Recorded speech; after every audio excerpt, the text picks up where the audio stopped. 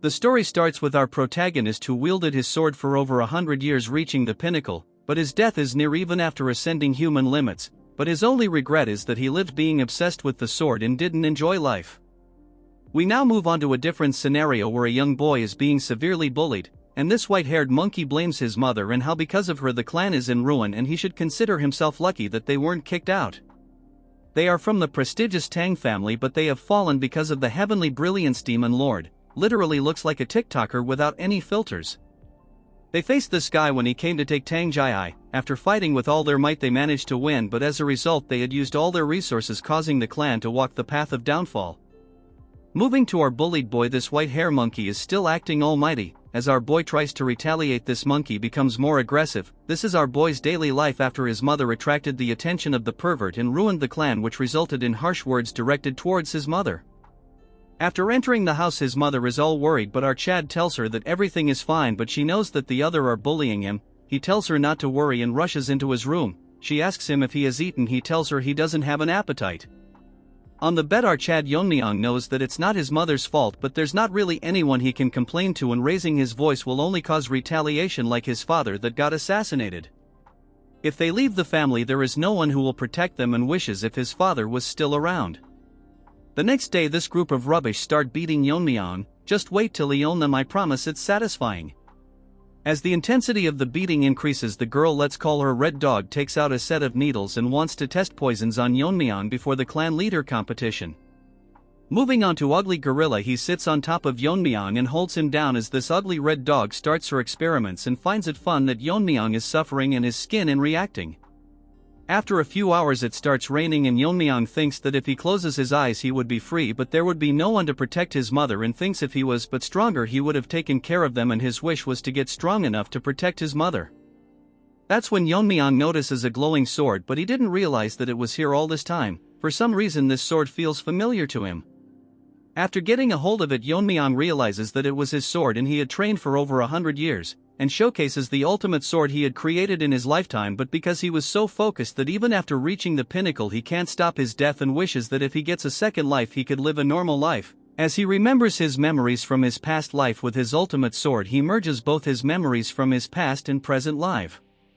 The next morning his mother tells him to not go as he was very injured yesterday, but Yeon-myeong assures him that he will be okay. The white-haired monkey thinks Yeon-myeong is avoiding them. The hypocrite Ugly Gorilla tells him that if his mother doesn't want to see him in a sorry state he will come here. The monkey has decided he will beat him thoroughly even if he comes today. Wait a few seconds till our Chad own them. Yeon-myeong is here and the Red Dog falls from the tree pretending to be cute, but Yeon-myeong doesn't make a reaction. The monkey starts mocking Yeon-myeong and asks him why he looks unharmed. Yeon-myeong tells him that much won't hurt him, calling him by his name, shocking this mutz.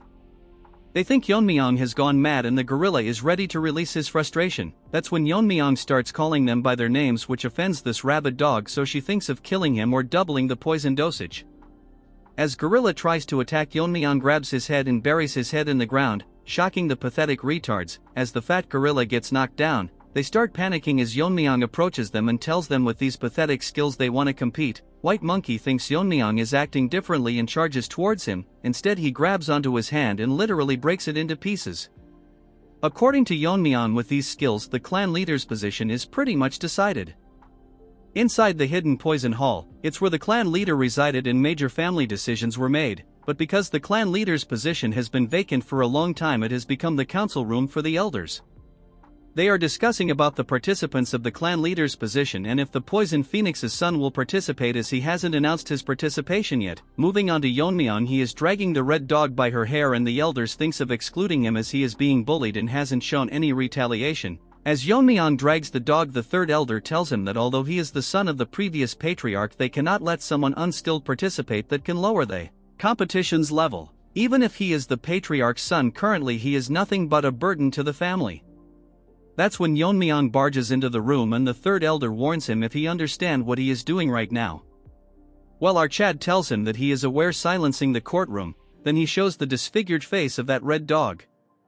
What a Chad, he literally disfigured her face. Seeing this the elder is shocked and Yeon-myeong tells them that all this time he has suppressed himself but he has reached his limit so he won't endure it anymore. two dogs are barking how he can harm someone that's going to participate in the clan leaders competition. Yeon-myeong tells them that he is aware of the clan's rules and fight between participants is allowed. The third elder asks him if he is saying that he will participate in the competition, so what if he does, old hag? Yeon-myeong asks if that enough and tells him that ugly gorilla is buried in the ground and he has followed the clan's rules and repaid kindness twofold and revenge tenfold. Since he has proven his qualifications, they can't stop him, but a few dogs can't stop about how he exploited the competition to exempt himself from serious crimes, but the third elder allows him to participate since he is so confident. He tells Yeon-myeong that he'd better win the competition or else he will bear the consequences. In the evening his mother tells him why he is participating in the clan leaders competition. Yeon-myeong tells her that it's necessary, and seeing his firm face his mother won't ask him how he learned those technique or how he overpowered those kids, but she wants to know if he is confident about being the clan leader, which he replies in a cute manner, making her cry as she is proud of him. Yeon-myeong wants to continue protecting his mother, and if anyone disrupts his peace he will eliminate them. A month has passed by and Yeon-myeong's uncle tells Jae-hae how it's dangerous and Yeon-myeong shouldn't participate in the competition, but his mother praises him about how incredible he is. While his uncle agrees to that part, but his attitude had changed a lot. It's all thanks to him and his family that has been protecting Yeon-myeong. Bro, come on, he was almost bullied to death. Since the situation escalated he had to intervene, and Yeon-myeong is currently doing closed door training. All this time he has been enjoying his mother's meals and trying to fix his twisted chi veins, since he had already reached the peak once he can learn techniques anytime he wants. At the age of 12 his meridians aren't fully blocked, so he can easily regain his powers, so all he has to do is to eat well and grow properly. On the day of the competition he bids his mother farewell and leaves with his uncle. As he leaves she feels proud and thinks if his father was alive he would feel the same. Yeon-myeong came a bit early and his uncle is away due to the competition proceedings, that when a horde of dogs come barking telling Yeon-myeong how trash like him is participating with them, but as they think about disciplining Yeon-myeong he gets knocked out and they bark that Yeon-myeong used a hidden weapon, but after taking a second look it's a half-eaten rice cake. The group get enraged and decides to beat him up, but Yeon-myeong approaches them, tells them if they want to experience the pain. White Monkey faced firsthand. Hearing this they get nervous and all charge towards Yeon-myeong. What a bunch of losers. That's when Yeon-myeong's uncle notices a guy flying through the door and realizes it's a participant. He rushes to the scene to find all of them beaten to a pulp by Yeon-myeong as he eats rice cakes sitting on top of them. The elders are all enraged and can't believe so many participants are injured before the competition, so the Grand Elder thinks of modifying the competition rules. According to some participants, first they undergo 2 to 3 years of training, then they proceed to one-on-one duels. That's when both the girls realize that they both know confidential information. Pink Hair tells her that her father works in the general office. Before Black Hair could talk, Yeon-myeong's uncle tells them that he will oversee the competition. The competition will last 4 years. In the first year they will learn a practice suitable for them, then for the next 2 years they will be under the guidance of assigned warriors. As for the main competition, it will be a goo poison match. Shocking everyone as it is a method where 2 poisons are stored in a jar and only the more potent one survives. Basically it means that the competition will continue until only one person remains. They were supposed to have duels, but because there was numerous dropouts as such more incidents could occur, so they changed the method and everyone stares at Yeon-myeong. Then this old hag explains that this is not a child's game but a very important competition, that they will have to risk their lives. Look at their determined faces as this hag tells them that the winner will possess the entire Tang family. According to this hag, only a select few will survive, among them one of them is Yeon-myeong.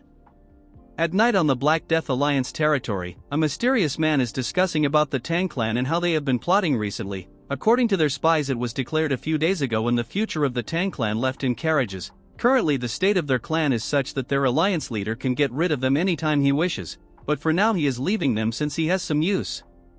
So this guy is thinking if anything happens to the kids it would leave a irreversible damage to the Tang family. Although they are weak, but they are still a clan to be wary about.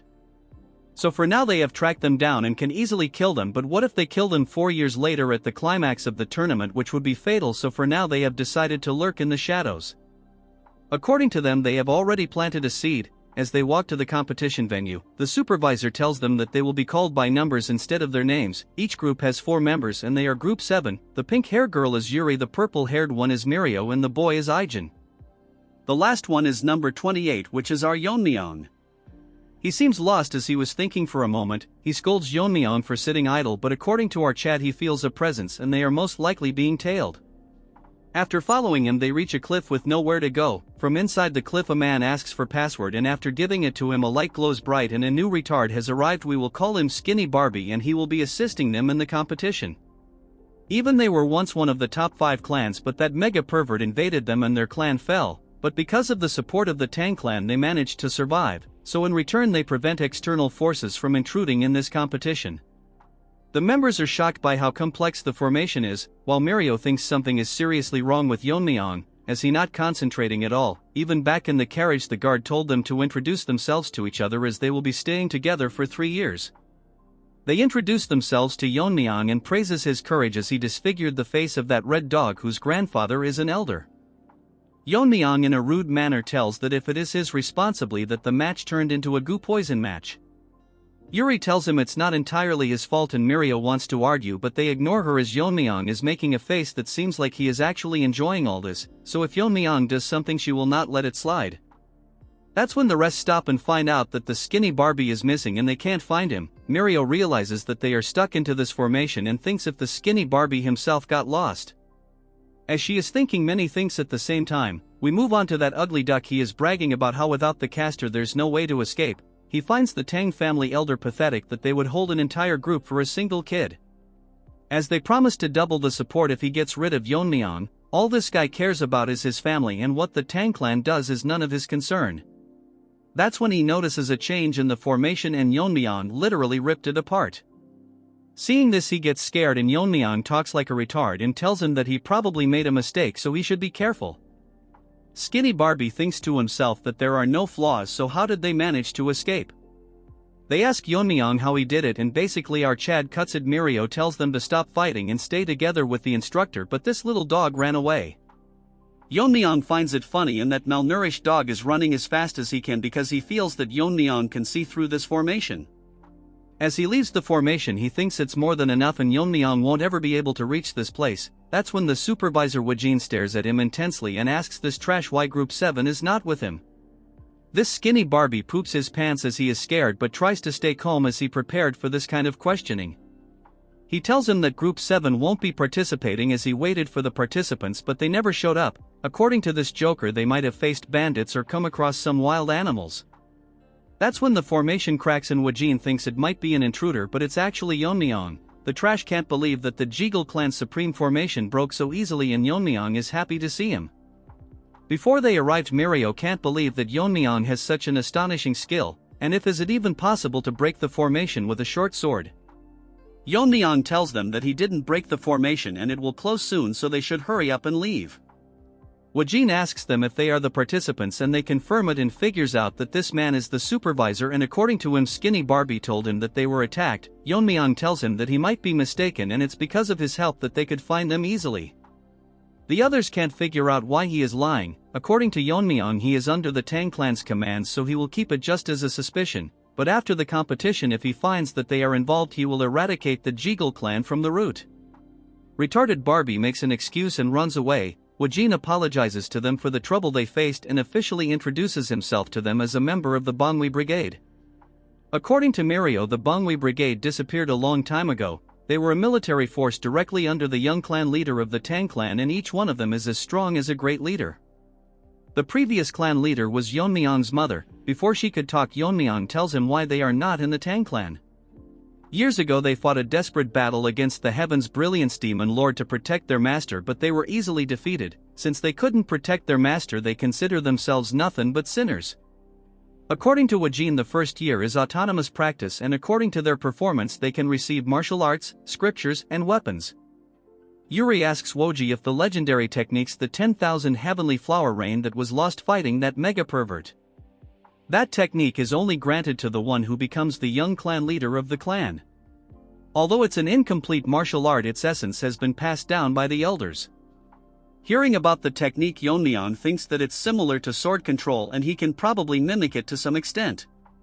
The winner will receive the essence from the elders one by one. Since he is done talking they can do whatever they want. Yuri asks him where they will be staying and where they can sleep. He outright tells them to survive on their own and they won't be getting any lodgings or comfortable beds. Wajin tells them that comfort will not make them strong and they should adapt to extreme conditions, so from this point onwards they will start practicing on their own judgment. Yeon-myeong literally asks if proved qualified is it okay to live comfortably on a bed, since to him adapting to the forest's environment is unnecessary. Everyone including his teammates are shocked hearing him. Woo-jin thinks how can someone be so arrogant, but if he is the one that broke the barrier it's best to verify his abilities. Yeon-myeong's teammates are telling him to stop spouting nonsense. Woo-jin tells him that if he can pass the test he can stay in the manor inside the formation, shocking his peers, but if he fails he has to bear the consequences. Yeon-myeong tells them to start right away. The test is that the team members will surround him and throw hidden weapons, and it ends when he manages to block or dodge them within 5 steps. It will start the second Yeon-myeong blindfolds his eyes. As the members surround him, our group thinks if this is even possible. As they throw weapons from all sides towards Yeon-myeong, he counts them to be exactly 167 and takes out a dagger, and with a single exquisite slash Yeon-myeong manages to block them all, shocking everyone present on the scene. Woo-jin can't believe that he repelled all of them but realizes that he actually attracted all the weapons. Yeon-myeong asks him if he passed, but Woo-jin is in a shocked state. After coming to his senses he tells Yeon-myeong that he has passed the test so he can directly go to the manor. Mirio asks Yeon-myeong if he plans to leave his teammates behind. Guess what? He smiles at them and shouts about the meal they will give him. Mirio can't control her anger and Woo-jin thinks that the battle is already over before it even started. Yeon-myeong asks Woo-jin to make sure that every meal has meat included. In some place a pack of wolves are enjoying their meal, but soon they start coughing and get paralyzed, and from the top the trio launches a sneak attack. Using Ijin's poison-making skill they manage to hunt them down, and now they can finally eat. It's been 4 months and the first thing they encountered was a bear. Since they didn't find food they had to survive on grassroots and shed tears when they finally succeeded in hunting. They even managed to find a shelter. As Ijin start the topic of Yeon-myeong, Mirio gets angry and tells him to shut up. She thinks that Yeon-myeong is loafing around, and once they go to the manor she will beat him to a pulp. As they were talking they realize that the meat is not in its place and Yuri gobbled up everything, so they beat her to a pulp. Inside the manor our Yeon-myeong is surrounded by squad members and they start attacking him, but Yeon-myeong kicks them to create distance and instantly disappears. Actually he is on top of them and plans to use a new technique. Yeon-myeong gets ready and throws 10 rings towards them simultaneously, but the attacks are not normal as they start hitting them one by one. Woo-jin can't believe that he can control them to the extent that it only nicked everyone's skin. Woo-jin asks him if he created this technique. Yeon-myeong agrees and tells him that he named the technique the Whirling Line Frenzy Dance. Woo-jin asks him that this technique will consume a lot of internal energy, so how can he manage it? Yeon-myeong tells him that he once asked manuals for eye techniques. Among the techniques there was Piercing Sky Eye and Current Flow's Eyes, but since Current Flow Eye was incomplete it was not recommended. Yeon-myeong tells him that he has mastered Current Flow Eyes, which is one of the oldest and most powerful techniques of the clan. He completed the art using the essence, and the technique allows him to shoot at the desired point with minimal internal energy. Woo-jin isn't surprised anymore after all he has seen. He tells Yeon-myeong that in 2 months the rest of his team will be here and they will face the same test he has undergone. All 3 of them have proven themselves, but they would only return after they have polished their skills. Hearing this, Yeon-myeong is actually happy and excited to meet them, but according to Woo-jin they use his face as target practice. In Yeon-myeong's past life his only connection was his master the Sword Ghost, but in this life he has friends and family and he wishes to see them soon. After 2 more months the trio is ready to enter the manor and Mirio is very excited to meet Yeon-myeong. Yuri wants to split his head and Ijin doesn't have anything to say. They are all fired up and start calling for Yeon-myeong, but since there isn't any response Mirio thinks if he ran away. Mirio turns back to see why Ijin is so quiet. It's actually because Yeon-myeong is with him. Seeing him they get shocked and Yeon-myeong asks them what they were going to do to his head. Yeon-myeong tells them they weren't serious about smashing head and they should instead show him how much they have improved. They tells Yeon-myeong that they are just joking. Mirio didn't even notice him before turning around even after their sense being sharpened after living in the forest. She can't figure out what he was doing all this time. Moreover, Yeon-myeong has grown taller and becomes exceptionally handsome. Mirio thinks that something is wrong with her head after seeing only animals. Yeon-myeong praises that even from his perspective they have grown incredibly stronger. It's just that they looks less impressive because he is here. Moving on to the Yahello family, they are holding a meeting and they are here to report on their groups. One of them tells him that Red Dog has grown exceptionally strong compared to others, but it's because she is burning with immense hostility towards someone. One of them says that they cannot exclude number 10 who passed the warrior's test in just a month. Skinny Barbie thinks they are impressive, but compared to Yeon-myeong they all seem quite ordinary. Not only did he break the formation, but when he spied during his training he saw skills that even a master couldn't perform. However, recruiting him is very risky. So he decides to not bring Yeon-myeong's name up, so they have decided to recruit number 2. Since her face was disfigured, it wouldn't be hard to win her heart. If she manages to win and become the young clan leader, they can engage her with his nephew, which will officially make the Yahello clan the external family of the Tang clan. This will give them the power to intervene in the Tang family, and slowly but steadily they will take control and merge the Tang clan with their main house.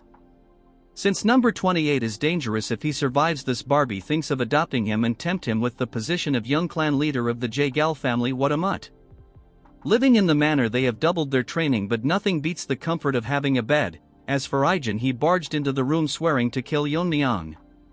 Ijin brags about the poison he had made, putting his whole soul into making it. Yeon-myeong picks it up and literally drinks the entire bowl.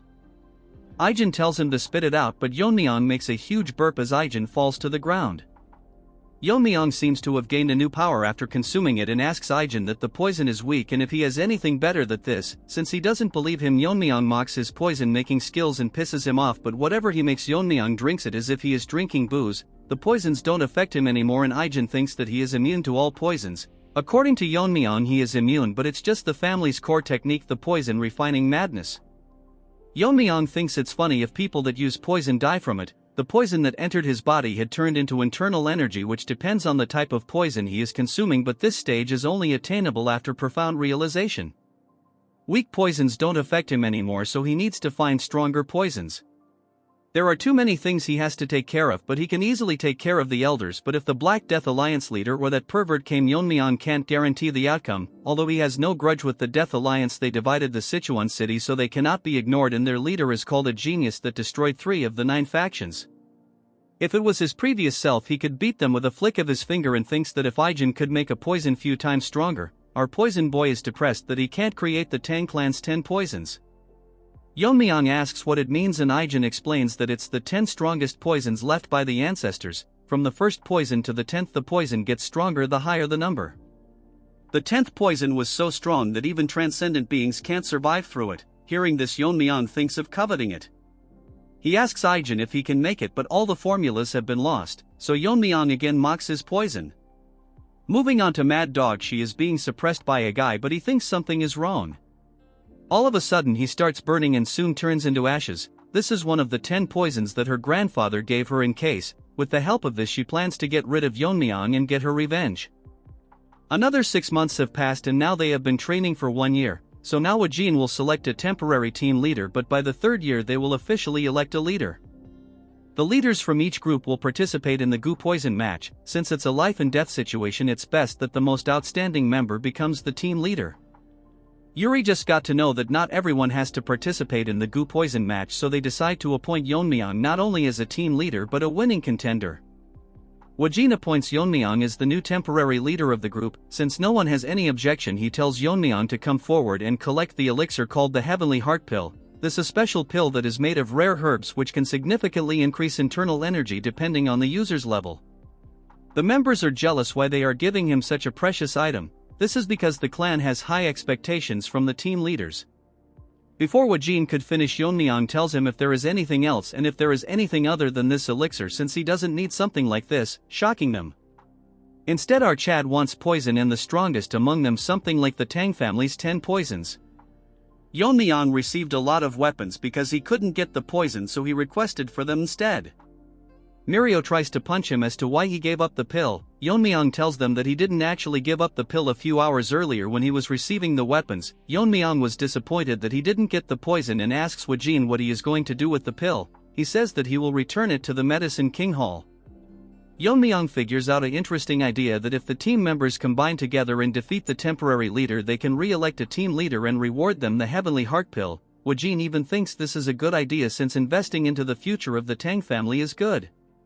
Hearing all this from Yeon-myeong, they rush outside to bring weapons, but actually Yeon-myeong won't comply, as once he becomes the young clan leader he will ensure that they all get a Heavenly Heart Pill. They tell Yeon-myeong to come out to fight them. A lot of time has passed and it's almost time for the tournament. Ijin has lost a total of 172 times. Moving on to the girls, they have already given up and all their time passes by seeing Yeon-myeong's handsome face. Our Chad tells Ijin to admit defeat as he will be the young clan leader, even before he has met the other teammates. Yeon tells everyone that Yeon-myeong is officially the team leader and tomorrow the goo poison match will begin. He further tells him that in other teams there were disqualifications and even deaths, but compared to them all members of Team 7 are safe. All the members have grown as strong as them, and finally tells Yeon-myeong that all this time the use of poison was forbidden, but in the goo poison match everything is permitted except the 10 poisons and such that Yeon-myeong should give it his all. The next day Ijin hands him a case full of the deadliest poison, and even a single drop can kill a person, and warns him not to treat it as his lunchbox. Ijin tells Yeon-myeong to promise them that he will make it out alive. Yeon-myeong lets himself get hit by Ijin and assures that he will be the last person to land a hit on him. Moving on to Red Dog, she is ready for the battle. Previously the Yahello family contacted her and offered to give her an advantageous position. She asks him in return what it is that they want. This rat tells her that their family has weakened a lot, so they would like to join forces with the Tang clan so they don't lose all their sovereignty. She tells him what he will do if she rejects him, so this sly rat tells her that he is here to build trust and asks her what it is that she wants. Her only dream is to kill Yeon-myeong and avenge herself. All the teams have appointed their leader, but we don't want to waste our time. Seeing the beautiful scenery, Yeon-myeong thinks this a perfect day for someone to die. Yeon-myeong finds the goo match venue vast, but the skinny Barbie is peeking on Yeon-myeong. Seeing him up close, he thinks they are wasting potential, but it's best to eliminate him. Yeon-myeong stares right in the sky as if he is seeing right through the formation as he instantly opens the sky because he felt an unpleasant gaze. According to Yeon, no one is allowed to interfere in the goo poison match, but the Yahello family has been sticking their nose from the beginning, but Yeon-myeong will leave them be as he can question them after the match. Skinny Barbie is extremely tired out as Yeon-myeong not only saw him, but if he didn't withdraw fast enough he would have been blinded. The bigger problem is that his swordsmanship can rip apart the space, which is unheard of. Finally, after 4 years, Barbie has figured out that Yeon-myeong is not someone that they can handle, so they must stop him by all means necessary or else he will seek revenge on them. One of the team leader is severely injured. All she wanted to do was join the force and provide for her impoverished parents and plan to withdraw, but she came across a crazy dog that wants to kill, so there's no way she can give up. That's when the dog used his nose to track her down. Although she is fast, her internal energy is not that great. She tells him that they are all from the Tang family, so he doesn't need to go so far. This ugly dog tells her that he doesn't consider himself one of them and outright beheads her. Yeon-myeong runs towards his surroundings and finds an cave to ascend to the transcendent level as his body has grown. The two condition for reaching transcendent realm is to attain enlightenment, which he already did in his past life, so Yeon-myeong breaks all the barriers he placed on his meridians. As poison spreads around his body, his internal energy skyrockets as his bones break and he undergoes metamorphosis. Although it's painful, Yeon-myeong manages to break through. To test his new powers, he uses his fingers to cut down a mountain, and his usage of internal energy has decreased significantly. Moving on to that crazy dog, he is bullying that fat gorilla. This guy bullied Yeon-myeong, but karma got to him. This guy is an orphan that was raised by the Grand Elder as his own grandson. This guy is monstrously strong that he couldn't even touch him. Even in this situation, he is thinking about Yeon-myeong and starts laughing. Seeing this, the dog gets curious and he tells him that there is someone who is more scarier than him. So to make himself scarier, this retard tell him that he is a spy from the Black Death Alliance. Since Fatso now knows about his identity, he has to kill him, but all of a sudden his body freezes and his body starts bleeding as Yeon-myeong comes from behind and greets this Jeonjil guy, but he can't remember his face.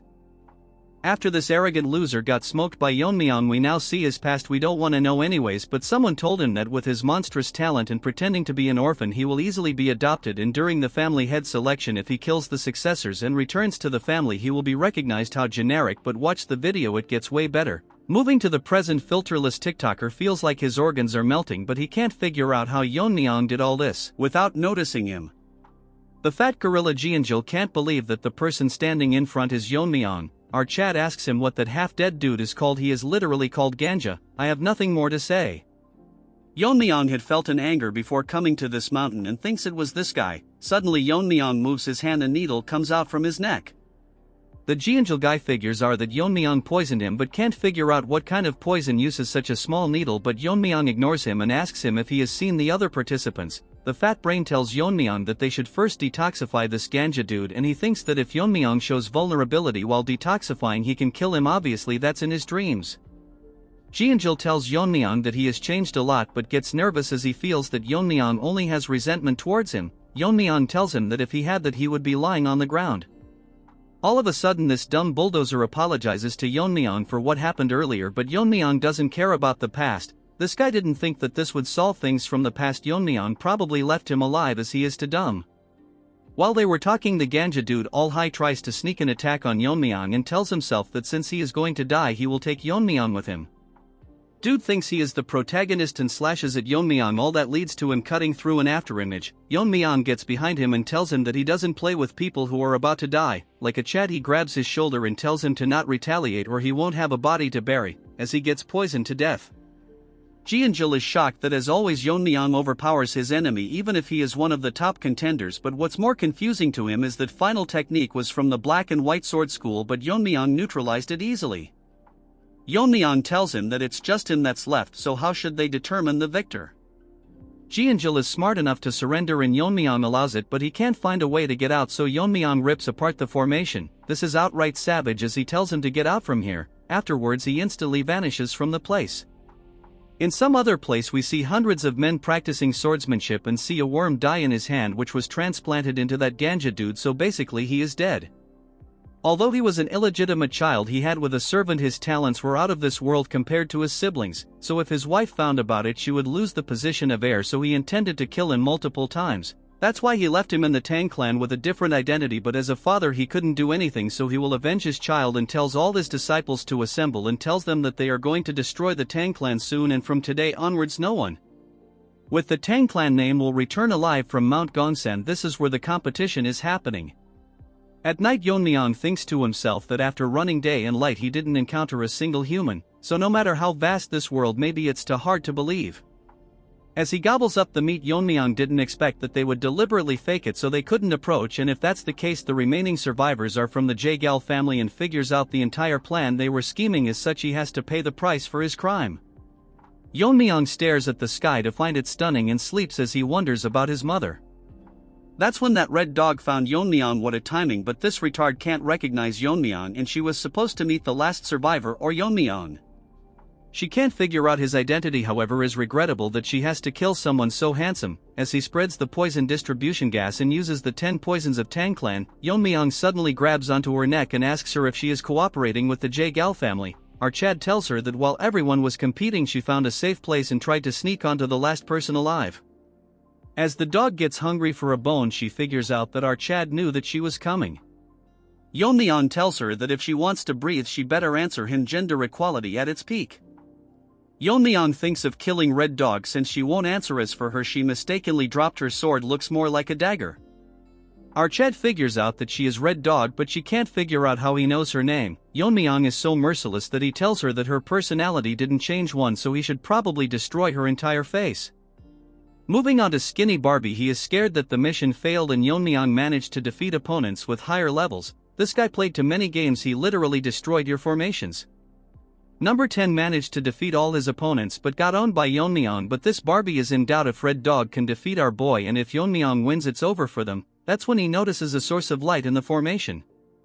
It's that crazy dog's father, let's call him Minion. According to his friends they had bought in a total of 300 people, although it's excessive, but this guy isn't so dumb as he thinks the survivors will be more cautious, so they should be careful. His friend asks him how's the spy he planted doing, but he failed, so he is very concerned about it. Our Skinny Barbie sneaked into their conversation and according to him this guy is crazy strong. He figures out that if they didn't have a spy how would they know the location, so he should contact the family and security forces. All of a sudden an idea pops up that he can kill Yeon-myeong with their help. Moving on to our boy, Red Dog thinks that she will die, so she can only survive if she uses the Red Dragon's poison. As she takes it out, Yeon-myeong notices that the dagger is coated in some substance. As he gets distracted she tries to throw it onto Yeon-myeong, but our Chad grabs it and tells her to answer him what this is. After making a face like that he figures out that the dagger was coated in it. So he put Red Dog onto the ground and gets ready to feed it to her. Nano Machines, you have a new competitor. Yeon-myeong wants her to experience the poison. As he gets ready to force it into her mouth she tells him that it's a specially formulated drug and he thinks that this poison is special. Dude wants to drink it as if it's wine. If he consumes it everything will be easy for Yeon-myeong.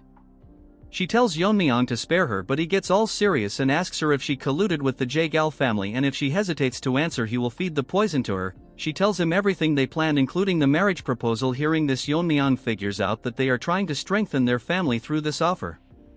As he thinks of what to do with the Yahello family, he drinks the poison. Shocking red dog, these faces are so funny. She can't believe he is consuming one of the 10 poisons of Tang family and starts laughing as Yeon-myeong's face starts burning, and she literally goes crazy laughing like you guys who do the same hearing my lame jokes. She brags about how she is the only person who can neutralize this and whatnot. She can't understand why the grip strength hasn't decreased, but Yeon-myeong gets normal and finds it very spicy. What was this, a bottle of Naga sauce?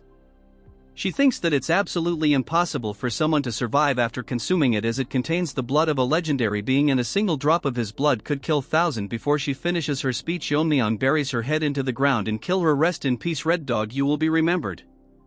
After consuming the poison, Yeon-myeong feels that he has learned the martial art of the sun, and as he was about to leave he notices a sun when it's midnight now. Suddenly many changes occur and Yeon-myeong finds himself in some other place. It's probably the work of Skinny Barbie. Yeon-myeong uses his senses to find many presences, and according to him there are a bit over 300 people. Since the prey has walked in, Yeon-myeong thinks of freeing his hand, dips his needles into the poison Ijin made. Skinny Barbie informs Wajin that there are intruders, as there was a spy among them who revealed their location. He then tells him that how there were over 300 troops led by the Dark Moon leader Mak Inhu, but we will still call him Minion. Wajin can't figure out why they are in Sichuan and how can they find this palace which is hidden by the Seven-Lock Phantom Formation. Our musclehead tells him that they should hurry up, but this skinny retard tells him that how they entered the inner world of where the poison match is happening, so they made it impossible to intervene, so they have no choice but to rely on the kids. Moving on to Yeon-myeong, he has slaughtered hundreds of them with his poison needles. Minion finds his child and gets devastated. His ally tells him that it looks like Crazy Dog was killed with a poison needle without any struggle, so he died one-sidedly. This hypocrite talks about honor when he wanted to kill a clan's foundation, so he loses his mind and tells his disciples to search for anyone from the Tang family. As all the groups gets dispatched, he swears to not leave anyone alive. Bro, this old loser is fighting some kids and acts high and mighty.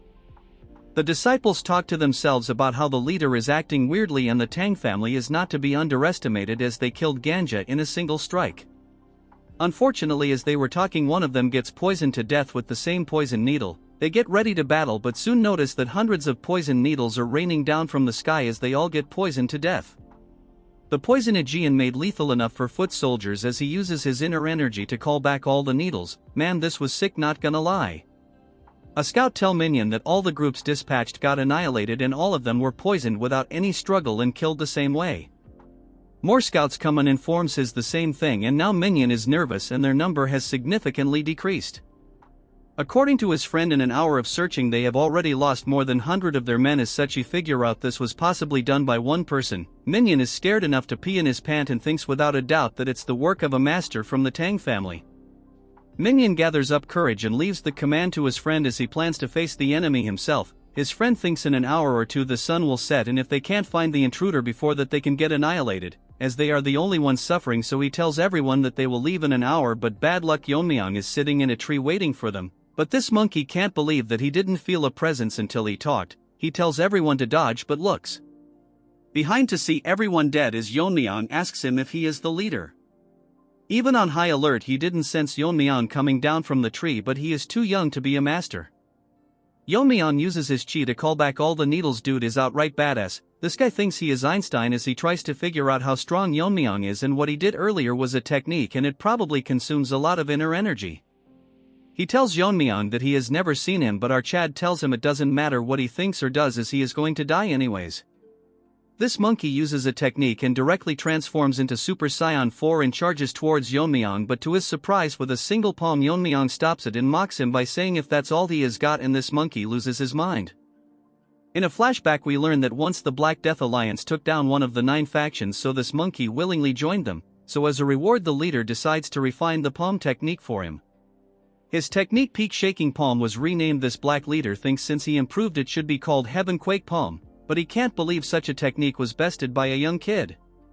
The poison Yeon-myeong drank was the fire dragon's venom. When mastered as deadly as sword chi is filled with intent to cut down anything would be known as sword force. Similarly, venom chi filled with the intent to burn anything would be venomous force.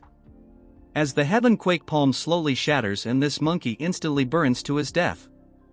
As such, Yeon-myeong decides to name it the Fiery Venom Force. Then our Chad moves on to the remaining survivors and asks them who wants to die first, since he has no intention of leaving any of them alive. That's when the minion enters the scene acting all strong. As he gives his bold speech, he tells everyone to get into a formation and surround Yeon-myeong, but look at his face, guys. Surrounded by the enemy, the old man promises to avenge the dead.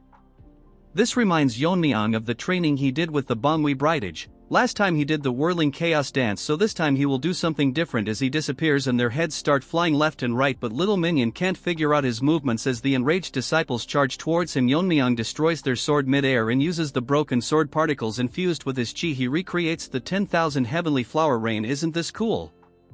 As Yeon-myeong walks, dozens are getting shredded into pieces, and although it's not strong as the original, so Yeon-myeong names it Iron Shard Volley.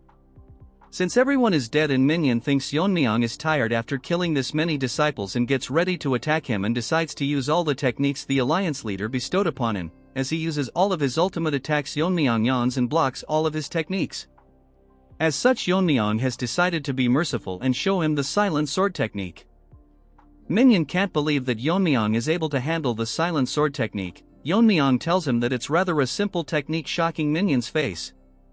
Yeon-myeong make that mean face and Minion thinks that it took him years to master this technique, but it's easy for him. Yeon-myeong tells him that he killed someone earlier who used the same technique, but he knows that they are all under the Black Death Alliance and knows that Lizard in the form of a human can improve any martial arts. That's why independent martial artists leave their former life to devote themselves to the Black Death Alliance. But Yeon-myeong is disappointed by the fact that this is a trivial technique that someone can easily imitate it. Minion got shocked too many times in a single chapter. Yeon-myeong is cruel enough to mock the leader and tells Minion that the lizard didn't have enough faith in him. Since he is so arrogant, Yeon-myeong will show him the actual power of this technique. As Yeon-myeong releases his chi, the dagger increases length. For those who have reached a transcendental level, they can manipulate it. As such, he uses Blade River, ripping apart this inner world in two. Damn, this looks cool. This minion can't believe that a human can use such a technique. Since Yeon-myeong is able to handle so much energy with ease, he must have reached the final stage, in other words the transcendent stage, but Yeon-myeong read his mind as the minion turns into a rat and runs away. Arched tells him that there is no point in running when he suddenly makes that meme face and thinks of using the Tang clan's technique. As the newly born rat runs, he thinks how it's possible for a kid to reach the final stage, that too from the fallen Tang clan. Yeon-myeong's ninja-like spinning blades start attacking him as the rat tries to stop them with his sword. More of them surround him, but this evolved rat managed to hold his ground, but slowly but steadily he gets injured and survives at the cost of an arm. This rat has so much trash in his head that he thinks he can survive, as Yeon-myeong must have wasted a lot of energy using this skill. Yeon-myeong enters the scene and using his chi on the rings, and they start spinning on the ground, shocking this retard, as the spinning blades surround him and the rat gets chopped into pieces. Yeon-myeong enjoyed this place a lot as he used multiple techniques and there's no one alive, so Yeon-myeong decides to leave this place. Arched forms energy around his dagger and thinks that he will fix the elder in the Jaegal clan and make each one of them pay. As Yeon-myeong rips open the formation, this never gets old.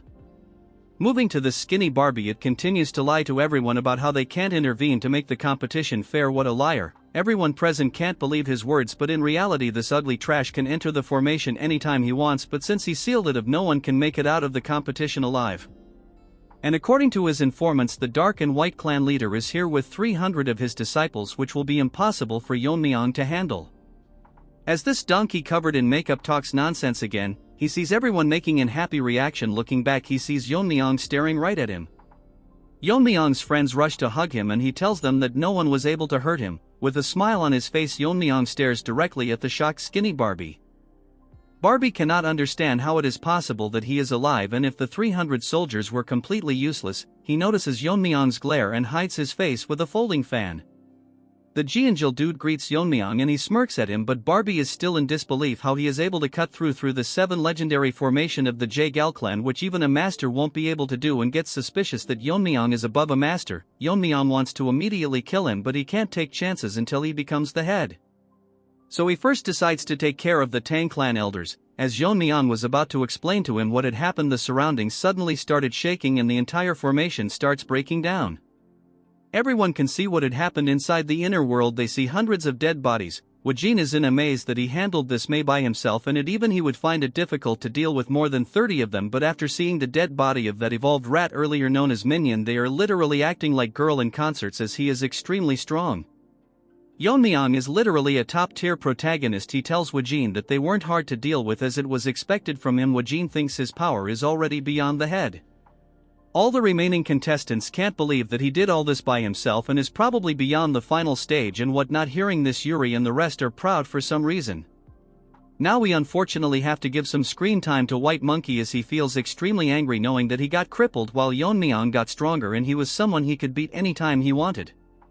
Wajin makes an announcement that the competition is concluded and names Yeon-myeong the winner, and if anyone has objections they can come forward, but sad that this cripple can't do much with a broken hand. As Yeon-myeong is now named the winner, they all assemble in front of him and Wajin thinks finally they have hope of reviving the Tang clan through Yeon-myeong. All 82 members aside from Wajin greets our Chad as their new head. Mirio and Yuri thinks if they have to speak formally with Yeon-myeong, Wajin thinks to himself that if Yeon-myeong is trained right he can be the next big thing, which obviously our overpowered Chad can read, and tells them that it won't take that much time and soon become a reality. Hearing this they all get reassured and is ready to follow Yeon-myeong, and his first orders are for all of them to go to the main house. As for the money, he is pissed that Yeon-myeong got everything and he will get his revenge even if he has to sell his soul. Chill bro, it's not worth that much, as he transforms into a deformed omelet. After they all left the scene, the joint sect Taeho along with his fat assistant Hyunso.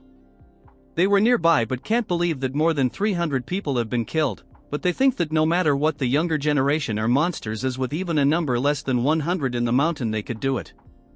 But this Taeho thinks something is wrong that such a thing happened, but none of them were aware as over the year the Tang clan sent them valuables in honor of the tournament. Hyunso thinks that the Tang clan's blade technique declined very much, but when Taeho tells him that it was done by a short blade, shocking this fat panda. According to his analysis, these people were dealt in seconds sand, so all of them were killed by one person, so he must see this person and decides to go to Sichuan. Hyunso is worried that while going to Sichuan if they come across them, but Taeho is confident as he has reached the top. Remember, Revolved Rat also behaved like this and got owned by Yeon-myeong. Hyunso thinks that it is best if they first visit the family, so this Taeho dude agrees to it. At the moment the Black Death Alliance is in the south while the demonic cult is in the west, and for the joint faction they are currently in a tough spot. So his master wanted to meet the Tang clan master, who was in a similar situation. As he leaves spilling rubbish, if I narrated more of this boring trash you guys would leave. Moving on to the main house, the ugly ginger was scribbling trash on paper when one of them informs him that the competition is over and all the participants are back. He thinks the competition ended faster than expected, but with Red Dog having the poison it wouldn't be too hard to win the competition, but the informants burst his bubble and tells him that among them he didn't see Red Dog. Moving on to the main gate, the guard are discussing about who will win the competition as they notice our Chad leading people, and everyone is gathered to know who the winner is, but before that all the women present are going crazy seeing our Rizgod. They thought most of them would be dead, but a lot of them managed to survive. Seeing Jianjil happy, a few think that he is new head, but sadly many of them didn't survive the competition. Seeing them, Yeon-myeong thinks that his mother would also be worried about him, but he is more worried about what he should do if she doesn't recognize him. Yuri takes this opportunity to show Yeon-myeong her father, who has relived to see his daughter being alive. Yeon-myeong asks her if she is asking him to take care of, well, she doesn't deny, but he is very skilled, but he didn't get promoted because he didn't suck up to anyone. Yeon-myeong finds this as an opportunity to make people who are on odds with elders his own, but he doesn't know much about Aijin and Mirio. The current head of the Tang clan, let's call him Crippled Chicken, greets everyone, and this skinny Barbie starts smooth talking him, and this Crippled Chicken praises him how their formation helped the Tang family and they were comfortably able to host the competition, but little does he know that it broke. Since he is done greeting, he tells everyone to go meet the elders and the warriors are dismissed so they can rest. Wajin apologizes to them, but they will not go to the elders' house, shocking this to house animals. The chicken star questioning Wajin, but as the person of Yeon-myeong he tells him that as per the family rules they were supposed to visit the stealth and poison hall rather than the elders' house. This crippled chicken gets pissed and tells Wajin to disperse or else her will punish them for protesting, shocking everyone, and according to Wajin they are clearly showing that not to talk back to the elders. Yeon-myeong intervenes and asks him if there is anyone who has more power than the family head, and after asking for his identity Yeon-myeong tells him that he is the winner of the competition. This chicken goes back to its den and informs its masters that the winner is called Yeon-myeong. This ginger-faced can't accept that Yeon-myeong won the competition and thinks about how his grandchild can lose even after having the red dragon's poison. The Grand Elder is confused how his disciple that he personally recognized and before the competition he was sure that Yeon-myeong was not as strong as him, so he is growing every day as they speak. As these retards talk about what to do they come to a conclusion that they should meet up with Yeon-myeong directly. The third elders asks Chicken why he didn't bring them here. Earlier Yeon-myeong told him that only the head can order the heir, and since that position is vacant it doesn't mean the elders can order in their place, as this crippled chicken tells Yeon-myeong that he hasn't been officially declared the heir yet. Hearing this, Yeon-myeong releases his inner energy, almost making this chicken lay its eggs, and as such everyone will follow him to the poison and stealth department and wants this chicken to inform the elders that their reign is over. As the crippled chicken shakes in fear, he repeats the words Yeon-myeong told him. The elder gets so pissed he destroys a table and tells everyone that Yeon-myeong hasn't been selected as the official heir, so they can question his attitude and strip him of his qualifications, so they will go to the poison and stealth hall and all elders assembles their private force. Since our Chad challenged the authorities of the elder and misbehaved, they will show him who the master of the Tang family is. Yeon-myeong's uncle can't believe that he won the competition. He felt his aura as a kid, but now it has surpassed him, and he thinks his sister would be happy hearing this. That's when an old monkey is shocked that Yeon-myeong won the competition. He is that white monkey's father, and 3 years ago he threatened Yeon-myeong that he would make him and his mother pay for what he did to his son's hand. Yeon-myeong loses his mind and tells him that he is here and is waiting for this old trash to demand compensation from him. Before he speaks, Yeon-myeong tells him to think carefully before speaking or he might cripple his son's other hand. Wajin is in awe after learning that Yeon-myeong is the son of the Poison Phoenix.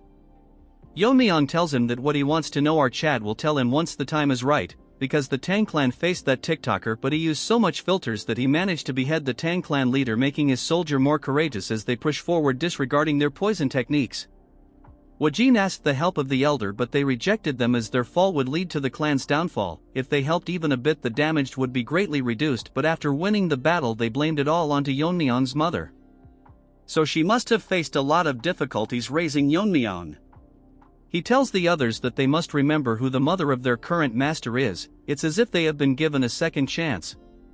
That's when Wajin hears a noise. It's the voice Yeon-myeong has been waiting for, as the elders are all here with their forces and wants to meet Yeon-myeong after defying the council. Wajin is nervous as he didn't expect that they would gather all their forces. He doesn't want to hear anything and wants to meet Yeon-myeong. Our Chad comes to meet them at stairs at their comedy, as he tells Yeon-myeong that he dared to claim the future leader of the family without their permission. Yeon-myeong tells him that he has already won their competition and currently he is verifying the fairness at the Stealth and Poison Hall, overseeing the competition. As such, what more does he need? All the elder are protesting because of the way he is talking to them. The arrogant retard warns him that if he wants to live he has to explain everything that happened at the competition. Yeon-myeong tells them that it's against the rules of the family to talk about the competition, and it seems to Yeon-myeong that the weight of the family rules is lighter than expected. This loser says that he heard from the Jaegel clan that people from the Dark Moon sect and the Sword sect with nearly 300 people attacked them since they interfered. The competition should not be considered fair. Yeon-myeong tells them that Ganja and Red Dog killed all participants and our Chad finished them off. As Yeon-myeong was finishing his sentence, the old ginger loses his mind and asks him to repeat it, so Yeon-myeong tells him to go visit the place himself. This old hag charges towards Yeon-myeong, but in front of this mosquito our Chad stops his attack with a single hand as he mocks him because he is pissed over the death of his grandfather. This old retard can't believe that Yeon-myeong managed to block his attack so easily until he has surpassed the internal strength he has cultivated for decades. The trash tries to attack again, but Yeon-myeong shows him the bottle of the red dragon's poison. The old trash asks him where he got it and Yeon-myeong drops it to the ground and it starts burning the ground, and Yeon-myeong tells everyone that it's the Tang clan's top 10 poison. Wajin wants to confirm it and Yeon-myeong tells them that it's the red dragon's poison and the person who handled the storage was this third elder. Yeon-myeong tells everyone that as the Tang family's top 10 poison is so trivial that people can use it for their personal greed. Wajin tells him that the top 10 poisons are the most deadliest of all, and since their recipes are lost they are limited, and in the clan they are worth more than any gold or treasure. Since he used it for personal use he will be charged according to the family rules.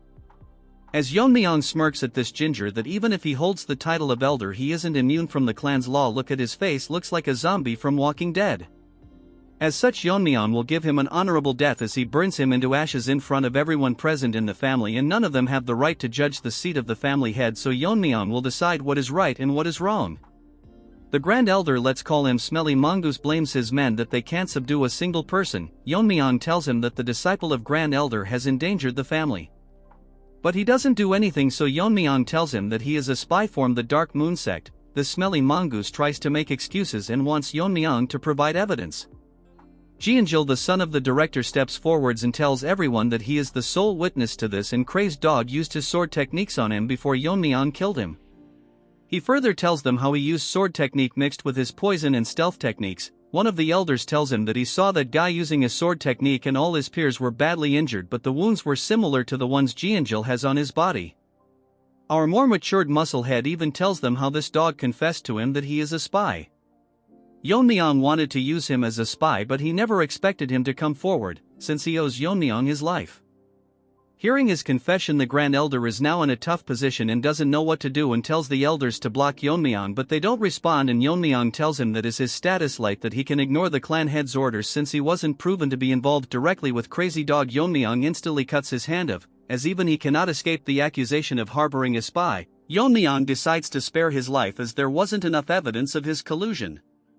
Yeon-myeong's swordsmanship was so fast that he couldn't see it, but this mongoose hit a poison, which is very strong, although it's not as strong as the top 10 poison. It's colorless and odorless. Yeon-myeong drinks poison as if it's a protein shake. Nevertheless, as the poison spreads in the air, this smelly trash thinks he has succeeded in his plan. Yeon-myeong notices that this loser spread a poison in the air, so our savage Chad chops his other hand as well. Obviously one dog is barking that Yeon-myeong has gone mad since he said it with his own mouth that he would consider mercy. That when another elder tells him to look at the Grand Elder's severed hand. The object near his hand is a poison bottle. Yeon-myeong finds it disgraceful to the family that the Grand Elder would try to poison the head of the clan, so according to the clan's rules and because of his crime he will be deemed as a traitor and gets executed in front of everyone, and warns everyone that all of them are not above the Tang clan's laws.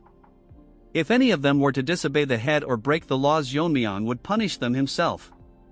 If this continues, the clan will collapse anytime, but Yeon-myeong promises that the members will not be exposed to the threat of the pervert and the lizard sect and cults. Yeon-myeong tells the elders if they acknowledge our Chad as the rightful head of the Tang family. Onto Yeon-myeong's mother yard, the nanny starts crying as our Chad won the family head competition, and because of his overwhelming power even the elders had to acknowledge him. She is proud of her son, but man, they upgraded her art, now she looks way too pretty. Moving on to our Chad, he wanted to meet his mother and inform her first, but there are a mountain of tasks that he has to handle. As per Yeon-myeong's orders that all the issues will be handled by the Stealth and Poison Hall, and all key decisions will be need the family head's approval. Although most of the elders are displeased, Elder O is the only one who expresses concerns and tells Yeon-myeong that he can act as a regent until Yeon-myeong grows up. Our Chad thinks it's a good idea, but he will decide later who will take over the regency. After investigations, the Poison Hall concluded that the third elder indeed misplaced the Red Dragon's poison. Yeon-myeong has decided that the elder can keep their personal forces, but they will have to bear the cost of maintaining themselves, and if they set a budget for that it would be nulled as of this moment. Since two factions under the elders had no one to lead them, they are combined into the Shadow Troop assigned to the Stealth and Poison Hall. Yeon-myeong adjusted their salaries and like a savage tell them that they are outright trash, so they should prove their worth or else they will be dismissed. A few days later, Yeon-myeong summoned the Jaegal clan, and Skinny Barbie can't believe that Yeon-myeong used force to topple over the Elders' Council and all of their plan have failed miserably.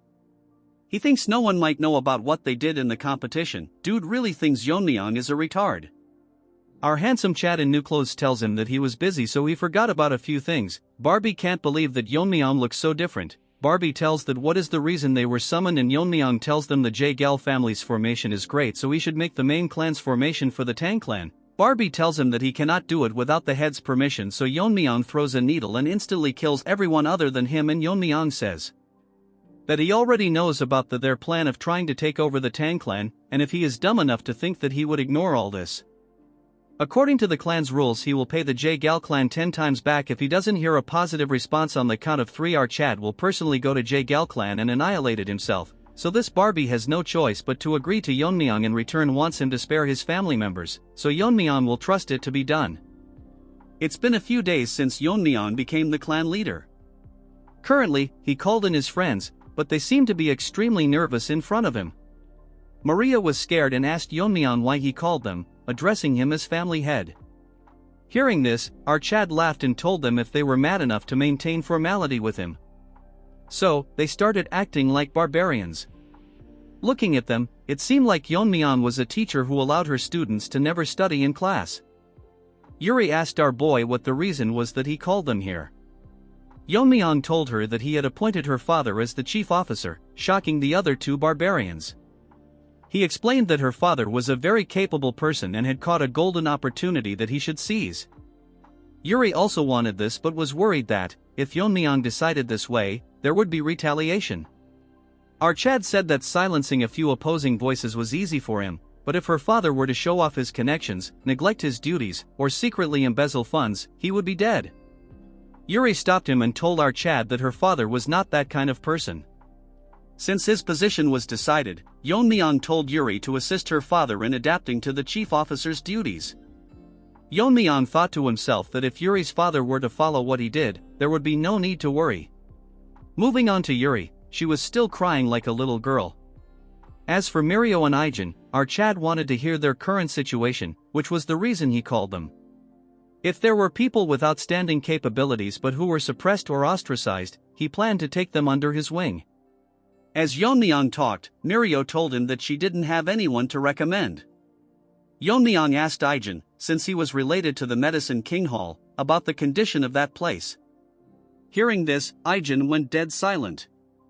He told Yeon-myeong that he had been wondering all this time if he should talk about the Medicine King Hall, because all this was related to Yeon-myeong, specifically his father.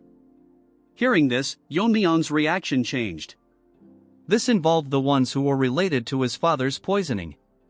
Behind all of this was the Medicine King Hall. Mirio couldn't believe it and asked Ijin if he was sure it was the Medicine King Hall. Yuri turned into Gorilla Barbie and told everyone that Yeon-myeong should split their heads for laying a hand on the family head's father. Our Chad told her to shut up and asked Ijin to continue what he was saying. The Medicine King Hall was so secluded within the main house that not even the elders' influence could reach there. All studies related to medicine and toxicology were conducted there. Furthermore, they maintained their finances through treating patients and selling medicine materials. Even after that heavenly perverts incident, the Tang clan survived because of the Medicine King Hall's support. They earned the funds necessary for the Tang clan's maintenance costs. Ijin was shivering in anger as he told Yeon-myeong that the leader of the Medicine King Hall was his grandfather. Mirio told him that his grandfather was dismissed for some reason. During his time as the leader, there was someone who visited the hall daily. It was Yeon-myeong's father. After the invasion, those resentful of the Medicine King Hall increased, but if anyone slandered the Medicine King Hall, Yeon-myeong's father would stand up for them. However, since he was a scholar without any internal strength, the aftermath of a physical fight was evident on his body. According to Yeon-myeong, if someone with no internal energy was hit by an attack carrying inner force, they couldn't dissipate the energy and would end up suffering deep internal injuries. Despite all this, his father still fought through. Ijin went deeper into the story and talked about the person who was holding the position of vice leader of the Medicine King Hall. We will name him Froggy, which is pretty accurate if you look at his face. A dispute broke out when this fat Froggy was caught by Yeon-myeong's father slandering his mother. Instead of reflecting, this Froggy tried to use martial arts. When he was losing the argument, it stopped only after Ijin's grandfather intervened. Because of this, Froggy was excluded from being a candidate for the next leader. Before we continue, I can't understand how Yeon-myeong's mother was the young clan leader but never retaliated. Anyways, moving to Yeon-myeong, he asks Ijin if that Froggy harbored resentment and poisoned his father. Ijin starts crying and tells him that after poisoning Yeon-myeong's father, Froggy killed Ijin's father and poisoned his grandfather. Furthermore, this frog imprisoned him. Hearing all this, Mirio is shocked that all of this happened and none of it was made known. Ever since his grandfather was poisoned, he has not been in his right mind. So even if he explained the situation, no one would step forward. That's why Ijin entered the competition, knowing that during these 3 years they wouldn't kill someone who knew the truth about this incident. As Ijin cries about wanting to see his grandfather's condition, he admits he is too afraid to go there. He apologizes to Yeon-myeong, saying it will be hard to find the talents he seeks in the Medicine King Hall.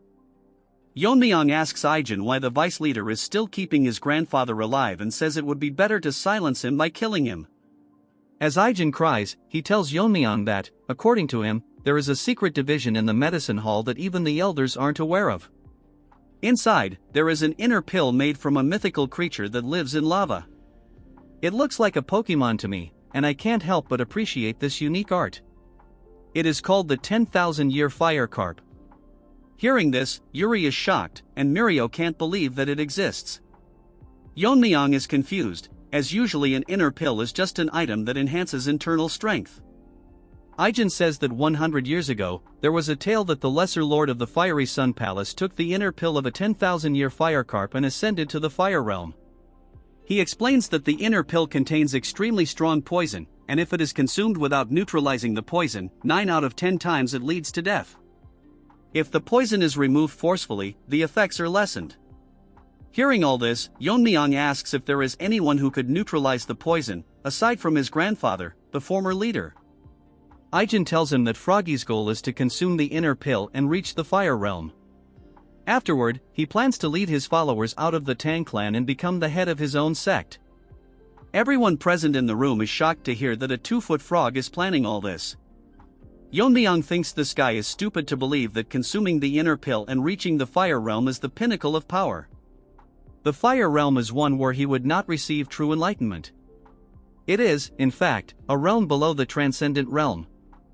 The 3 years Archad spent with him, Aijin never showed his worries after all that happened and instead smiled in front of everyone. Yeon-myeong thanks Aijin for telling him everything he has gone through and asks him if, by purging the current members and curing his grandfather, the Medicine King Hall would be able to function properly. If it were just poison, Yeon-myeong says he can take care of it and wants an answer from him. Aijin is confident that it is possible, though he thinks he is less capable than the current leader. Yeon-myeong is happy to hear his answer and tells Mirio that he will hear her story after dealing with the Medicine King Hall, which she agrees to wholeheartedly. Yeon-myeong tells Aijin to get ready to visit the Medicine King Hall, but Aijin tells him that he hasn't visited his mother since coming to the main house. Yeon-myeong replies that she would understand he cannot leave his duties as the family head. She wouldn't want him to stand idly after hearing what his friend has endured.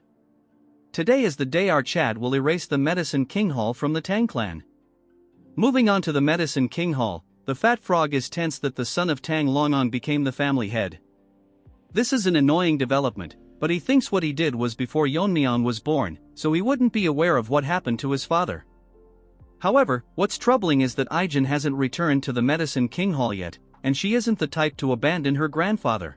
Wait, what? I thought she was a boy. This deformed trash smiles, thinking she valued her life over that of her grandfather, and is confident he can kill her anytime. The biggest problem currently is the inner pill. To fully absorb the inner pill's energy and reach the fire realm, the old man won't open his mouth even if he regains his sanity, which is a hindrance to his plan. This frog considers removing the poison himself, but if he messes it up, he could lose the entire inner pill.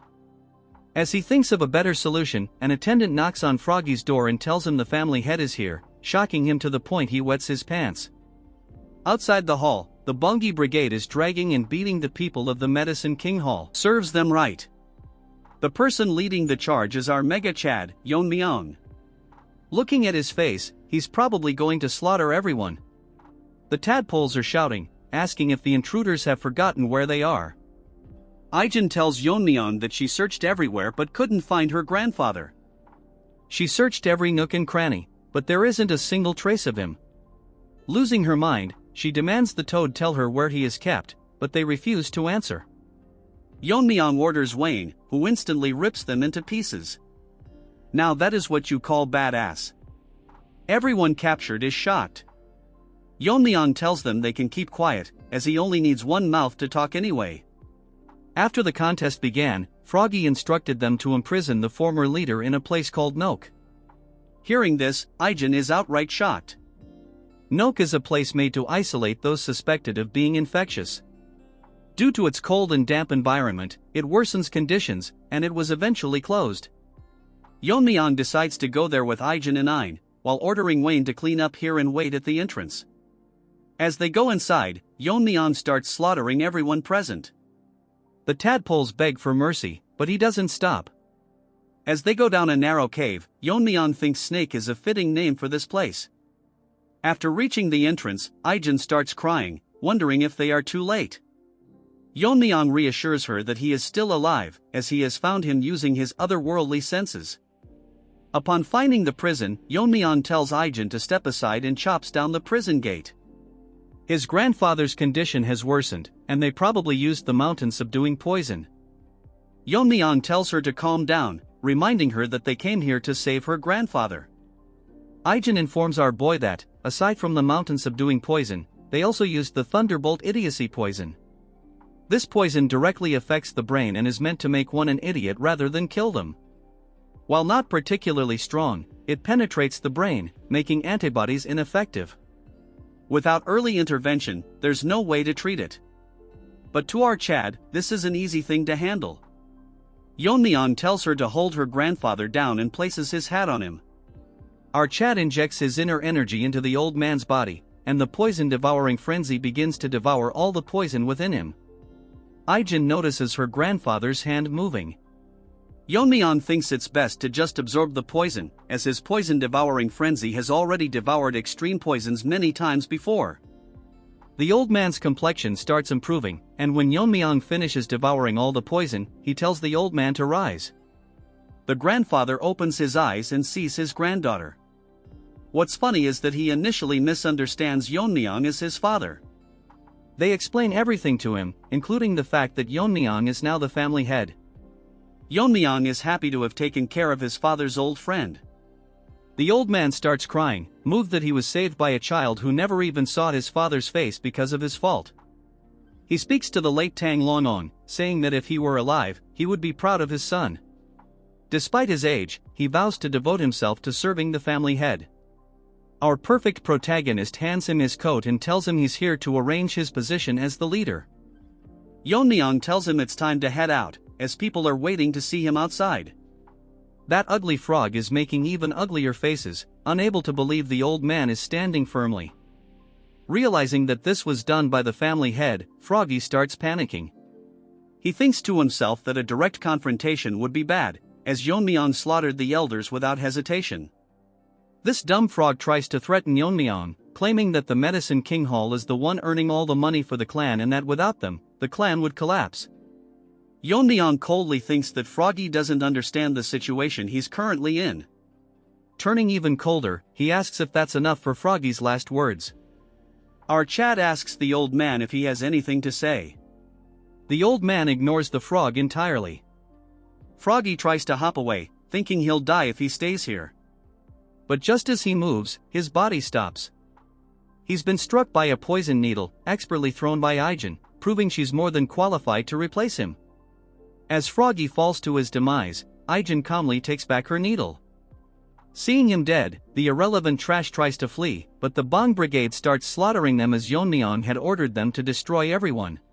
Everyone among the clan is shocked that the medicine hall is gone and everyone there was killed. A bunch of ugly TikTokers act as if they are some specialists talking about how the Tang clan survived thanks to the medicine hall. And getting rid of them is outright dumb. Now we move on to our Chad, staring at the inner pill. Take a closer look. This looks like a Ferrero Rocher.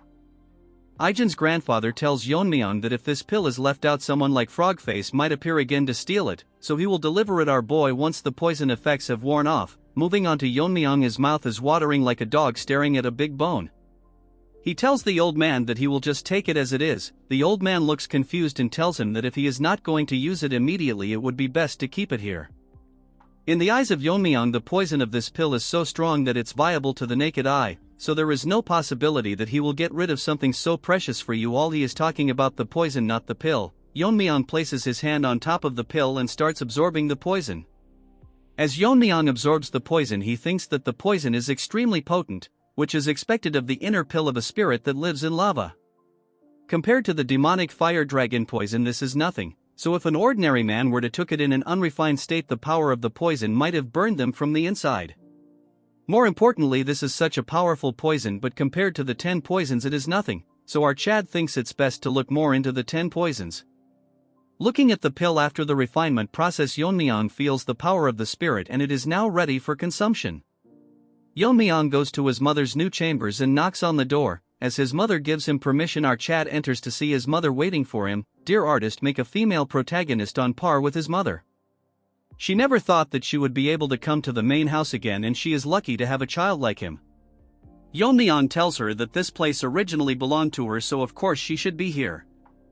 Yeon-myeong takes a closer look at her and thinks that although she is still pretty, however, it looks like she worried a lot about him all this time. She loses control of her emotions and runs towards our Chad, hugging him, and she is relieved that our Chad has safely returned.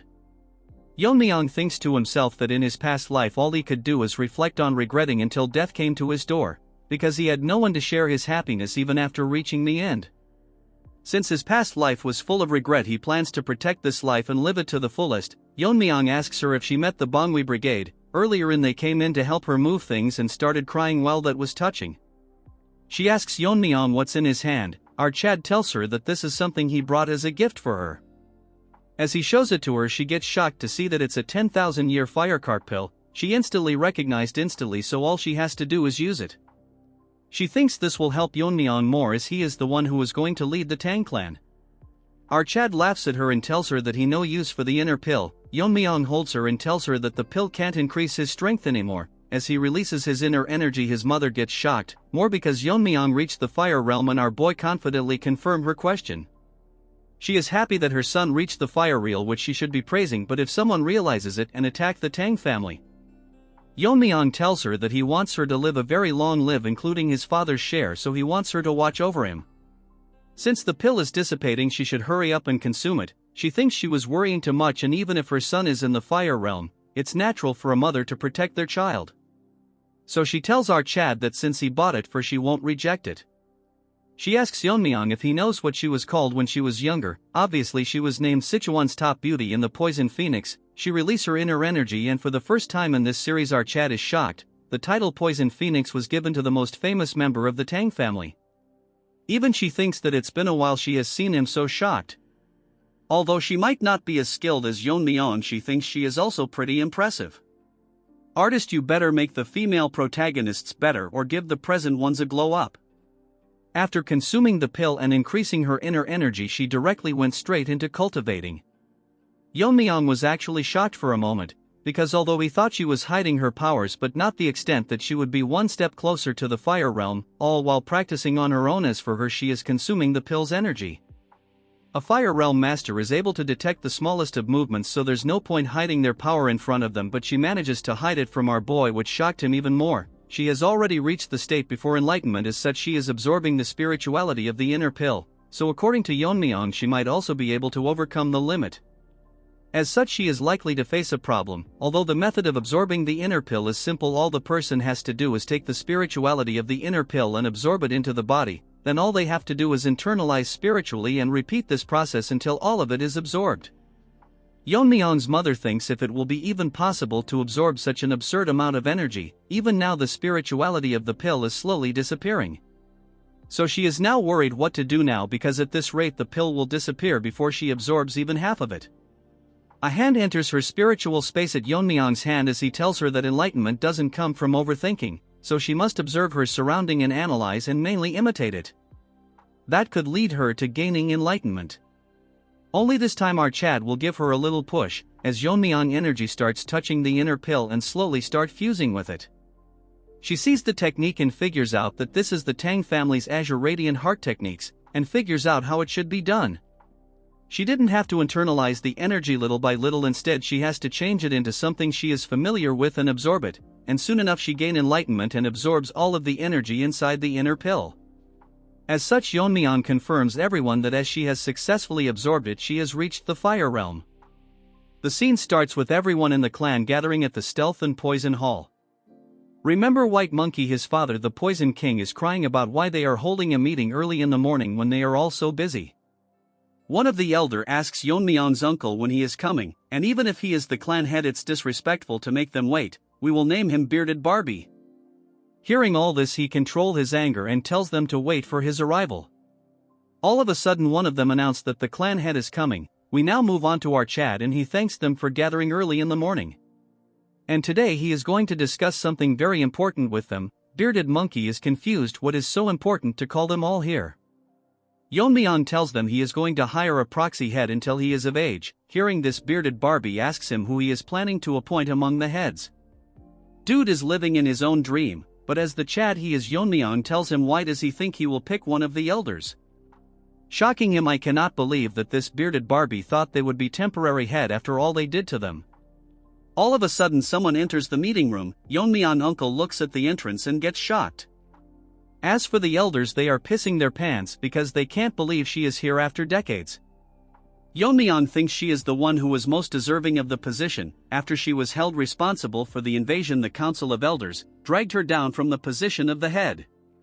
She tells everyone that she has seen a lot of familiar faces and she will stop holding herself back.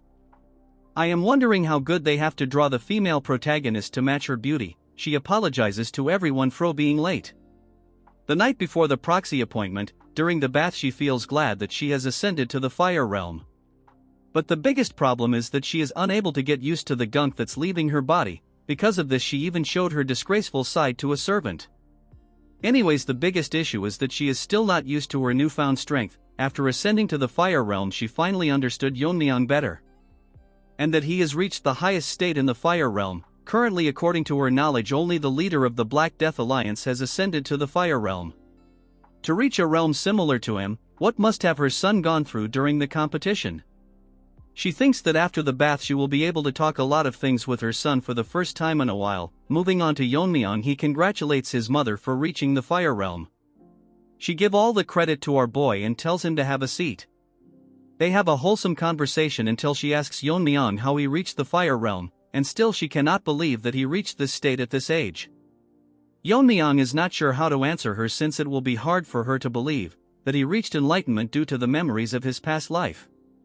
Yeon-myeong thinks of using the competition as an excuse, telling her if she know about how one of the 10 poisons got smuggled out.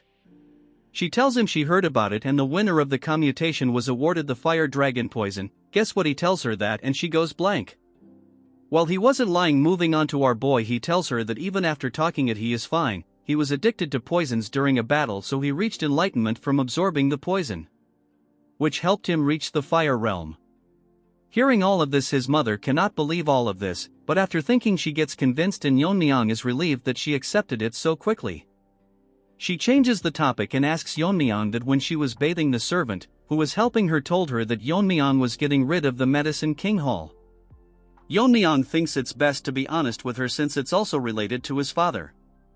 Yeon-myeong explains to her what they did, and after a long conversation our Chad tells her everything. She had her suspicious and feels bad for Ijin as she had suffered so much. She requests Yeon-myeong and explains to him that she lived into the family as if she is dead because she was scared of losing her only child after losing her husband. However, she has had enough, and if he allows it she will protect him from now onwards even if she is not as strong as him. Moving to the present, everyone is shocked to see her and cannot believe that she still looks the same. A few thinks that she probably ascended. Seeing her, Yeon-myeong uncle is very happy as he shouts and tells everyone to congratulate his mother, as she will be the new head of the Tang family. Bearded Barbie turns into a turd and cannot believe that she is being promoted to the head and not a proxy.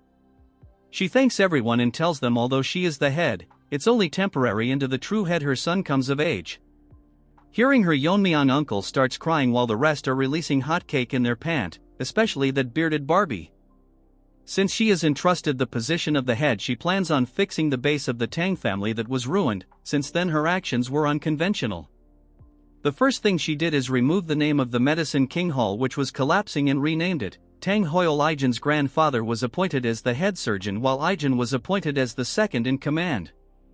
Moving on to Yuri's father, he was appointed as the general manager and was ordered to start a full-on investigation. He immediately found the elders' embezzlement books and recovered so much money that it was enough to sustain the clan's maintenance for the time being. Moving on to white-haired Monkey's father, he was removed from his position, along with most of the elders who embezzled the clan's money. Even for the people who were not elders but was related to embezzlement was removed from their posts. All of this changes happened in a matter of days and thinks his mother is really an amazing person. While saying all this, our Chad is enjoying the beauty of the Tang family. Because of the involvement of his mother, the clan's internal problems were all solved. At first he wanted to live an ordinary life with his mother, but began to get surrounded by many things. There are now people who he calls friends, guards who follow and trusts him, and the hundreds of members of the Tang family. He has now so many people he has to protect. Our Chad looks so good, we demand a beautiful female protagonist. There was once a time when it was hard for him to keep his body healthy, since he was resentful that why he was even born. His goal is to grow stronger, that no one can harm the Tang family. Whether it's the Black Alliance or that pervert or whoever it may be, they will never be able to hurt the Tang clan. We now move on to the Black Alliance, where the lizard is thinking about the Tang clan when a woman tells him that the twin sword trash, the one who invaded the test, was defeated by the current head. This eyeless trash with ugly bangs elaborates how he was famous and well known for his strength, So she requests the leader to destroy the Tang clan. The lizard tells her why should he do that, and the ugly bangs just won't shut up, telling him the same as challenging him. Lizard gets pissed because of this. Chatterbox tells this ugly Barbie that he disobeyed his orders and attacked the Tang clan. Even if he managed to come back alive after doing something, he would still be punished. It's interesting to the lizard that the head managed to kill that irrelevant trash, because he was someone that wouldn't lose so easily. So he summons his guards and tells them to invite the Tang clan head in the upcoming Sichuan meeting. Yeon-myeong is having a conversation with his mother. He thanks her for all the hard work she has done on the internal arrangements. She felt nerve-wracking after taking charge again after so long, but she isn't sure if she did well enough. Yeon-myeong thinks she did a great job, but there's one thing that's confusing him. He asks her if she suppressed her powers like last time. She isn't surprised that he noticed it so quickly, because he has experienced it before. However, to Yeon-myeong this is still an impeccable suppression. He asks her since she has reached the fire realm, she doesn't need to hide her powers anymore. Our pretty mommy tells him that it's not just about hiding powers. What she performed is the family's secret technique, the vein sealing concealment. She also hopes that Yeon-myeong will also learn to hide his abilities. Since she is pretty, we will let it slide. To explain this to our Chad, she has to explain him quite a long story. As the founder of the martial art and the ancestor of the Tang family, she has to tell Yeon-myeong about him.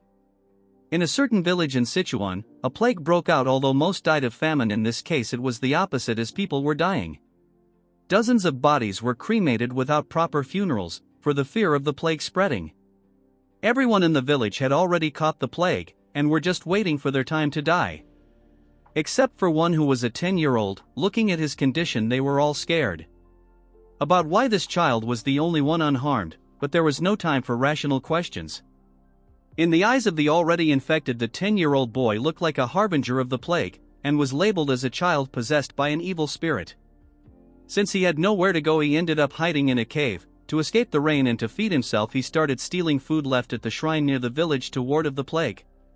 The boy survived, but after the third day the villagers stopped performing rituals. And after he checked them out, everyone other than him was dead. The boy wondered, thinking to himself, why the only one unharmed? The question didn't linger for long, and a mysterious group came for this boy. And according to their leader, he was a child with the aptitude for poison. These bunch of people are the worst assassination group in the history of Murim, the poisonous Moon Shadow sect. They kidnapped children from all over the world and trained them as assassins, and fed them poison to prevent them from escaping. Furthermore, they administered the antidotes periodically. The boy grew up to be an assassin. Before long he saw the gruesome state of his comrades, who died from not receiving the antidote on time. Realizing that the plague in his village was caused by the poisonous sect, and not by him, which is what he initially thought.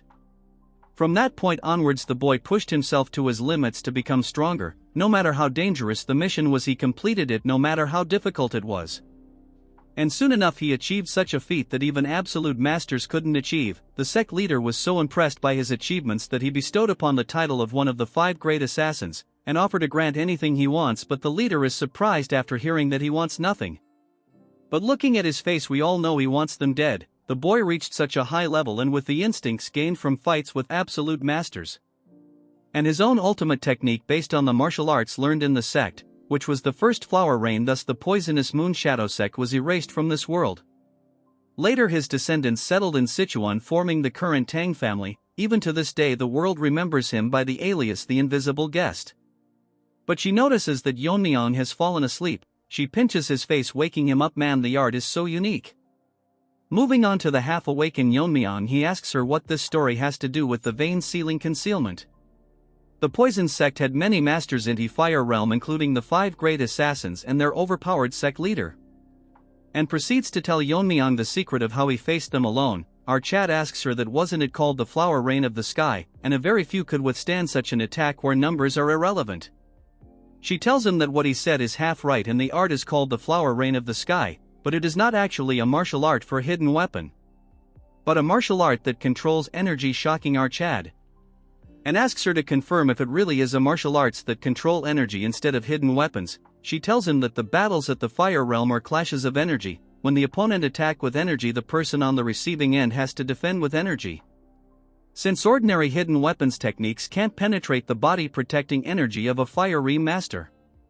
Yeon-myeong thinks that it actually makes sense since no matter how many hidden weapons there are they will bounce off because of the body protecting energy. According to our boy energy counter energy, so if hundreds of hidden weapons enveloped in energy form a storm, even with body protection it would be impossible to handle hundred of energy attacks. It's an ultimate attack made to battle against monsters of the fire realm, so it must be much more powerful than the whirling frenzy. But what confusing our Chad is that no matter how skilled a master is at maintaining the level of energy, it is almost impossible to maintain that much internal energy. His mother figures out what he is thinking. I am probably obsessed with his mother anyway. She tells her that the answer lies within the vein sealing concealment.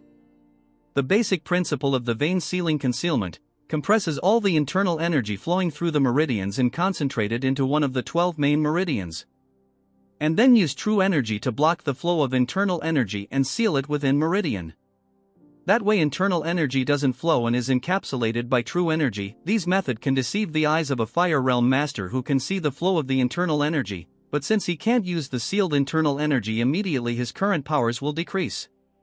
But with the accumulated experience and insights can be rebuilt easily, by repeating this process 12 times to seal the internal energy in all 12 meridians. The true energy protecting the internal energy intertwines, creating a new protective layer, which is the body protecting energy called Dragon Scale. Not only does it surpass the defense of the existing body protecting energy, its strength is comparable to the actual dragon scales. Yeon-myeong is confused why they have a poison called the fire dragon's poison, wondering if they have actually seen a dragon. Moreover, vein sealing is not just for defense. When he releases the internal energy sealed in the 12 meridians, he can use 10 times the original internal energy temporarily. It says temporary because internal energy beyond the body's limit will naturally dissipate. So flower rain is a martial art that required the release of vein sealing technique. Moreover, there were several key points passed down with the vein sealing concealment, but they were lost after the invasion of the Demon Lord. As for the key points passed down orally were also lost when two elders suddenly died. Yeon-myeong laughs as he thinks he is responsible.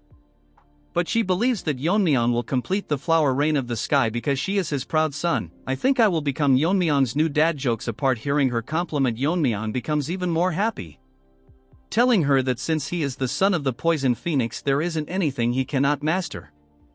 Thus our Chad receives the vein sealing concealment from his mother. Yeon-myeong is thinking that after vein sealing the best way to recover internal energy is by drinking poison.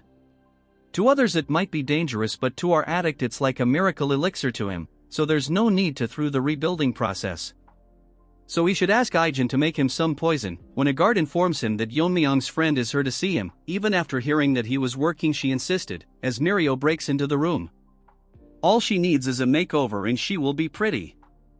Yeon-myeong gets confused why she is out of breath and she tells him that if this keeps up her sister will die, confusing our innocent looking Chad. Yeon-myeong is shocked that Mirio's sister is dying, but she shouldn't have come here and instead gone to a doctor first. Mirio is crying, telling our Chad that she has already consulted several doctors, and it isn't something that medicine or medical techniques can fix. Yeon-myeong is literally dumbfounded, like you guys when you study. Anyways, he asks her then if she is suffering from internal injuries. Mirio starts crying and tells Yeon-myeong that her sister is suffering from the 19 severed meridians, which is a terminal condition. According to Yeon-myeong, there was a place alongside the Blazing Sun Palace. It was a peculiar sect that used terminal conditions. It was called the Northern Sea Ice Palace. As the name suggests, the martial artists of that place practiced ice arts, which were considered both a skill and a blessing for those born with extreme energy. However, those who didn't practice the ice arts suffered from terminal conditions, so Yeon-myeong figures out that they are the descendants from that sect. According to Mirio, they are descendants of their descendants. Long ago their descendants settled in Sichuan, and married into the Tang family, which was the most powerful family at that time. Learning ice arts can free one from terminal conditions, but this is the Sichuan Tang family, which deal with poisons and hidden weapons. So there are no practitioners of ice arts or related information here. The martial art of the Ice Palace has been passed down from distant ancestors, have been long lost. This condition is a hereditary condition that appears once every few decades, which is unfortunate. Yeon-myeong thinks there is a way out of this when Mirio tells him that they have reached her house, which is literally covered in ice. Going inside, Mirio starts crying because her conditions worsened since she left the house. Her sister has completely turned into ice. Moving on to Yeon-myeong, he thinks that the room is cold enough to freeze. which is more severe than he expected. Yeon-myeong tells Mirio to pay attention, and tells her that he cannot guarantee her sister's life. Hearing this, she gets so shocked that she is in disdain. Basically, she has been resisting the cold energy with her innate energy, but now she has reached her limit. She is currently in a state where she's blocking all consciousness and focusing all her energy on her veins. Mirio misunderstood Yeon-myeong and starts breaking down and sobs that there's no way to save her. Her reaction changes when Yeon-myeong tells her that there is a way to artificially release the cold from her body. However, if she cannot withstand the process or if he gets overwhelmed by the cold, Yeon-myeong thinks to himself that he is ready to help, but he cannot risk the life of a friend's family member's life. So he leaves the choice whether to go with it or not to Mirio. She thinks that she came to him after there was no options left, so she cannot give up without trying. And it's even dangerous for Chad too, so she tells Yeon-myeong to save her sister, and Yeon-myeong is ready for the procedure. Moving to the next scene, Mirio is skeptical why they had to undress her sister. Yeon-myeong explains that the clothes get in the way of extracting yin energy, so there's no choice. And our Chad is ready to infuse energy directly into her head, removing the cold from the 9 meridian. Yeon-myeong has to do it one by one. He has managed to remove the cold from the glabella, but the cold is getting hard to bear. Next he has to move on to the heart, but to do that our Chad has to touch some weird place.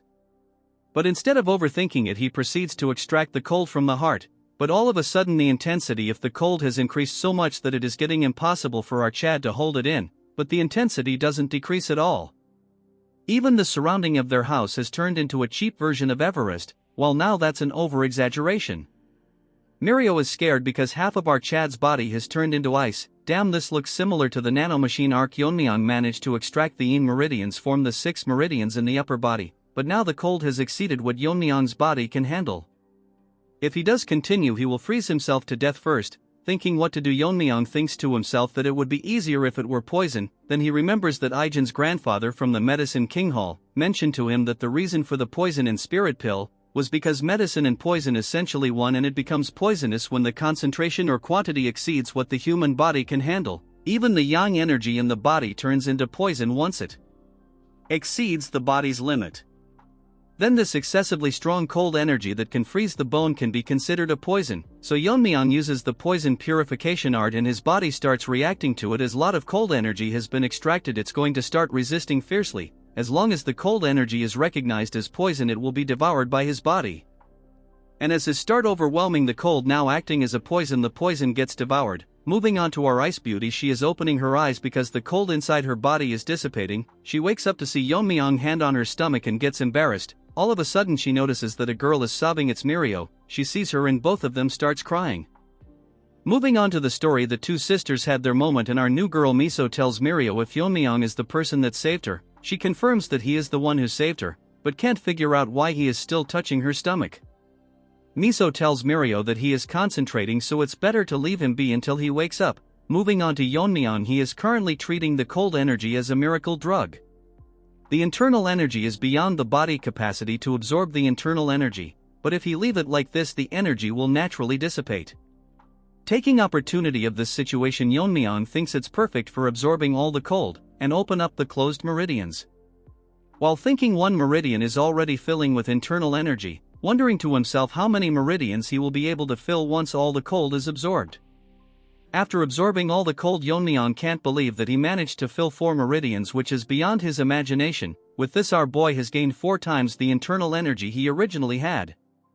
But it's unfortunate that his immediate achievement has decreased because all of them is currently stored in the meridians, so he has no choice but to supplement it by drinking poison. Dude thinks poison is some energy drink. Yeon-myeong takes another look to see both the girls staring at him. After taking a second look, Yeon-myeong stares at his hand and takes his hand off, getting all flustered, but our waifu assures that he doesn't need to be concerned, since Mirio explained everything to her. As she thanks our Chad, he tells her that it's his duty as the family head to take care of the family. Our father-in-law enters the scene to see one of his daughter half naked and the other assisting her. Misunderstanding the situation, turns into a healthy gorilla and starts shouting at our Chad. The girls come to the rescue, explaining to him how he saved his daughter. The next scene we see is kneeling to the ground because he was rude to his savior. Yeon-myeong explains to him that anyone in his place would have misunderstood the situation. Moving to happy gorilla, he expresses his gratitude for saving his daughters. He then proceeds to tell him that he settled in the Tang clan after falling in love with a woman who was part of the family. Unfortunately, his wife also suffered from the terminal condition and passed away. He spent all his savings searching for a cure to save his daughters, but it was all in vain, so he just can't control his emotions. From now on, if Yeon-myeong needs anything, he will always rush to his side. We all know what he wants is his daughters. Moving on to Yeon-myeong, he asks him why it's so quiet inside the trading company. Our gorilla explains that after the Tang family got weak, the Black Death Alliance took over. Since then they have rarely gone outside. Yeon-myeong tells him that they will discuss about it later. That's when he notices someone calling for him. It's out, two girls, and would you look at our waifu. Damn, the artist did me justice this time, I can't deny. She thanks our Chad for saving her life, and this is a favor that they will never forget. Seeing her talking, our Chad gets flustered. Mirio thanks our Chad and tells him that they will repay him for sure. As our Chad leaves the scene, Miso asks Yeon-myeong if he will be alright, since he seemed bewildered, so she wonders if something went wrong while he was treating her terminal condition. Mirio isn't so dumb and makes the wicked face, teasing her by telling that if she felt sad because our boy is leaving. Hearing this, she gets flustered and asks Mirio if her behavior was that obvious. Our emo girl is such a bully that she tells her that she was very obvious and it's a natural reaction. Even if it was other beside her, they would have a similar reaction. Mirio tells her to not worry, since according to her she has never seen a person more beautiful than Miso. As for Yeon-myeong, she thinks that although he didn't say anything, his reaction said it all, and he is surely conscious of her. Moving on to Yeon-myeong, he is wondering about a normal family. The next moment he dreams about marrying Miso, having a child and raising him to be a martial artist, seeing them get married and have grandchildren. This is daydreaming beyond one's wildest dreams. It's like you guys dreaming about having a girlfriend in this lifetime. Yeon-myeong can't believe that he would be nervous just by looking at someone in this life. While staring at the sky, he wonders that this is probably what it feels like in ordinary life. He wants to visit that place once again, but the problem right now is the Black Death Alliance, although they didn't directly bring down the Tang family like the Demon Lord pervert. Their subordinates intruded the contest, which is certainly a bothersome presence. Moreover, as long as they remain in Sichuan province, they will inevitably clash one day. Moving on to the Black Death Alliance territory in Sichuan, we see a servant getting scolded because the Tang family's influence has been rapidly growing. And all this is said by the trash with even trashier bangs. But she cannot do anything, as she was warned by the alliance leader. She is extremely angry because the other leader didn't accept her request of attacking the Tang clan family, as the alliance had ordered them to not attack the clan. So it's best for her to stay quiet until his anger subsides. Remembering all this, she gets angry and throws her apple towards the servant. According to the information, both the new head and the family head of the clan has reached the fire real mastery or close to it, yet all the alliance head is doing is watch and wait for the right opportunity. With her current self, she cannot avenge those two twin sword retard that got owned in part 3 or part 4. That's when she realizes that since she cannot move herself, she remembers about what the alliance head ordered, that was to invite the Tang family head in the upcoming Sichuan gathering. So she will take this as an opportunity. Even now, when she closes her eyes, all she hears is Twin Sword's cries for revenge. He probably treated her to an ice cream treat, if you know, so unless she eradicates the Tang clan, her anger will not subdue. The servant notices that its master is expelling killing intent because she need a sweet dessert, but since servant is ugly, she burn him to death, eagerly waiting to meet our Mega Chad. Unfortunately, we all know how she will be slapped to her death. Deep in the night, in one of the houses of the Tang family, the three useless retards are talking about what to do. Ever since Tang Jihai, Yeon-myeong's mother, took over the head of the family, their positions have further weakened. Both of them are complaining this to the second elder Tang Myeongshin, but he is not sure why they are telling him all this. He blames all of their downfall on the former Poison King Tang Jiak and his son, the white-haired monkey. He points his hands towards the white-haired monkey, making a face full of anger, telling him that it's because of him that couldn't gauge the opponent's strength and kept on making enemies with Yeon-myeong. The white-hair monkey can't do anything but listen, as the elder tells him that the duo of father and son is ruining everything he has built his entire life.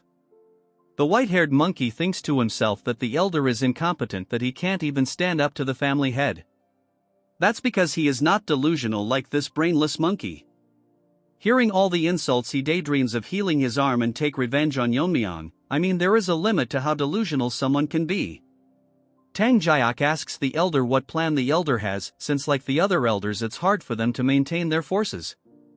Hearing this, the elder clenches his hand and tells him that he is aware of their situation. He makes a face full of anger and tells them that it is best for them to leave the family. Moving to another place, a guard is telling Yeon-myeong that they have reached the warehouse where the Tang family stores the extreme and 10 poisons. As for Yeon-myeong, he is thinking in his mind to him and that this place was originally managed by the third elder, but due to his neglect it was transferred to Orchard along with the poison hall. The guards who are guarding the warehouse see Yeon-myeong and greet him, so Yeon-myeong thanks them for their hard work. One of them tells Yeon-myeong that before he goes inside he should take a pill. Seeing it, Yeon-myeong tells him what it is. The guard tells him that this is a poison-repelling pearl, which will block the toxic air inside the warehouse, and just holding it inside his mouth will filter most poison and keep them from invading the body. Yeon-myeong shocks the guard by telling him that he doesn't need it. Our Chad makes an excuse and tells him that since it has to be held in the mouth, many people including the third elder have probably held and sucked on it. The guard tells him that it's cleaned after every use so he can use it. Yeon-myeong tells him that it's not required since he can't get poisoned. The guard is adamant and Yeon-myeong gets very angry since poison is his main source of food. Dude was doing just his job but got a beating instead as Yeon-myeong orders the other guard to open the door for him. Going inside the warehouse, it is maintained very well with everything properly organized. Walking further into the room, the air is filled with extreme poison as Yeon-myeong thinks that organized, probably because this is where they store the 10 poisons. Yeon-myeong now knows why they were so worried before letting him in without the pill. If an ordinary person entered without the poison-repelling pill, they would have died instantly. Though Yeon-myeong's inner energy has decreased due to his meridians being sealed by the poison vein simulation technique, even the concentration of poison is increasing further down, but to someone like him who has mastered the poison refining heart technique, it is as pure as clean area. As Yeon-myeong breathes in the poison, his inner energy is increasing, but it is still not enough to make him use his martial arts like earlier. So Yeon-myeong is thinking hard and figure out that he should consume something equivalent to the 10 poisons. According to the family regulation, he can use the 10 poisons for consumption. He thinks that he can find the recipe and tell Ijin to make it for him. That's when he notices something on the wall. Yeon-myeong thinks something is strange, so he uses his inner energy to see that the airflow in the middle of the room is distorted, so it's more like a formation has been placed there. Our Chad decides to check it out, and after placing his hand on it, Yeon-myeong thinks that it's strange that there is a formation in the Tang family poison storage. The thing is that it doesn't seem to be done by the Jegal family. To confirm his doubts, Yeon-myeong takes out his dagger and infuses it with his inner energy. He makes a strike and splits the formation in half, but he gets shocked to see what behind the formation. There is a long passage blocked by talisman with the word prohibited written on it. After carefully looking at them, Yeon-myeong figure out that this is not the work of the Jegal family, but it was made by the magician's formation. According to Yeon-myeong, in his previous life his master has connections with several magicians. Like his master was obsessed with the sword, a magician is obsessed with sorcery, ultimately seeking master sorcery and transcend human limits to become immortals. Yeon-myeong had a bad memory where he was thrown into a formation created by a magician, in the form of training by his master. According to him, it was a place full of beasts whose names even he didn't know. Magicians are typically selfish and only engage in things that interest them, but that still doesn't answer his question why there is a formation in the Tang family. His master in his previous life told him that magicians are inherently selfish creatures, and are always obsessed with spirits and demon, only seeking immortality. Yeon-myeong asks him how he managed to have a relationship with them. He makes a straight face and tells him that he beat them every day for no reason, so they begged him to have a conversation. Moving to the present, Yeon-myeong thinks there is not anyone in this family like his master, so there is probably something in the Tang family that piques the interest of a magician. The poison is so strong that it is leaking out even after being sealed with hundreds of talismans, so inside there is something with incredible poison power. Yeon-myeong is glad because he originally intended to write down the recipes of the 10 poisons if he could, but this is more interesting currently. As our Chad goes further inside, a voice from the deepest end senses that someone has entered the seal. It's not an inconspicuous time and it is not aware how much time has passed, while that doesn't matter as long as our Chad releases him. At the end of the passage, Yeon-myeong finds a few of the 10 poisons that were said to be completely lost, but in reality it was hidden here all along. Beside it there is a huge jar wrapped around in talismans which seems ominous to him. Yeon-myeong places has to feel a strong rebound. The force created was tremendous, so it seems that it's harder to break than most formations. However, to our Chad it not very difficult as long as he cuts through each one of them with accuracy. As he cuts through the talismans all around the room, he think of cutting the ones placed on the jar, as Yeon-myeong does a set of multiple moves to cut them all down. His inner energy has decreased due to the poison vein simulation technique, or else he would have finished all this in a single strike. None of it matters now as our Chad managed to cut down the ones surrounding the jar. The poisons around the jar has gotten much stronger now that the talismans have been removed. As Yeon-myeong places his hand to open the lid, inside there is a mysterious monster, shocked to notice that the power of the talisman bounded to him have died down, so now he can see the day of the light. Yeon-myeong gets wary as the jar explodes, making a huge explosion. Luckily Yeon-myeong managed to dodge it in the nick of time, or else he would be injured. The thing inside charges towards our boy, startling our boy, as it is faster than what he had expected. He gathers energy to attack and have the first strike before it gets here. But before he could do anything, it goes past his hand like wind, telling our Chad that he has a sharp reaction. As a rewards for releasing him, this trash will kill our Chad without any pain. Hearing this, Yeon-myeong turns behind and asks him who he is. The trash proudly tells Yeon-myeong that he is the pinnacle of poison, the blue-horned white snake. Little does this snake know he is a lottery to our boy, as he can have unlimited poison as a drink now. As the snake wraps around Yeon-myeong's arm, he is confused why it's calling itself the poison of extreme suffering, which he proudly agrees and makes an assumption that Yeon-myeong managed to block the spread of the poison by sealing the vital point in an instant, which is impressive, but he won't hold for long. Poor Snakey makes an arrogant face, telling Yeon-myeong how he will slowly melt his arm. That's when he realizes something changing, as the poison-devouring frenzy inside Yeon-myeong's body activates. The skull starts devouring its poison, and the poor snake gets scared as he can believe that Yeon-myeong has the poison-absorbing aura. And what is his relationship with the Wanderer Saint? Yeon-myeong grabs onto the blabbering poor snake like a plushy toy. His new toy begs itself to stop absorbing his poisons. At the rate his body is absorbing the poison, he will be utterly destroyed. Moving on to, he is making a poker face filled with anger, telling it why he should spare it. He makes a psychotic face towards the poor snake and taunts him by telling if it changed its mind because it's currently at an advantage. So Yeon-myeong aggressively starts playing with his new toy, absorbing tremendous amount of poison from the poor snake. Beggar Snake thinks that Yeon-myeong is serious and he might actually die at this rate. So he offers Yeon-myeong a deal, and hearing this, our Chad gets flabbergasted as he stops absorbing the poison. Poor Snake tells him that he only wants to escape from this seal, and if he spares him, it will act as his guardian spirit. Hearing this, Yeon-myeong is confused, so it convinces him that it would be beneficial for him, and asks Yeon-myeong if his internal energy is increasing every moment with his poison. At a rate beyond the normal. According to Yeon-myeong, its poison is incomparable to the 10,000-year fire carpenter pill or the fire dragon's poison. It is so potent that by just absorbing it surpasses his previous internal energy. The poor snake is so desperate that it tells Yeon-myeong that if he becomes our Chad's guardian spirit, it can provide poison whenever he needs it, which is better than absorbing all of his poison now. Our Chad is heartless as he, with a poker face, tells the poor snake that he has no interest in keeping alive someone who was an enemy, so he can replenish the poison elsewhere. Hearing this, the poor snake starts crying and loses hope, telling Yeon-myeong that can't he just spare him once, since he lived in a jar for hundreds of years. Hearing this reminds Yeon-myeong of his past life. Then he activates the ultimate cute soul killer face, telling him that as a guardian spirit he is bound to obey him.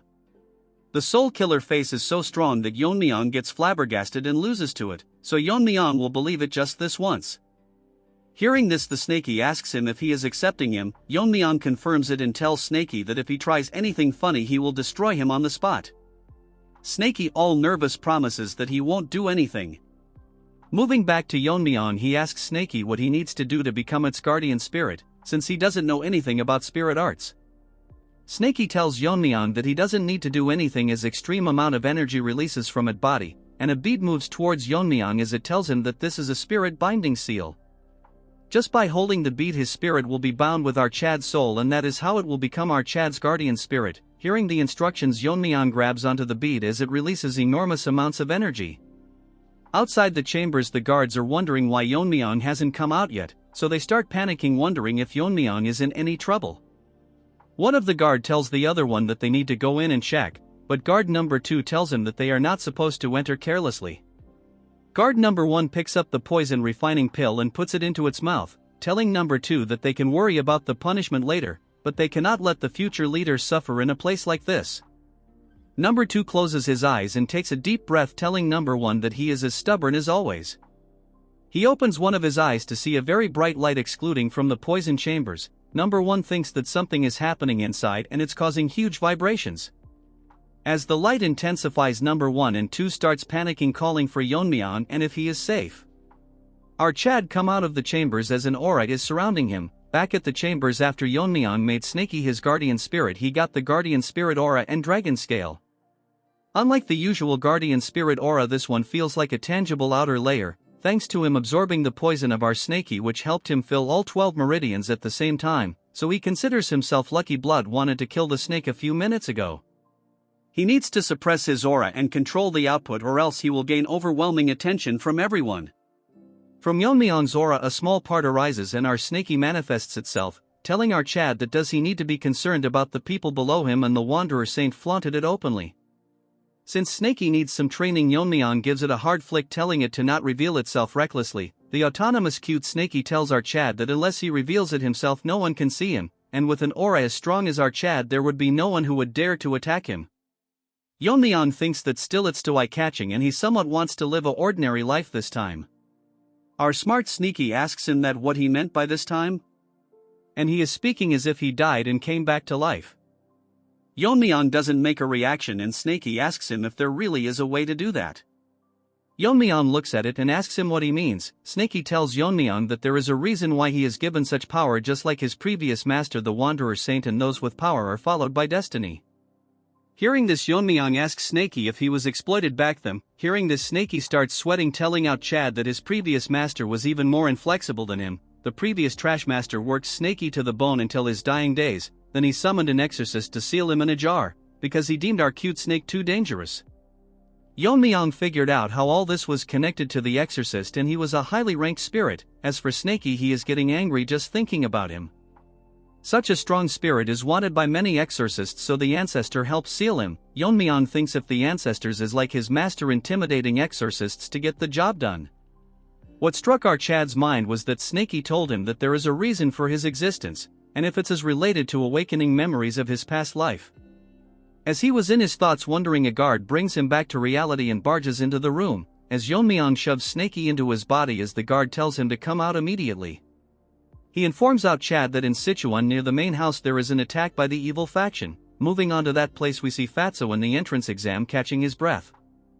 A huge groups of thugs are mocking them by telling where they are rushing off to. He is not aware why esteemed gentlemen from the Orthodox sect have come here, but this ugly red-haired trash tell them that they should have known that Sichuan is the territory of the Black Death Alliance. Old man tells Fatso that he will hold them off while he runs, but Fatso tells him that in his current condition it would be impossible. This red-haired dog is a palace lord and he is here with hundreds of members. In Fatso's current condition it will be hard to handle him. This smelly monkey tells him that since they have reached the capital of Sichuan they must be seeking help from the Tang clan, but their leader has isolated the Tang clan. Blood is daydreaming too much. He tells them that he will capture and offer them to the leader and he might be granted the ultimate martial art, so they should be prepared to lose a limb. That's when our Chad enters the scene. The guards tell Yeon-myeong that the two people are martial artists from the Justice faction, so he figures out that their opponent is from the evil faction. He orders the guard to escort them to the clan since they have come as guests. The Fatso is happy that martial artists from the Tang family are here to help, but there are only 4 of them, so even if their spirit is formidable it's impossible to face against hundreds. Yeon-myeong tells Fatso to step back since his partners is in no state to even stand. Wajin takes care of the injured man and Fatso asks him should they not be helping the ones up front. But Wajin smiles as Fatso blabbers about how there are over hundreds of martial artists. Yeon-myeong tells them that although he appreciates the help he is in no need of it. Moving on to the monkey, he is angry on Yeon-myeong for blocking his way. His guard tells him that he is probably the one who won the Tang clan's competition and returned as the family head. This red monkey mocks Yeon-myeong and asks him if he is going to face them. Feeling sad for him, as for his minions they are grinning.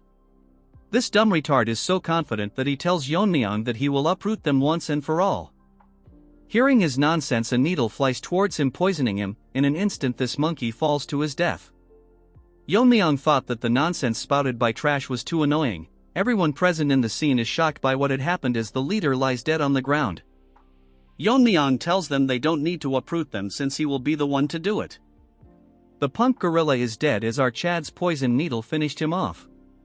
His lackeys are confused when Yeon-myeong threw the poison needle, because it was so fast that they couldn't even see it.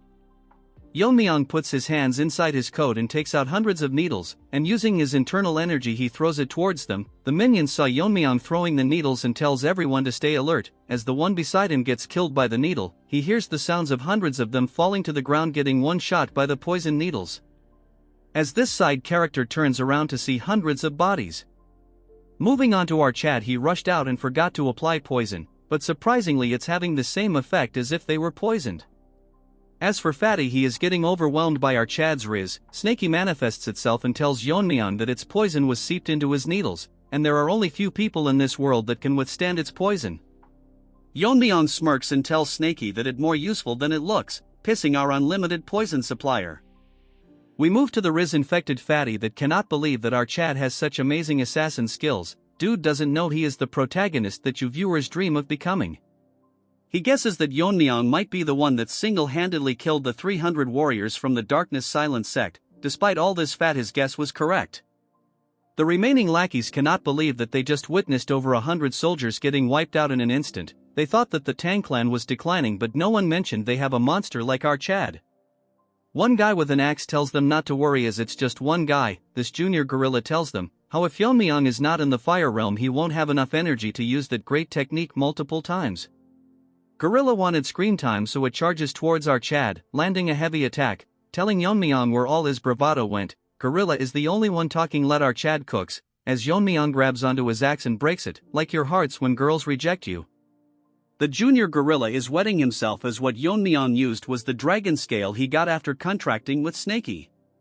The minions gets nervous as they see Yeon-myeong using the 10,000 heavenly flower rain. Moving on to our Chad, he is ready to attack, and Fatty, seeing what our boy is doing, gets nervous as they heard that the Tang family's secret technique was lost after facing the heavenly pervert's attack, which was all a mistake, and their strength is still solid.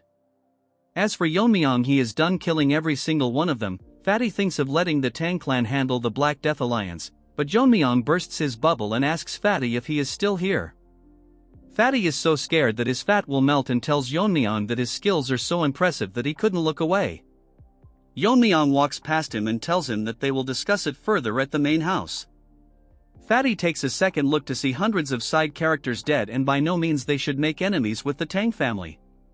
A few days ago on the outskirts of Sichuan, Fatty was eating with Sabak. He tells him that it's a relief that they didn't encounter any trouble from the unorthodox factions, since he heard that after the Tang clan's downfall Sichuan has been overrun by the unorthodox factions. Surprisingly, it's pretty quiet. We move on to the Gen Z old man, but he is serious for some reason. Fatty is confused why he's so tense all of a sudden. A mysterious man asks them if the food is to their liking, since it's a small place that he visits often. Fatty with no neck thinks to himself that he was right beside them, but he couldn't even sense him, so he is quite a skilled guy.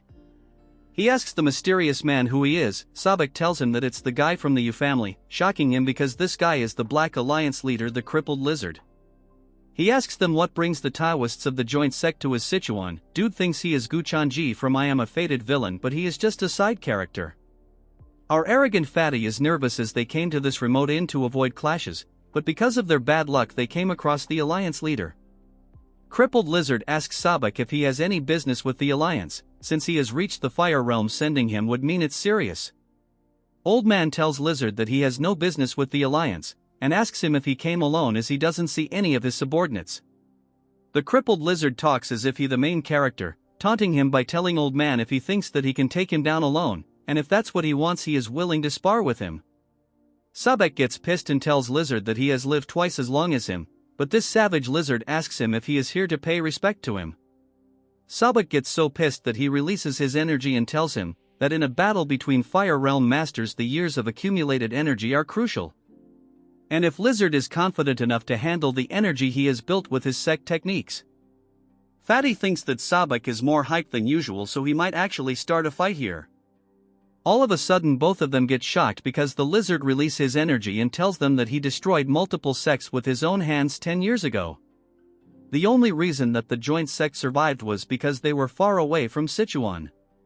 If a fight is what it will take him to understand this, he knows a place nearby for a quick spar. Fatty is smart to tell Sabak to not be impulsive and jump into a fight, but he wants to be a protagonist as well and show the crippled lizard that the martial arts of their sect is the best in the world. We move to the present as Fatty tells Yeon-myeong that was how they ended up facing the crippled lizard, but our Chad tells him that it's different from the one that he saw earlier. Fatty explains that the ones chasing them came after this. Moving to his story, the lizard was terrifying as on one side stood our old man and on the other was the crippled lizard. Sabak took his sword out and tells Fatty to step back. As for the lizard, he is ready to face him. In an instant Sabak disappears rushing towards the lizard, attacking him, but he blocks it using his bare hands. Telling this old man that the sword technique is pretty decent, since it's powered by internal energy. Basically old man uses the resonance of the inner energy to drive out other energies. Fatty can't keep up with their speed and thinks this is what a fight between warriors who have reached the fire realm looks like. As they exchange swords, the crippled lizard managed to stop the old man's sword attack with his bare hands, mocking him by telling him how he bragged about his internal energy, but it's not up to the mark. This dumb old hag gets even more pissed and starts using the ultimate technique of the joint sect, releasing waves of enormous energy. Seeing this, the dumb Fatty thinks Sabak is overwhelming the crippled lizard but notices him smiling. In an instant, with multiple attacks at the same time, he blocks the old man's attacks. Sabak comes back to reality, realizing that the lizard is intentionally blocking all his attacks at the last moment. It's as if he is testing his, even though he is from the unorthodox side. Since that's the case, he will go all out, using the full power of his secret technique. As for the lizard, it managed to figure out his technique. The secret technique lands, it causes a huge explosion as strong as an atomic bomb. Fatty is shocked that Sabak used the secret technique of the clan. The old man gets up, showing our Fatty how he managed to defeat the alliance leader. Dude is literally in a dilemma that he is the protagonist. Fatty tells him that all of it is fine but they should leave soon. That's when the cripple lizard tells them that the technique requires more precision. The martial art is fitting for the joint sect, which is one of the major orthodox factions. He is unharmed and explained that the technique is using the internal energy amplification through intent. So even though it's called the demonic sword technique, it's basically a powerful internal martial art. Moving on to Fatty, he tells Sabak that what he is using is defiantly the sect's secret technique, however it's not the usual mixed energy. Lizard acts arrogant, telling them why they are surprised, since if one understands the principles it's easy. So it doesn't exclusively have to be a demonic technique. Sabak moves Fatty to the side as the lizard launches a tremendous attack filled with energy, telling them how he will rename the technique to the divine subduing energy. Can't wait for Yeon-myeong to face him. I think our Chad snake is enough for this lizard. Yeon-myeong confirms it from Fatty if the crippled lizard actually used the martial arts of the orthodox faction. Fatty puts his head down and tells our Chad that he adapted the martial art to his preference. Although the energy he gathered was different, the technique was undoubtedly the essence of the demonic sword art. What's surprising is that the power of the copied technique surpassed the original demonic sword technique. If old man didn't use the last bit of his internal energy to block the attack, they would be dead by now. Yeon-myeong is actually impressed because Sabak was definitely in the fire realm, so to comprehend his martial arts in just one duel is impressive. While thinking to himself, Fatty intervenes and tells Yeon-myeong that they have come to the Tang clan for one purpose. So he requests them to cooperate with them in the great martial arts competition of their sect. The Heavenly Demon Cult is a religious and militant group located in Xinjiang. They were once so strong that they could rival all the 9 great sects and other martial faction. After numerous fights in martial arts world, the orthodox faction is still not confident enough to confront them. The main reason behind it is because the entire faction moves at the command of one person, the sect leader. However, the situation took a change when the sect leader's son, the creepy pervert, emerged with innate martial talent and gained his own personal followers. Because there might be an unintended factional split, the pervert left the clan and led his followers with him, founding the Heaven's Brilliance Demon Cult. This is the reason that has weakened the elite ranks of the sect, making this the last opportunity to eradicate them, but they are worried about the Black Death Alliance to their south. So if they move to the north while their elites are out to take care of Heavenly Demon Cult, they will suffer great losses. The martial power that our Chad displayed earlier was so strong that he could prevent the Black Death Alliance from moving north.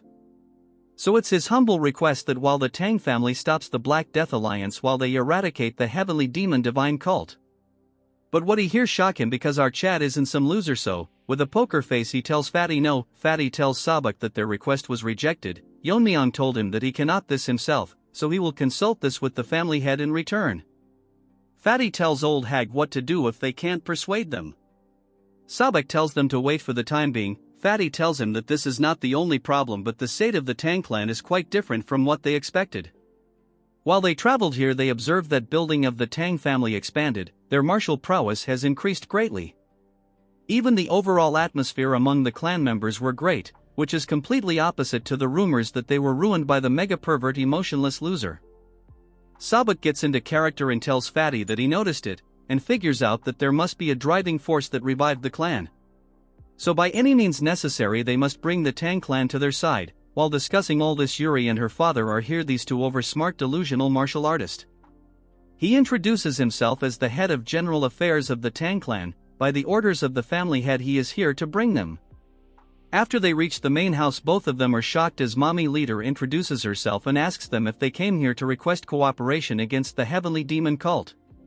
She tells them that currently she is the acting family head of the Tang clan. What surprised these two is that she is in the fire realm, which is probably why the Tang clan regained their strength. Although they cannot detect Yeon-myeong powers, but the acting head, our mommy queen, is undoubtedly in the fire realm. Fatty thinks he is the only smart one, telling our mommy that their sect is in urgent need of support, and since they are eradicating evil sects, isn't it right to help in the name of justice? So he requests her to reconsider, but our mommy doesn't respond. She asks Yeon-myeong that he refused them earlier and if he still thinks the same. Yeon-myeong's answers is still a no, shocking the two brain-dead retards, as Fatty asks him what his reason behind the rejection. Trying to convince our Chad that if they don't stop the evil sects the martial world might fall in chaos. Yeon-myeong with a stern face tell these two monkeys that it's understandable that the heavenly demon cult is dangerous, but the Black Death Alliance and the evil faction are separate issues. According to what Yeon-myeong learned from his investigation, the Black Death Alliance does not harass the common people, although they don't collect protection fees. In return they even eliminate the bandits, making them more like the orthodox factions. So in such circumstances they have no justification to attack them first, shocking Fatty, but the old man remained calm. Our Chad gets pissed as he asks them what they mean by acting in the name of justice. When the Black Death Alliance and the pervert and his cult invaded the Tang clan. Since no one from the orthodox faction came to help, literal hypocrites. Our Chad tells him that prioritizing the safety of their own sect is normal, so he can't blame them. But what they are doing is trying to seek help under the guise of eradicating the evil sects. Look at that lump of fat, it's about to leak himself. Fatty clenches his fist since he cannot lift his head because what our Chad is telling aren't wrong. They preach righteousness but only act when their own sects are threatened. The dumbfounded old man apologizes to Yeon-myeong for not considering the Tang clan's position. Fatty is shocked that usually in this case old man would be angry. Well, if he really got angry he would have to carry his body. He tells Yeon-myeong that he was short-sighted and it's natural to refuse when all they do is talk about their own benefits in the name of righteousness. He changes his term, telling our Chad that they are willing to pay a fair price, so now it's not a favor but a cooperation. Since this is the case, Yeon-myeong can't refuse them anymore. Hearing this, Fatty instantly tells them how they should discuss the forces they can deploy. But he gets stopped by our Chad as he transforms into a monster, telling them how much they are willing to pay. Look at him, guys. After they left the building done with their discussion, Fatty lost some weight because they will have to pay several years worth of sect maintenance. Old man thinks that if it can save their sect this is a small price to pay. He tells Fatty that he must be confident to offer such an amount, which Fatty agrees because their martial powers are impressive. Because they are close to the crippled lizard. As for Yeon-myeong, his power are hard to guess, which the Fatty can't believe because those at the fire realm can sense it. Since Yeon-myeong can do it, he is surely the strongest person he has come across. As our Chad overhears all this, getting impressed because the old man realized that he is hiding his powers. Mommy tells Yeon-myeong that it is not entirely about collecting money and there must be a reason why our Chad agreed to this. Yeon-myeong tells her that the Black Death Alliance good deeds to the Taoist, but he cannot trust them. Mommy tells Yeon-myeong that orders has been maintained in Sichuan after all the major sects fell. Yeon-myeong tells her that it's all because of that crippled lizard. The only reason they classified as an evil faction is because they didn't join the orthodox faction. They're more like bandits because they ignore righteousness and only pursue their personal gains. The current order in Sichuan is temporarily maintained by crippled lizard. If things go slightly wrong in their rule, they push out their business competitors, and plant spies to invade or bring down other clans. So although their nature didn't change, the current order is only maintained by Lizard. If he were to disappear one day, the evil faction under his would go crazy. Mommy finally understood his point, so she asks him what his current plan is. Hearing this, Yeon-myeong smiles and tells her that it's simple, so all they need to do is prevent them from going north. Mommy is not sure if they are strong enough to block the Death Alliance, since she is not aware of Yeon-myeong's current strength. Our Chad with a straight face tells her that since they cannot block them directly, he will block them internally. Hearing this, Mommy cannot believe that he is gonna infiltrate the main base. My mommy, never mind, she is nervous how he will sneak in. Yeon-myeong tells her that recently they sent an invitation themselves. Hearing this, Mommy gets confused. Unlike the previous competitions, the gathering is now a tournament where the young master of the evil factions face each other. Yeon-myeong will attend the gathering and confirm their true nature, and if they don't eradicate their evil nature, he will kill every one of them. In some other place inside a carriage, a man is telling someone that when they reach the Tang clan, the person should not do anything to offend the family head. It's that skinny Barbie. This time he bought her niece, and if what he said about Yeon-myeong is right, while his hand keeps shaking, she will do anything to win him over. Well, she is cute and an actual Barbie. She is the young lady Yeonjeong. We move to the poison hall, where Ijin comes to meet Taeho and asks him if he is here. Since she brought him his meal and herbal medicines, Sabek tells her to come inside. Someone tells me how she looks like a girl. She asks him how he is currently doing and the current situation of his internal energy. He tells her that thanks to her he is now much better. Making a face full of happiness, he tells Ijin all of this because of the medicine her grandfather provided. Hearing this, Ijin is delighted. When he first saw the medicine and the food, he was traumatized because not only did it contain herbs, but also poisonous plants. Look at his face, it looks like he is consuming turd freshly released. Now that was a disgusting remark. What he didn't expect is that after eating it, his power level went over 9,000 and he became a hairy version of Nappa. This even surprised Ijin's grandfather, who made the medicine. Because of how fast he was recovering, that hot fresh turd was maybe good. If this goes on like this, he will soon recover enough to be able to return to his sect. Ijin is happy to hear. That's when Fatty tells them that it is very noisy outside and asks Ijin if something is happening. She tells him that it might be because the Jaegal clan has arrived. Hearing this, Fatty is nervous and confused. The Jaegal clan and the Tang family have had a close relationship for a long time.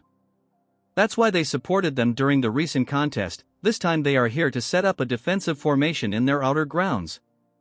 Fatty is contemplating about not knowing much about formations, but it will be very costly, and if the Jaegal clan is well off. Instead of all this, dude should weigh himself first. Sabek asks her if the Tang clan is covering the cost. She directly tells him that the Jaegal clan is covering for everything with a smile on her face. While the duo of Fat Monkey and Gen Z are confused, she tells them that according to the family head they were very cooperative. Sabek thinks they might have found the weakness of the Jaegal clan. Now we move on to your favorite skinny Barbie. He is wetting himself from the thought of what our Chad might just do to him. Now we move on to the main hall. Bro, I don't want to move so much, already overworked by self. Anyways, the duo of uncle and niece are outside the main hall, as he asks Yeonjeong if she will be able to leave a good impression on them, and she assures him. She is then move on to show her huge collection of clothes she brought. If you know can't get demonetized, and how there is not a man who will not fall for her beauty. Looking at her skinny, Barbie thinks that she resembles his sister, who was called a beauty in Hubei, so capturing a young man's heart won't be too difficult. Someone tells me who the hell draws those mothers. They all look too good to be a side character. Over a decade ago, the pervert attacked the clan to claim his sister, and because of her sacrifice the clan barely managed to survive destruction. This dude has mental issue for sure. Please be wary that he not the Black Alliance leader, as some might confuse it. Driven by the shame that something is 50 and rotten got to taste her cooking, she killed herself, probably because they didn't add enough meat to the dish.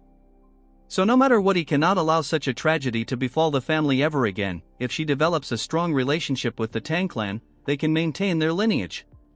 He looks at her and thinks that the future of their clan now solely depends on her. That's when Barbie hears a voice telling them that she heard the Jaegal clan was a great help to them. Both of them are shocked for some other reason, but I would only act this way if I can pair up with our mommy. Now they are even setting up a formation for them, and she as the family head is very grateful. Let's take 10 seconds to appreciate how good the goat mommy looks like. Skinny Barbie figures out that, if she is the family head, then she is most likely our Chad's mother. Like mother like son, they are both blessed with beauty. I care to differ. The real protagonist is the mother, no debate.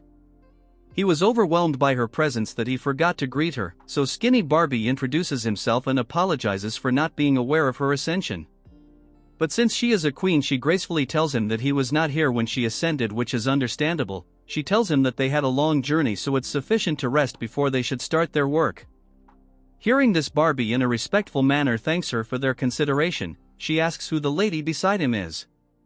In a nervous manner he tells her that she is his niece, that he brought to strengthen the bond between the clans. He asks her to greet the family head, but while she is dazed, not listening anything that he is saying, because she got rizzed by our Chad's good look, dude should thank his mother for that. While she was daydreaming, our Barbie tells him her to pay attention. She gets into character and introduces herself, and she apologizes to Mommy for her late greeting, and congratulates her for becoming the family head. Mommy thinks that she is a very polite child and tells her that in a few years men will be heartbroken over her. Hearing this, she gets shy, taking this as a compliment. Mommy proudly tells her that she was also famous in her youth and she resembles him, if only she was real, never mind. She tells Mommy that she is still so beautiful that when she first saw her, she thought our Mommy was our Chad's sister. In her mind she thinks that our Mommy is a kind woman and compliments her. I completely agree with her in this case. Mommy tells her that since she is the same age as Yeon-myeong, she will get along with him. She starts acting as tears falls from her eye, telling Mommy that no one from her family has even shown her so much affection. In her mind, what she is thinking is if our Chad is also reaction to her story. But gets shocked when she sees our Chad lost in his thoughts. Barbie cannot believe that he ignored such a sorrowful story. Usually men would be tripping over her themselves, but she is confused if he is not interested in her. Moving on to our Chad, he is literally dreaming about our ice waifu. New sister was 6 chapters late. Barbie thinks that he has failed once again, but Yeon-myeong cannot accept that she got rejected since it's a first for her. Mommy tells Yeon-myeong to pay attention as she pulls his cheeks, but Yeon-myeong is determined to impress him. Don't hate her, she is a great character, you will know later on. Now we move on to the Black Death Alliance territory, where everyone is talking about the Tang clan's head. A little girl is running while they say how our Chad is not on good terms with them. On one of the meeting halls, the elders are talking about the budget needed for the gathering, and the second page includes the list of participants. A man is biting a branch to look cool, tells them that it is sufficient reporting for today. He is the leader of the Sin Demonic Lords. He congratulates the red-haired goblin for handling all this, since it was mostly done by the Void Immortal Hall. She tells him it's nothing, as she is doing her duty as the servant of the leader. The other thinks that the alliance leader threw away the report and went out. Old man tells Masked Man that he has always been a free spirit.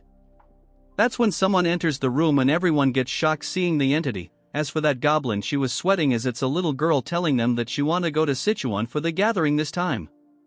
She gets on top of her uncle as she asks her what has happened, as she thought it was troublesome last time. She tells him she heard rumors and asks him if the Tang clan family head will be participating. Which is the right information, so she acts cheesy, telling him that all the women in the area are lovesick over him, so she wonders how handsome he is. If the rumors are true, she will most likely make him her husband.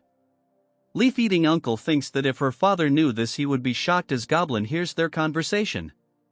And the topic is angering her, but she really can do anything. Blood should visit a hairstylist first, but then she make a smirk, probably wants trap our Chad using cute girl as an excuse.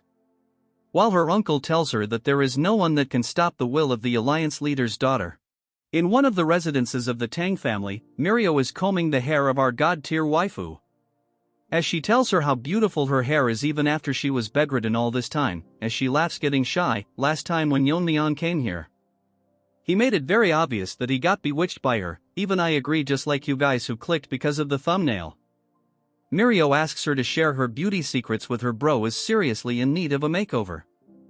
Mirio activates her Power Ranger Meme God mode and asks her what she thinks about Yeon-myeong. Hearing this, she gets shy and asks her if she is using martial arts to monitor people's breathing. The troll tells our innocent waifu that when she mentioned his name her breathing changed. Then she gets serious and asks her if she is seriously okay, confusing her as she asks her what she is talking about. Mirio tells Miso that our Chad is going to Sichuan gathering, so she won't be able to see him for a while. Then this troll explains to her in this gathering the most dangerous evil faction will face each other. Hearing this, she gets scared as Mirio tells her that it's not the most important thing. What if our Chad were to meet another girl from the factions and fall for her? in that situation can she handle it then? Bro, look at her face, the art is so good it's killing me. She is unable to come up with an answer. Meme God make another pose and suggest her that they should both go to the Sichuan gathering.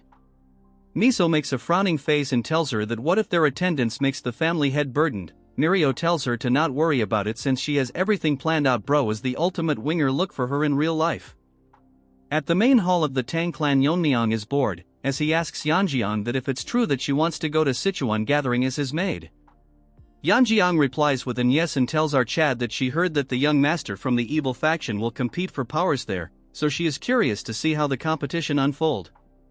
With a reaction-less face like boss in my old job when I messed up, he tells her that he has been informed that he can bring one guard and one maid.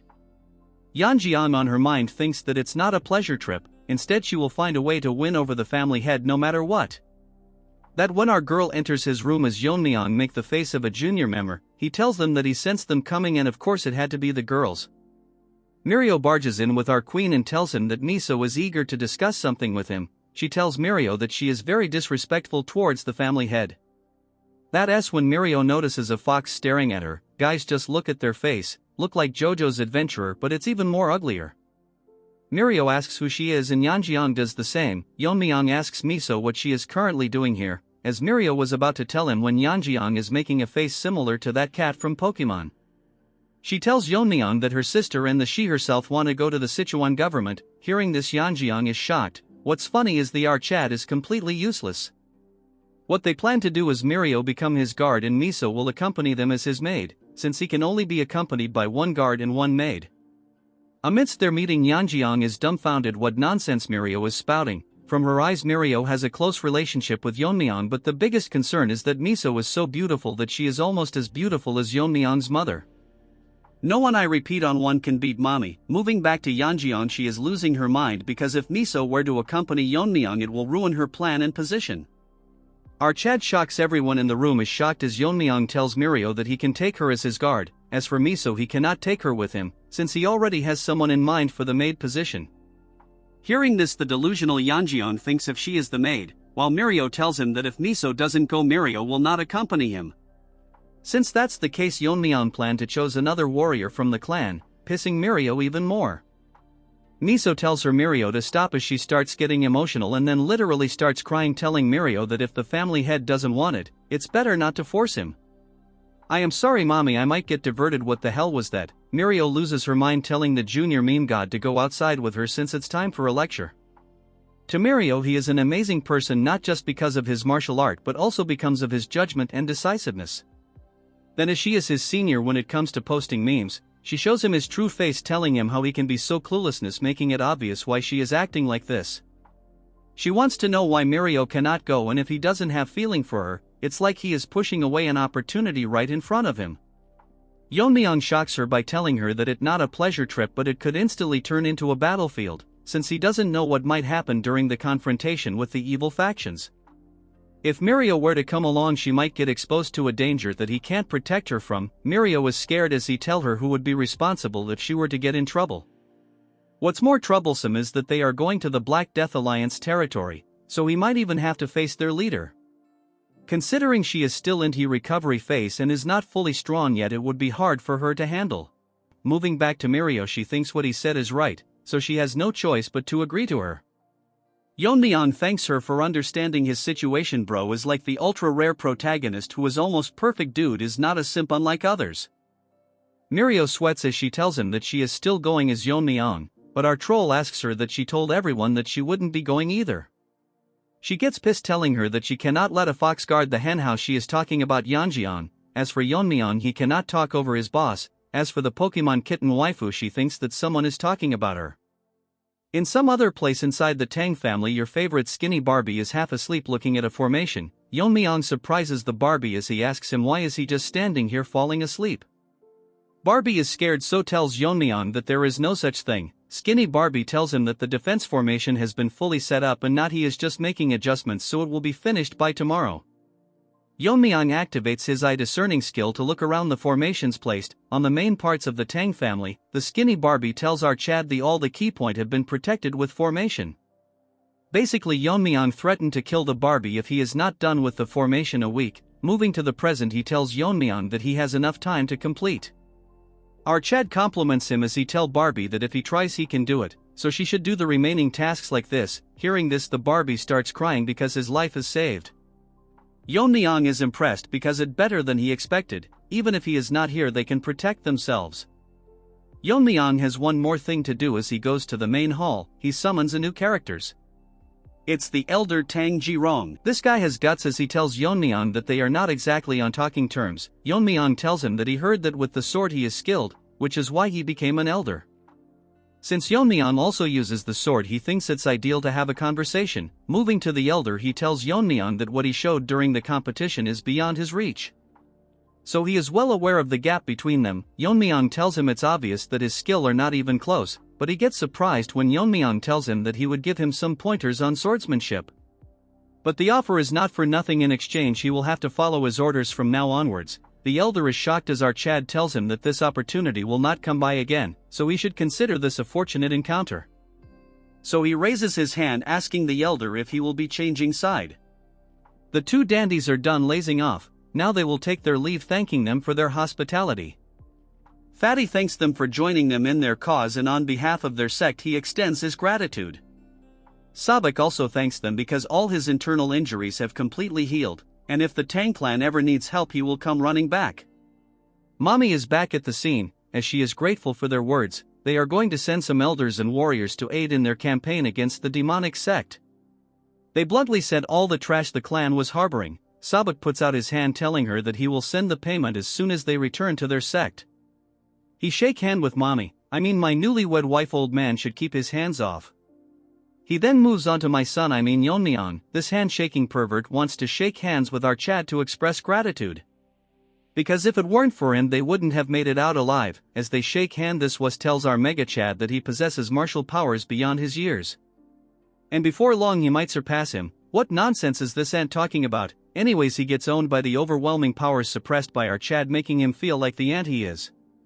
Bro popped his pants. Just look at his face as he starts sweating. Fatty notices a change in his outlook and tells him why his face has turned pale and if he is alright.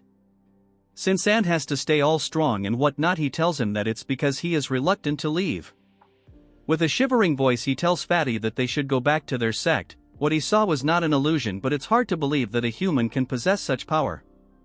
It might just be a guess, but Gen Z uncle thinks that the rise of the Tang clan might not be because of the family head but our Chad Yeon-myeong. As they leave, my wife tells everyone that the motto of the clan is that they will repay kindness twofold and grudges tenfolds. This is the rules that the main family values loyalty above all. Since they have agreed to assist the Fatsos' sect they must face the battle together.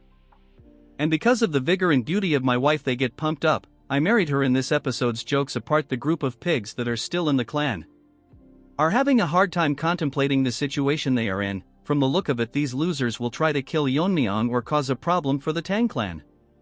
With everything set in place, she wishes them good fortune in their battle.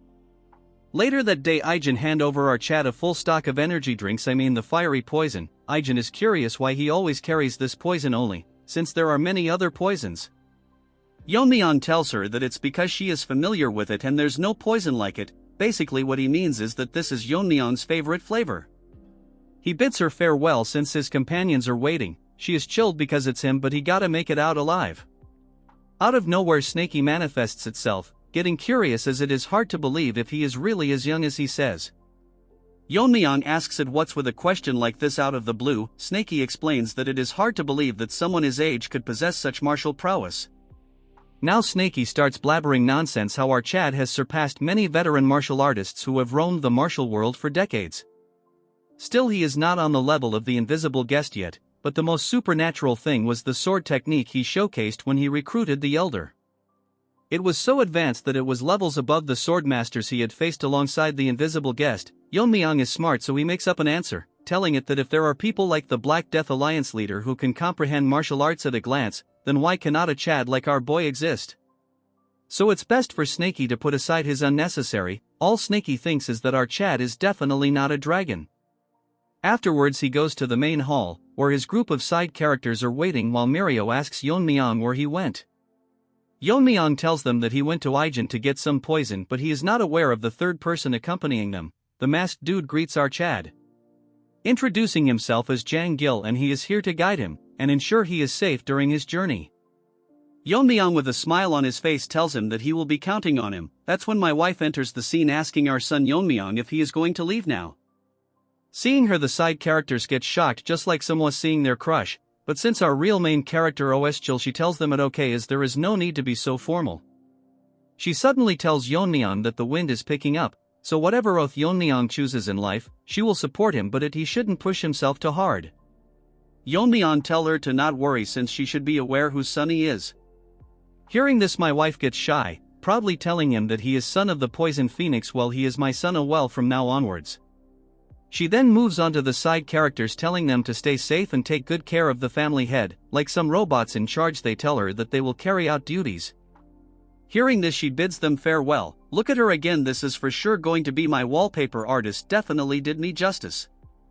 In the heart of Sichuan Tang, we move on to our squad as Mirio tells Yeon-myeong that it really feels like a festival, but it wasn't like this the last time she came. Hearing this, Yeon-myeong asks her if she has been here before. Mirio proudly tells Yeon-myeong that she came here a few times when her dad was still running the trading company. Mirio gets into her character telling him how it was a huge company back then. Once the evil factions took over, the business has shrunk a lot. Hearing all this nonsense, Yeon-myeong remembers that her father mentioned it before. Our Chad thinks that if the clan expands, it would be financially smart to have a trading company, since they cannot rely on the elders' embezzled funds and the medical wing's profits forever. Now it is becoming clear to our Chad he will need to deal with the evil factions. Yeon-myeong tells Mirio to come see him with her father. Hearing this, Mirio asks him what is the reason. Our Rizgod tells her that he is planning to help him start running the trading company. Hearing this, Mirio gets extremely happy, telling him that he cannot back out now that he has said it. Later that day, in some place in the town where a dwarf man is chilling by himself, he is actually dressed because today it is going to be another slow day. His dream is to find someone who knows how to appreciate swords. That's when he hears a voice calling for him, it our Chad asking him if the place is open for business since they cannot hear any sounds of hammering. Yeon-myeong, the new Naruto look-alike, tells him that he is here to look at swords. Little man thinks that our Chad has an unusual look about him, so he welcomes him with open arms, telling him that the swords are inside so he is free to take a look. He showcases his collection, trying his hardest to not brag about how good they are compared to other shops. Mirio asks him why he is in need of a sword. According to Yeon-myeong, it better to carry a weapon even if it is just for show. Yeon-myeong analyzes the sword by tapping on it. The quality of the blade is in excellent condition and even the level of sharpness is impressive. Yeon-myeong tells Shorty that he has a right to boast, shocking him, because he cannot believe that he knows how to evaluate swords. Although the sword lacks beauty, the sharpness make up for it, which is proof that the forging and tempering was done with great precision. Shorty cannot believe that Yeon-myeong analyzed sword just by tapping it and glancing at them a few times. Yeon-myeong tells everyone present to pick one sword that will suit their taste. Hearing this, Shorty gets inside, telling Yeon-myeong to wait right there and not move. After a while, he brings in a huge case and drops it to the table, telling our Chad to open it since it's been a while he has met someone who appreciates swords. Opening the box, Yeon-myeong is shocked because this is the demon-slaying sword. The demon-slaying sword that the blacksmith showcased is shiny enough to reflect the image of Yeon-myeong. As for his sidekick Mirio and Yeonjeong, they are amazed by how extravagant it looks. Yeonjeong is someone who has no expertise when it comes to swords, but even she can tell in a glance how amazing the sword is. The Shorty tells them that the sword was not crafted by him but his master, who was an expert in his work. Unfortunately, he passed away from illness, so he took over and relentlessly worked on the sword and finished it. While telling this, he is very proud of this achievement, and asks Yeon-myeong what he thinks of this sword. He can proudly say that the sword is worthy of being called a masterpiece. Even to the eyes of our Chad, this is an amazing sword that it is good enough to be on par with the sword he used in his past life. He can feel the sharpness radiating from it constantly. Yeon-myeong tells Shorty that it is a brilliant sword, however he doesn't need a sword of this caliber. This shocks the blacksmith, so he asks Yeon-myeong if the sword didn't meet his expectations. Yeon-myeong sighs and tells him that it's quite the opposite. He should be proud of the sword he has created, and our Chad is thankful that he showed it to him. This is the reason he thinks that the sword ID too much for him. The real reason is that a sword of this quality would only draw unnecessary attention because of how well it's crafted, so a simple sword suits him better. Yeon-myeong tells Shorty that he will pick the one that he picked up earlier. Hearing this, the blacksmith gets disappointed, telling him that if that's what he wants he has no choice but to comply. That when a group of brain-dead nonsense third-class characters enter the scene, I guess even trash needs to be given screen time. Seeing them, the Shorty makes an unexpected reaction as if he is scared, calling the man in front young Master Yun. He is pissed because he ordered Shorty to bring in the best sword in the shop, yet he deceived him and hid such a masterpiece from him. We will call this retard him Rotten Ginger cause his face resembles one. This ginger cannot fathom that a mere blacksmith dare to mock him. This ginger has too much spice because he is clearly deluded. Shorty is nervous as he tells him that it's clearly a misunderstanding, while our Chad is hearing this nonsense shown by a one-chapter character. Yeon-myeong is a bit confused because in between a bunch of ants there is a strange aura coming from few of them, which is strange to our boy. Seeing this, Snaky manifests items telling Yeon-myeong that he felt something wrong, and his suspicion was right, it is clearly demonic energy. Snaky has faced them few times with the invisible guest, as he asks Yeon-myeong if this is his first time seeing them. According to Yeon-myeong, this is his first time seeing one in person as he has only heard about them. He asks Snaky what these demon pests are doing in Sichuan, but Snaky is unaware but suggests that he can just capture one and interrogate him. This gingers is not only rotten but dumb as well, as he orders Yeon-myeong to step aside because he is going to kill the blacksmith, and if Yeon-myeong does not move he will kill our Chad first. Trash literally unlocked first-grade nonsense. Yeon-myeong gets pissed, telling him that his mouth is too foul for a brat. This pisses of the ginger, but who cares? With a finger flake he knocks this ugly ginger out. All this talk and bro is this week. Seeing him fall to the ground, his guards make a reaction as if old granny has been killed. Yeon-myeong tells Ginger that at his level, no matter how good he is with the sword, he won't be able to use this sword properly, so he should come back after 20 years of training. Seeing our Chad acting cool, Mirio is shocked, as for Yeonjing she is acting as if she fell from the sky. One guard starts barking like a dog, telling Yeon-myeong that how dare he lay hands on the grandson of Nam Jin-soon, the lord of Hyunyang sect, which is protected by the Black Death Alliance, warning Yeon-myeong to not expect to live after what he did. Can we move forward? Just how much nonsense can this side character spout? This nonsense pisses Yeon-myeong off as he tells them that he doesn't care about his status, and asks them what's their connection to the demonic sect. Hearing this, they all make mixed reaction, as there is one in between them that looks like the boss who will be one shot by our Chad. Yeonjing asks Yeon-myeong where they came from, as she and our so-called guard Mirio is scared. We then move on to the ginger as he looks back nervously. This third-rate copy of Bayon, this he is something, as he is angry that Yeon-myeong called their sect with a slur, and if our Chad doesn't value his life. The guards tells this was to stay behind them, but instead their head goes flying around. Seeing them dead, the ginger now loses all its flavor, falling to the ground. Many demonic soldiers pop up from the ground as the leader tells them that from now onward they, the Heavenly Moon Brigade, will be taking care of this ginger. The rest of his previous guards gets killed. The ugly punk is amazed by the fact that Yeon-myeong saw through their concealment that was perfect. Moving on to Yeon-myeong, he doesn't care. As for his subordinates, all of them are crying, and his useless guard Mirio is amazed by just what is happening, but what shocked all three of them further is when Yeon-myeong tells them that with the stench of the demon turds reeking from a mile away he could see them from a mile. Yeon-myeong should switch professions and become a roaster, since he tells him that if he was trying to hide his identity, the least he should do is cover his face properly. Mirio thinks that he has gone crazy to roast someone on their looks. As for the bald head, he is holding himself from attacking, telling Yeon-myeong that even after seeing every one of them getting killed he still doesn't feel the sense of urgency. Yeon-myeong asks Shorty to lend him a sword, and he takes a hold of the masterpiece, as Yeon-myeong tells him that if it's urgency he is talking about, it's them that should worry about it instead. Our roaster Yeon-myeong tells them that from where he is standing, them and the ones they killed are all same to him. This pisses Bald Head so much that he orders his minions to escort the young master, as he is seriously going to kill out Chad. Yeon-myeong wasn't wrong when he called him ugly dude. Looks like the fresh turd my dog just released while I was writing this script. One of turds grabs onto Ginger, but Yeon-myeong gets surprised when the young master does not recognize them at all. According to Yeon-myeong's observation, this brat probably is not aware of their identities. That's when a voice curses our Chad. It's that ugly fart that is pissed and attacks our Chad for ignoring him. With no reaction, his face, Yeon-myeong blocks his attack, and because of the strong exchange of sword, a mini explosion occurs. Ugly fart thought that he was faster, but still he got knocked back, as he stares at our Chad, who was unfazed even after the exchange of their swords. All of a sudden his world starts spinning and he thinks of counterattacking only to find himself dead, while all his subordinates watches his head rolling around. Mirio and Yeon-myeong are shocked to witness what just happened. Ginger has almost turned into a paste. While Yeon-myeong is standing in front of the headless body, bro has immaculate drip. According to Yeon-myeong, after swinging the sword, he can definitely feel that it is a masterpiece. The weight distribution between the hilt and blade is near perfect and it's razor sharp without a drop of blood staining it.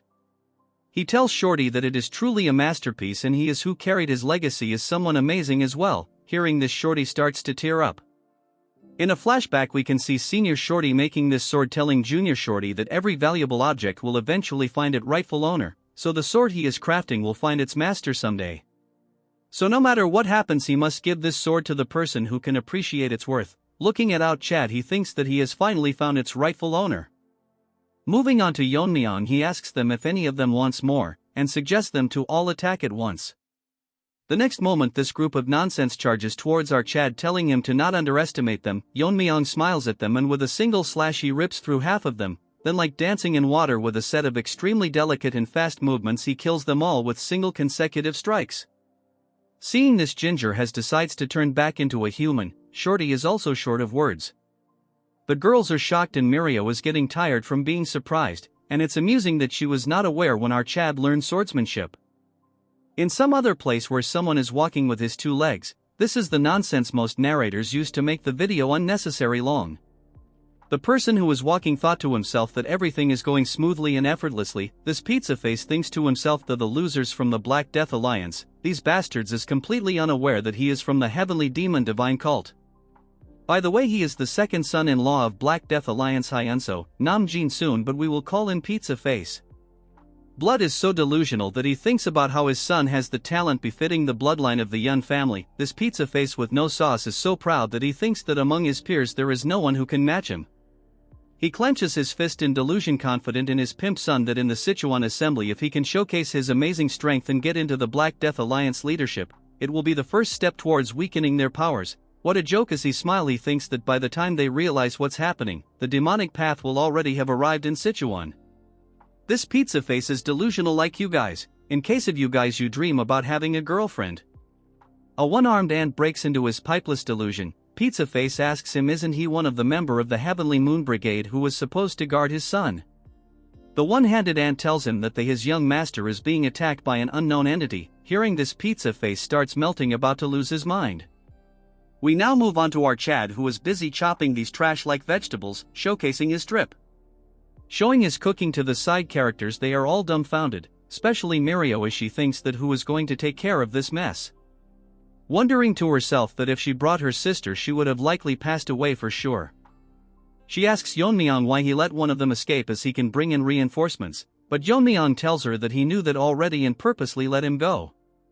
He points his sword towards Junior Pizza Face, telling her that an idiot like him who was not even aware of the demo cult, so there must be someone who hired those ants to protect him. Junior tells Yeon-myeong that he is misunderstanding and he is not from the demon cult, he does not even know who they are. Yeon-myeong stops his blabbering, telling him to shut up as soon he will figure everything out, when the guys are coming here right now. The side characters as always get shocked as a loud scream calls them out. Outside, Pizza Face has arrived with a colony of ants, warning whoever did this to release the hostage and he will spare his life. Making his Pizza Face a bit stretched, he warns them that if they don't comply he will rip them to shreds and feed it to the beasts. Bold word from a pizza. Yeon-myeong enters the scene with Junior Pizza Face and places his masterpiece pizza cutter on his neck, telling Senior Pizza what he can do about this. Shocking obsessed side characters are again shocked, thinking who the villain is right now, considering the way Yeon-myeong is behaving. Mirio the overthinker thinks that their number is way too much. Just a question, was she not aware that during the test Yeon-myeong slayed over 300 martial artists anyway? She stares at Yeon-myeong, thinking what his plan might be. Pizza Face barks at Yeon-myeong, telling him how dare he, messing with them without knowing their powers. Yeon-myeong tells Pizza Face that he is from the demon cult, he can sense the sinister energy coming from him, which is the impure demonic energy.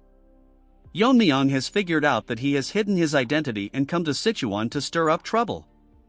He activates his heaven obliterating eye, telling him that the Black Death Alliance most likely is not aware of this, because they won't let it slide if they found this out.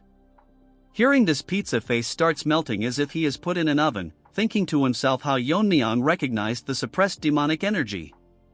What's more surprising is the fact that our Chad is unharmed after facing the Heavenly Ant Brigade. Pizza Face clenches his teeth thinking that Yeon-myeong is very dangerous, so he uses the name of his family and commands the Heavenly Moon Brigade to use the reverse blood demonic technique.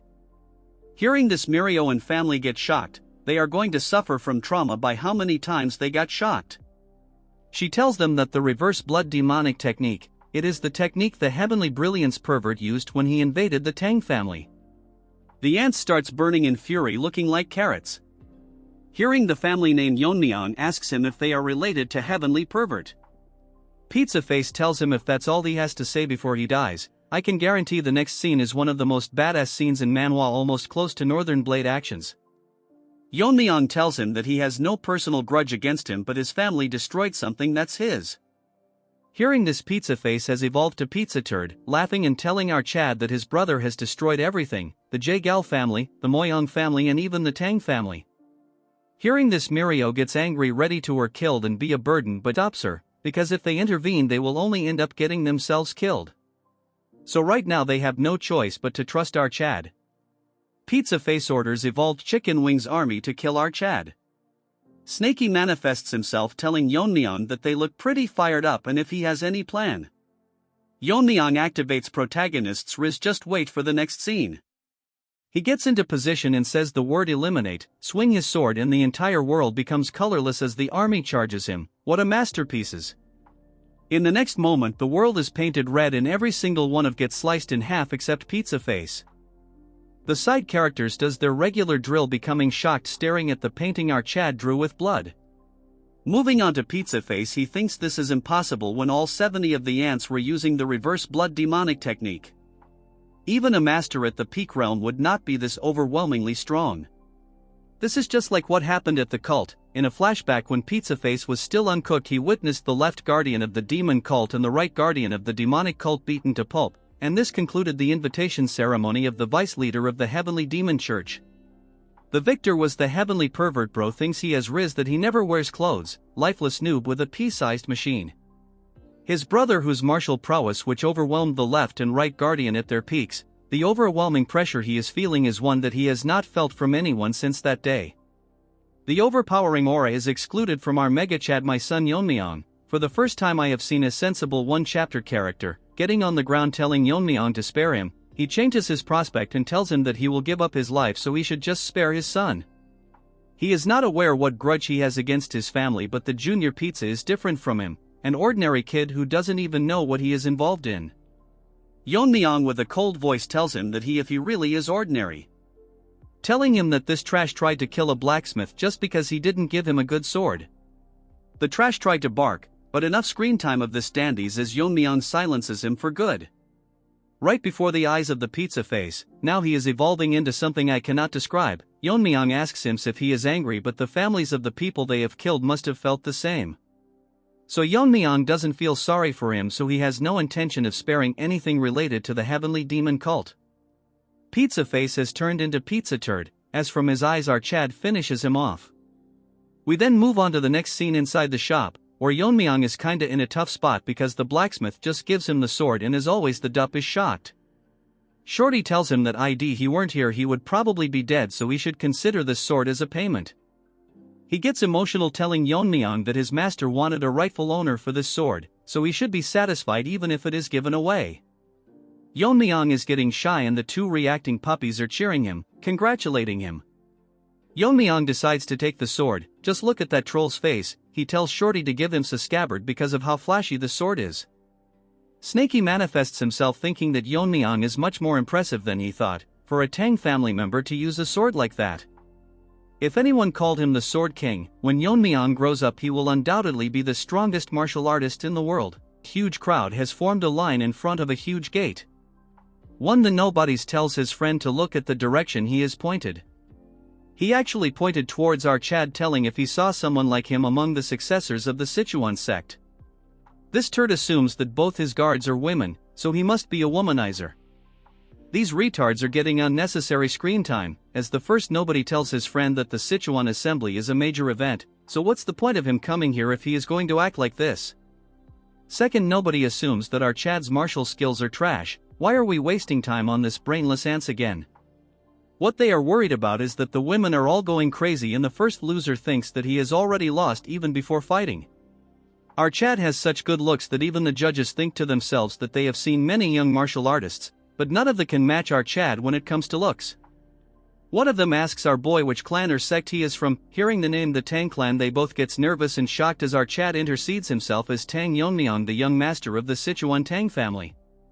We now move on to some other place where the half-naked turd that is set on killing our Chad. She is informed that Yeon-myeong has registered his name on the participant list early this morning, and then he went straight to his quarters. She smirks, thinking to herself that it's alright for our Chad to rest for now since she will kill our Chad and avenge our grudge. In a flashback we see her on the ground crying while holding a book in her hand. The R where she is now is a frequent hangout for bandits and they at people who are alone. Thankfully she was saved by Senior Ant. This was the first time she met him. She was surviving as the concubine of a high-ranking military office, but she was nothing more than a plaything. The one day this old hag died suddenly in an accident, this ugly trash had an hobby of collecting martial art manuals. Wanting a new life, she grabbed one of them and ran away. That is how she ended up meeting gray-haired gorilla. After a while he taught her martial arts and they grew close to each other. He was originally from the Wudong sect and they instilled the basics to defend herself. After mastering her basics she started practicing the manual she had stolen. It was Red Lotus Flame Art, but misfortune won't leave her alone as from that point onwards, her body began to weaken day by day as she had contracted an incurable disease. Realizing that she doesn't have much time left, she left gray-haired gorilla, because she didn't want him to see her in a pitiful state. A lot of time passed and she learned that Gorilla had become the head of the Darkness Silent Sword, and was quickly gaining power. On the other hand, she was dying and the constant pain made her wish that she just end her life, but her regrets won't let her die and her last wish was to just see Grey Gorilla once. That's when they found her out with Black Lizard tagging alone. He tells him that she is the one that possesses remarkable talent but can't understand why she is on the brink of death. Black Lizard tells him that she learned the martial arts of both yin and yang, so her vitality and energy conflict with each other, so it's natural that her body is dying. Lizard tells her that she should recite the formula of the martial arts she has learned. To her this was a stroke of fate and like she was hypnotized by his words she spoke it with all her will. After listening to the entire formula, Lizard took less than half an hour and created a new version of the Red Lotus Flame Art. She was shocked that he altered it in such a way that a woman could use it with her yang energy. He tells her that if she reaches a high level the accumulated internal injuries will naturally heal, so she should just keep practicing. The person who saved her was no one other than the Black Death Alliance leader who ruled over Sichuan. To show her loyalty for saving her life, she established the Transforming Heart sect and joined the Black Death Alliance. Since Gorilla was also a part of the Black Death Alliance, she thought that she could rekindle their old relationship. He clearly rejected her, telling her that he found her because of her talent and not for any other reason, so she shouldn't get caught in old feeling anymore. He had drifted far away from than she has imagined, but she cannot blame him since she left him first. Let's take a second to make sure we are in the right story. What's this third-rate romance story anyway? She didn't lose hope that it'd come again. She suppressed her feeling, hoping that one day he would understand her sincerity. Then one day she heard the news that the Darkness sect was annihilated by our Chad. That day she made up her mind that she will kill the young master of the Tang family, our Chad. Moving to the present, she just wants to track down Yeon-myeong and kill him right now, but he is someone that has surpassed the peak realm, so even with her Red Lotus Flame Art it would be hard to kill him. She smirks, holding herself a little longer as she has made a plan at the upcoming Sichuan assembly, which he will never be able to escape. She falls on her bed making an ugly face, waiting for the destruction of our Chad. Her story was sad, but now she can die since she has half the chapter for herself. We move on to another manor where our Chad is meditating. While he was doing so, Snaky manifests himself. He thinks that Yeon-myeong is a monster. He has been disrupting his mental training for over an hour, but he didn't even move an inch. It is hard to believe that it is the focus of a kid. He would believe that if it was an old master who had rejuvenated. He cannot figure out what exactly he is doing. In his mind realm he is currently facing his master in a one-on-one duel. They both get ready to attack, positioning their sword into a similar stance. They both attack at the same time using the skill eliminates as a huge explosion occurs because of their class of swords. As the bright light fades away, they are both unmatched until Yeon-myeong gets split in half. Yeon-myeong expected this, that it is impossible to full manifest the eliminate technique with the green heart poison technique. Even though he cut down 70 people with the eliminate technique, it was only a degraded version that couldn't display even half of its powers. If it was in its full powers, it would have split the entire area in half. In his past life, he used a mental technique called the destructive force. Only by mastering this he can truly unleash the power of the eliminate technique. Destructive force has a nature that weakens the body, causing ordinary people to die suddenly, but only Yeon-myeong and his master were born with the talent to control power, were capable of using the technique. Now that he has reached the peak realm and his body has become stronger, if he mastered destructive force he could quickly gain the martial prowess of his past life. Yeon-myeong wonders to himself that he has become too attached to the sword, making him question this. Although the technique is degraded, he still managed to manifest the essence of eliminate with his current strength. The reason that it is so weak is because the current mental technique doesn't align with his swordsmanship. He thinks that he can modify the green heart poison technique to align with his swordsmanship. Yeon-myeong suddenly wakes up to see his face marked and our troll is drawing on his face. Yeon-myeong tells her to stop, but she won't. Mirio gets shocked, asking Yeon-myeong if he was sleeping, which Yeon-myeong doesn't agree, asking her if they are ready. Mirio says they have been waiting for him. Hearing this, Yeon-myeong tells them to head out. Yeon-myeong asks Mirio how long she is going to treat Yeon-myeong like her friend. Mirio tells her why would she care when Yeon-myeong himself can't say anything. Then they both start fighting with each other, making Yeon-myeong fall in a tough spot. Yeon-myeong tells her that Yeon-myeong is not wrong. Hearing this, Mirio gets pissed, asking him if he is siding with her. But that doesn't mean she has to tiptoe around those guys from the unorthodox sections. They both agree on this, and Yeon-myeong tells her that there's no need to worry about dignity in front of a pile of corpses. But before all this, she attacked Yeon-myeong. No, now she has to pay her back tenfolds. At the heart of the Black Death Alliance, people are waiting for the competition to commence. With music being played by women who all look the same, guest artist became lazy. Then we move on the horrible Bangs women. She explains the rules of the Sichuan Assembly. It's basically a place where one either takes or loses their interest. I will keep it short. This disposable character got too much screen time already. Power struggles are sorted in this competition, and by the tradition even life and death duels are permissible. Little Shoddy and Old Man Rabbit are excited. I named him Rabbit cause he looks like a nice guy. The stakes are all written in a contract that's sealed and the winner will claim it. These rights are granted for 5 years, and anyone challenges the outcome, the main sect will validate the results. If someone were to break the rules, it will be considered an insult to the alliance. As such, they will pay an appropriate price. Hearing this, the nobodies get shocked. The author should give these disposables less screen time. We have yet to see our Chad. She concludes the explanation and then tells everyone that in this year's assembly they are being graced by the distinguished swordsman, who is the sword of the 9 rings, our branch-eating rabbit.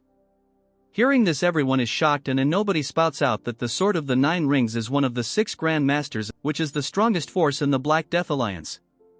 Fatty beside Yeon-myeong is amazed to meet Rabbit, since it's been a dream to meet him once. We now move on to our main Chad. What surprises Yeon-myeong is that Rabbit has reached the Fire Realm. Rabbit introduces himself and tells them that he has come to the assembly with the leader's daughter Yeon-hui. He expects to see good performance from all of them. As such, Horrible Bangs announces that Rabbit will oversee every life and death duels. If there is anyone that seeks a life and death permission, they must first ask for the master's permission. As she was about to end the speech, and nobody raises his hand, asking for Rabbit's permission, challenging our Mega Chad to a duel. Life and death duel. Blood thinks just anyone can fight him. Bro should be grateful that he is a one-chapter character. Anyways, we will call him Nobody Number 1. He is the son of that gray-haired gorilla. From his appearance and that he is carrying 2 swords, Rabbit figure out that he is from the Great Darkness Silent Sword sect. Rabbit thinks to himself that it is probably revenge that he is after, but it would be difficult since he heard that Yeon-myeong is the one who defeated gray-haired gorilla, who was quite strong in the alliance. Nobody Number 1 greets Rabbit as the successor of the Darkness Silent Sword sect. He wants to avenge his father, who was killed by the young family head of the Tang clan. Hearing this nonsense, Mirio gets pissed because since they were the ones to attack them first, Yeon-myeong tells her to keep quiet or they will hear her. Since he is determined, Rabbit allows the duel and tells Yeon-myeong to step on the stage. They both get onto the stage in the same time, and as they come face to face to kill one another, it is now confirmed that he is one chapter character. While everyone looks at Yeon-myeong, instead of talking about his skills and strength, all the women are bothered about his looks, including the clan leader's daughter. Rabbit, seeing her reaction, thinks that she is practically glowing with excitement. He thinks that it will be quite a disappointment if Yeon-myeong loses the duel. Blood must realize that even without plot armor he can one-shot him. He states that no one except the combatants, their guards or attendants, can interfere in the life and death duel. Moreover, there are no restrictions on attack methods and they are free to ignore the opponent's surrender since it is a life and death duel, asking both of them if they are ready. Lifeless nobody in our chat agree to the conditions. Since they both represent their sex, they are permitted to have their guards and attendants present. Rabbit asks Yeon-myeong if he will not bring his gurs with him. Yeon-myeong with his straight face tells him that he bought a guards but instructed them to not interfere, because it's whether one person or three, it won't change the outcome. Hearing this, nobody number 1, number 2 and 3 all get pissed. They are uglier than by dog's feet. Hearing this, Rabbit finds it quite bold as he announces the fight to start. All three nobodies take out their sword but Yeon-myeong remains unfazed. With some gestures, nobody one instructs his lackeys. They pretend to be some copy character of Black Myth Wukong, since these retards looks like monkeys. The sword energy they were excluding makes everyone shocked, because it is the signature dark sword energy of the great silence sword sex master. As Trash gets ready, nobles 1 and 2 charge towards our Chad with their ugly face. His plan is that his men will grab his attention, and the moment he finds an opening he plans to tear our Chad Yeon-myeong with his trash martial art technique. But he gets shocked for some reason, because instead of attacking our Chad, they both crash to the ground, silencing everyone as they stare at what has happened, including the Rabbit and horrible bangs. They can't figure out what happened and why they collapsed, until they notice that they got feathered needles stuck in their necks. Rabbit is surprised because the needles were so fast that it was hard even for him to see. Yeon-myeong opens his mouth and asks him how long he is going to stay in a stance since he is getting bored. Hearing this, nobody number 1 gets so pissed that he tells Yeon-myeong that he is going to kill him. He pushes his feet forward and charges so fast that the ground breaks, charging with 2 swords ready to one-shot our Chad. As he slashes, his sword disappears, shocking the disposable character. He notices that Yeon-myeong is standing behind him, telling him that among the people who attacked the Tang clan during the competition, there were 2 people who used sword energies like him. Yeon-myeong injects a needle on high and tells him that one of them was his father, the previous head, and the other was the spy. But compared to them, he falls far short of wither of them. Hearing this, he starts crying as rage boils inside him. Don't tell me he is going to turn Super Saiyan Broly. As Yeon-myeong was leaving, thinking to himself that they were the one that started this, but they all blabber about taking revenge. Moving to the useless crowd, they cannot believe that the battle ended so fast. One of them thinks that the skill gap is really big, or the successor of the Darkness clan is just lacking. Nobody is enraged, not because he cannot avenge his father, because he is weaker than his stepbrother. That's when an ant shouts that the battle is not over, as nobody's sword turns pitch black and he launches a final attack on Yeon-myeong. This surprises our Chad, and nobody will prove that he is better than his stepbrother and survive one more chapter. But Yeon-myeong breaks his bubble as he grabs onto the sword with his bare hands, shocking the nobody who wanted a bit more screen time. With his fist he shatters the sword into pieces, shocking Rabbit and his niece with the ugly bangs about to cry. The same goes for the crowd, but this time the duo of retards are not surmised because they saw this way too much. As such, the nobody could not survive even this chapter and dies. Rest in peace, you will not be remembered. Yeon-myeong intended to take it easy on him, but it surprised him that even after being hit by his poison needle, that numbs hearing and paralyzes the body, and exhibits such a skill while facing his death. Rabbit attracts Yeon-myeong's attention as he finds it remarkable that our Chad showed him a blade technique at a crucial time like this.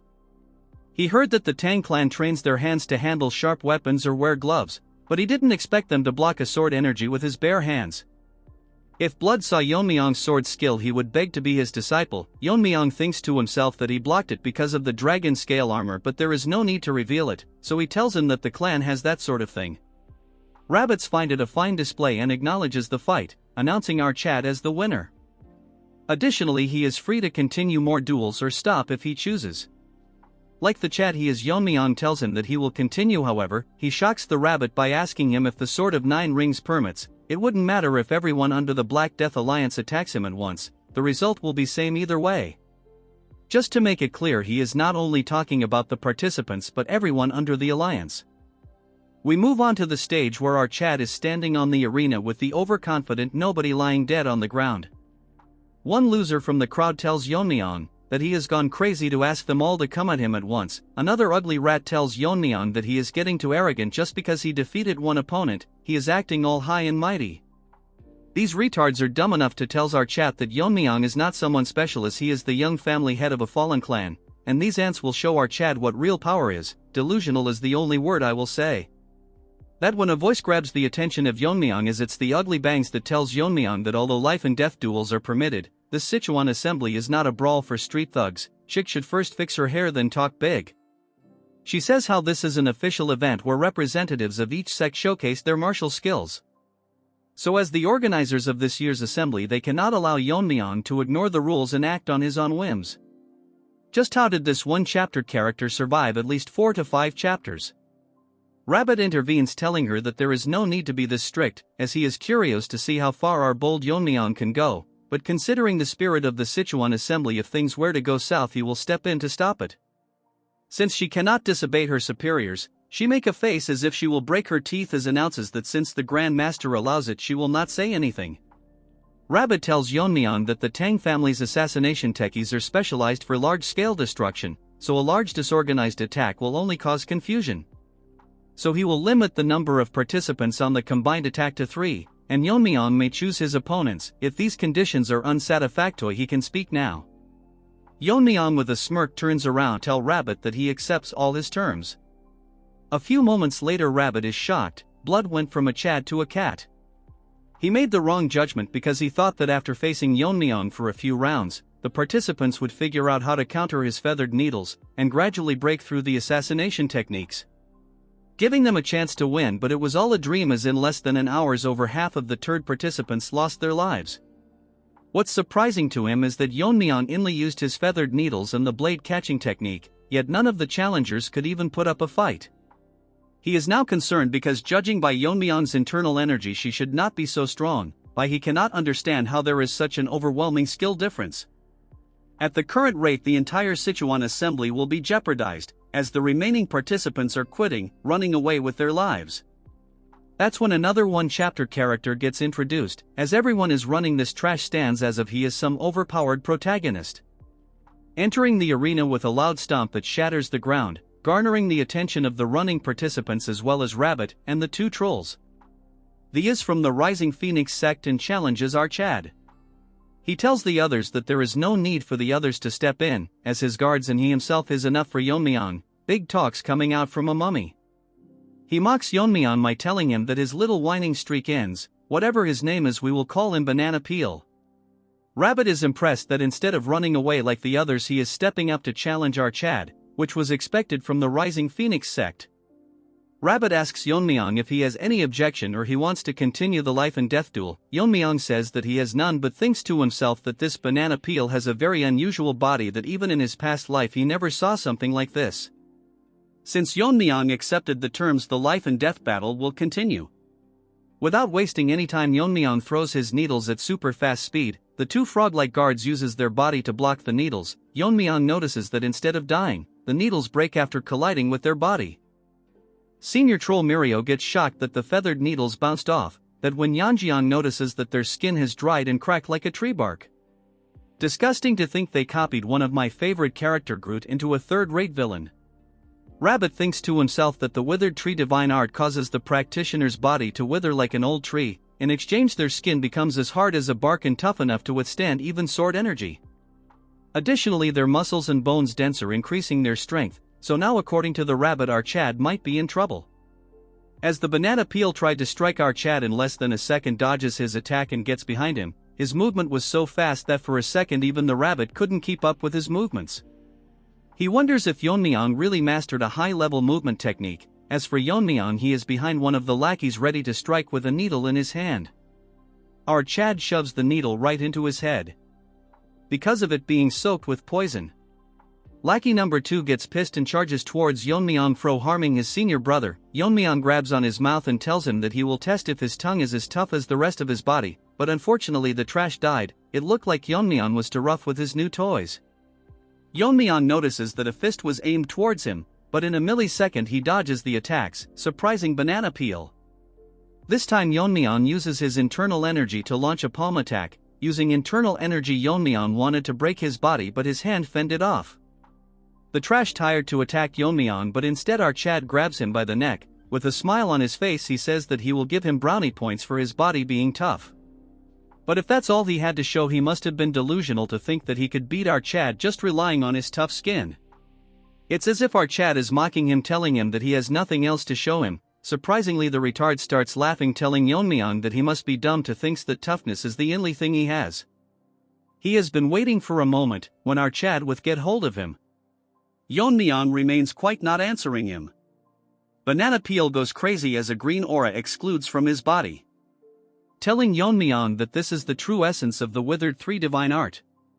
In a flashback that we don't want to see, his father explains to him the true power of the withered three divine art, but it cannot even be revealed to the word, and if he were to use it he must kill his opponent. Banana Peel thinks this is the right moment as he uses the ultimate move. As the aura starts surrounding our Chad, he barks about how he will absorb all his internal energy. Yeon-myeong sighs and tells him that he better stop what he is doing or else he will be doing something unusual. But the Banana Peel has lost its mind already. I feel bad for him. Yeon-myeong has an almost infinite internal energy, so blood is gonna explode. We start with another flashback where the father of Banana Peel was wandering to increase his powers. He encountered a potato in Tibet. The senior potato recognized junior potato's potential and taught him the martial arts known as the withered tree divine art. Although the technique's advanced form has been lost and was limited to external applications, this martial art was perfect for Junior Potato because he specialized in catching blades with his hands. However, this guy wanted true mastery and joined the Black Death Alliance. After Lizard looked through the martial arts, he figured out that the lost part was not very difficult since every martial arts name holds the essence of its technique. Moving to the present, the Banana Peel proudly states that the name wasn't simply given because the body withers like a tree. It's because the dried out outer shell and the internal energy are tied to the dantian-like roots, transforming the body into a true withered tree, allowing the user to absorb the opponent's energy like a tree drawing water from earth. He laughs like me when I make a viral video warning Yeon-myeong that he will drain him dry. That's when this ant notices something weird. Nothing seems to happening to our Chad at all, making him question himself how this is possible. All of a sudden he notices that his arms is melting, making him wonder what's going on his arm. This ant starts crying, asking Yeon-myeong what he did to his body, as Yeon-myeong look at him with a big smile on his face. Another flashback occurs. This one is important. In Yeon-myeong's past life, regardless of the affiliation with all the sects, there were three individuals who are considered the most dangerous in all of the marital world. They were called the three vicious starts of chi absorption. As their name suggests, they used the chi absorption technique which drained their internal energy. These three ugly rats roamed around together using the technique to anyone they came across. Two of the three ants reached the flame reel, making them nearly impossible to subdue, but in the Alliance Hall, three heads were present which belonged to the ants. The person who did this demanded his reward for killing them. They asked the person if he single-handedly took all three of them down. It was no one other than Yeon-myeong's master. Basically, he was testing a new sword technique, but they were so weak that they died and couldn't even survive a single stroke. Yeon-myeong's master once told him that they tried to absorb his internal energy but they couldn't handle his weakness chi and died.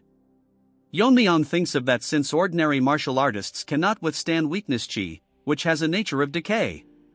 In this life he has yet to master weakness chi yet, but that doesn't matter. With a smirk on his face, Yeon-myeong tells him that he warned him to not do anything foolish, asking him if his family did not teach him not to consume just anything, since Yeon-myeong's internal energy is no different than pure venom. Since his arms are hurting, he uses venomous chi and burns him to ashes in front of everyone that is shocked, including our rabbit, while Yeon-myeong is busy cleaning his hands. Rabbit is worried that if this continues they will lose to many men and orders Bangs that they need to stop it now. That's when he notices that she has held little waifu hostage, telling him that they must continue until Yeon-myeong is dead. Rabbit cannot believe just what is happening. Bangs tells him that Yeon-myeong's skills had far surpassed what she had expected, so she tells the sword if the 9 rings to kill the young Lord Archad. Yeon-myeong sighs when he diverts his eyes to see that the atmosphere at the stage has suddenly shifted. Rabbit asks her that how can she take Yeon-he was hostage, and the kind of grudge she can have against a junior disciple. He gets shocked when she tells him that Yeon-myeong is no ordinary junior disciple and of the death of the white-haired gorilla is insignificant to him. To her that gorilla's death was no small matter, so she must avenge him no matter the cost. In this life I want a girl like her who love me even after I am dead, even if this means that she has to repay kindness with vengeance. Rabbit with an enraged face asks her if she volunteered to oversee the Sichuan assembly because of this reason. She warns Rabbit that he is aware of her flame techniques so she can easily kill a fragile girl like our waifu as she inflicts a small wound on her. Mirio asks Yeonjian why they are fighting each other, but she has no idea. With an extremely enraged face, Rabbit releases his aura, telling her that if she is confident that he cannot cut her head from this range. Under the pressure, she tells him that as he has reached the fire realm he certainly can, but if he loses his temper and swings recklessly, he might leave a scar on our little waifu. Since Rabbit is in a tough situation, he puts his sword back and tells her to wait, as he will kill her after dealing with Yeon-myeong. With a cold look she tells him that once our Chad is dead she will gladly accept her death. The bystanders cannot believe that to stop Yeon-myeong one of the 6 grandmasters have to step in personally. As they come face to face, Yeon-myeong tells him that he had not planned on fighting him today. In response he apologizes to him since it's a shameful situation, but he has no choice, since she has something that she must prioritize over her own life, so we hope that our Chad understand. Rabbit will end this quickly and make it painless. Blood is talking like Yami, except one has a cigarette, the other has a branch. All of a sudden, like retards, the ants starts playing music which surround the entire arena. Yeon-myeong thinks that music at this time is odd and there is something wrong with the melody. Rabbit gets even more pissed, asking Bangs just what is it that she is doing. Using the sound technique which is not only harming them but also the innocent heirs of the other clans as they all quiver in pain. She blocks our waifu's ears and tells him that it does not matter since she is helping him, assuring him that Yeonhee will not be affected so there is no need to worry. Rabbit tell her that just how much shame will she bring since all of this is not necessary. Just look at our troll's face, man, that got me. Bangs tells him that if she wanted to stop she wouldn't have started it, as everyone, even Mirio, was barely holding on. With a psychotic behavior she tells him that Yeon-myeong must experience the terror of death, so he should hurry up and kills our Chad. Sorry sister, but that overpowered troll is probably picking on his nose. Yeon-myeong thinks that they are being too loud, shocking the rabbit. He uses his whirling frenzy dance and throws his spinning blades, as they fly across the musicians, breaking their instruments, shocking the ugly Bangs and overshocked Rabbit, as their head went flying everywhere. While Yeon-myeong calmly collects his rings, dude need to stop his ultra instinct like Riz. While they were still as shocked at what just happened, Yeon-myeong asks him that he has taken care of the annoying sound so he should finish what he started. Blood has got tear look even when he is speaking. Rabbit stands on the stage with his sword out, witnessing hundreds of dead bodies lying all around the stage.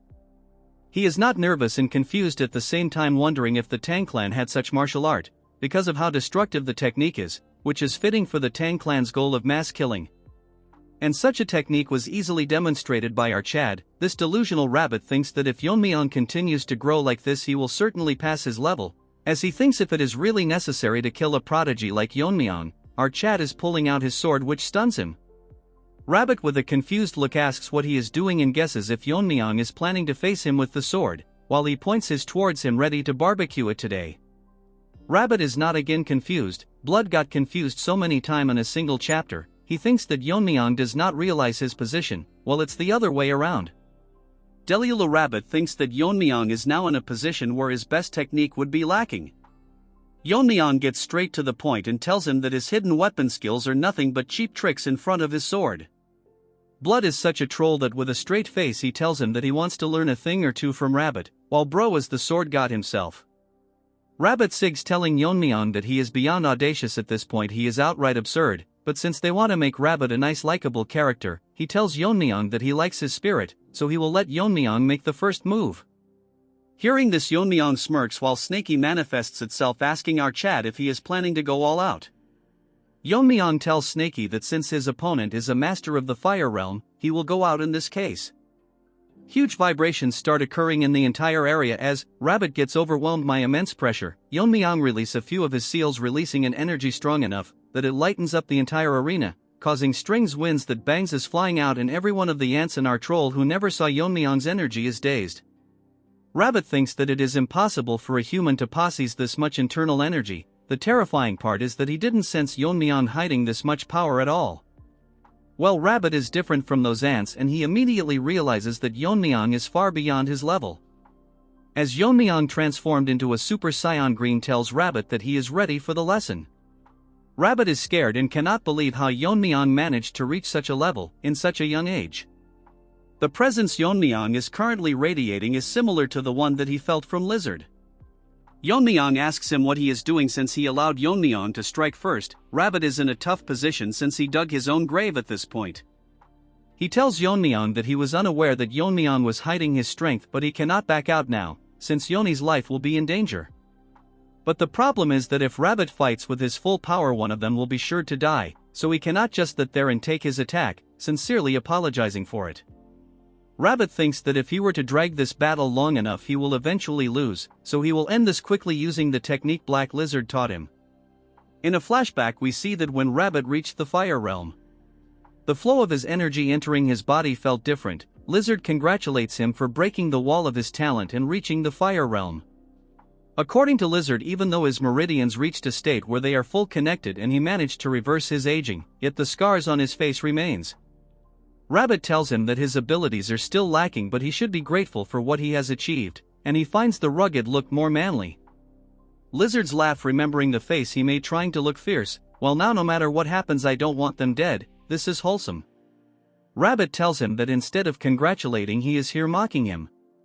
But that is not the case, as Lizard tells him that since he has undergone full transformation, he will guide him to a new realm. His transformation into a stronger body and skills are impressive, but his sword techniques he has been using are limited.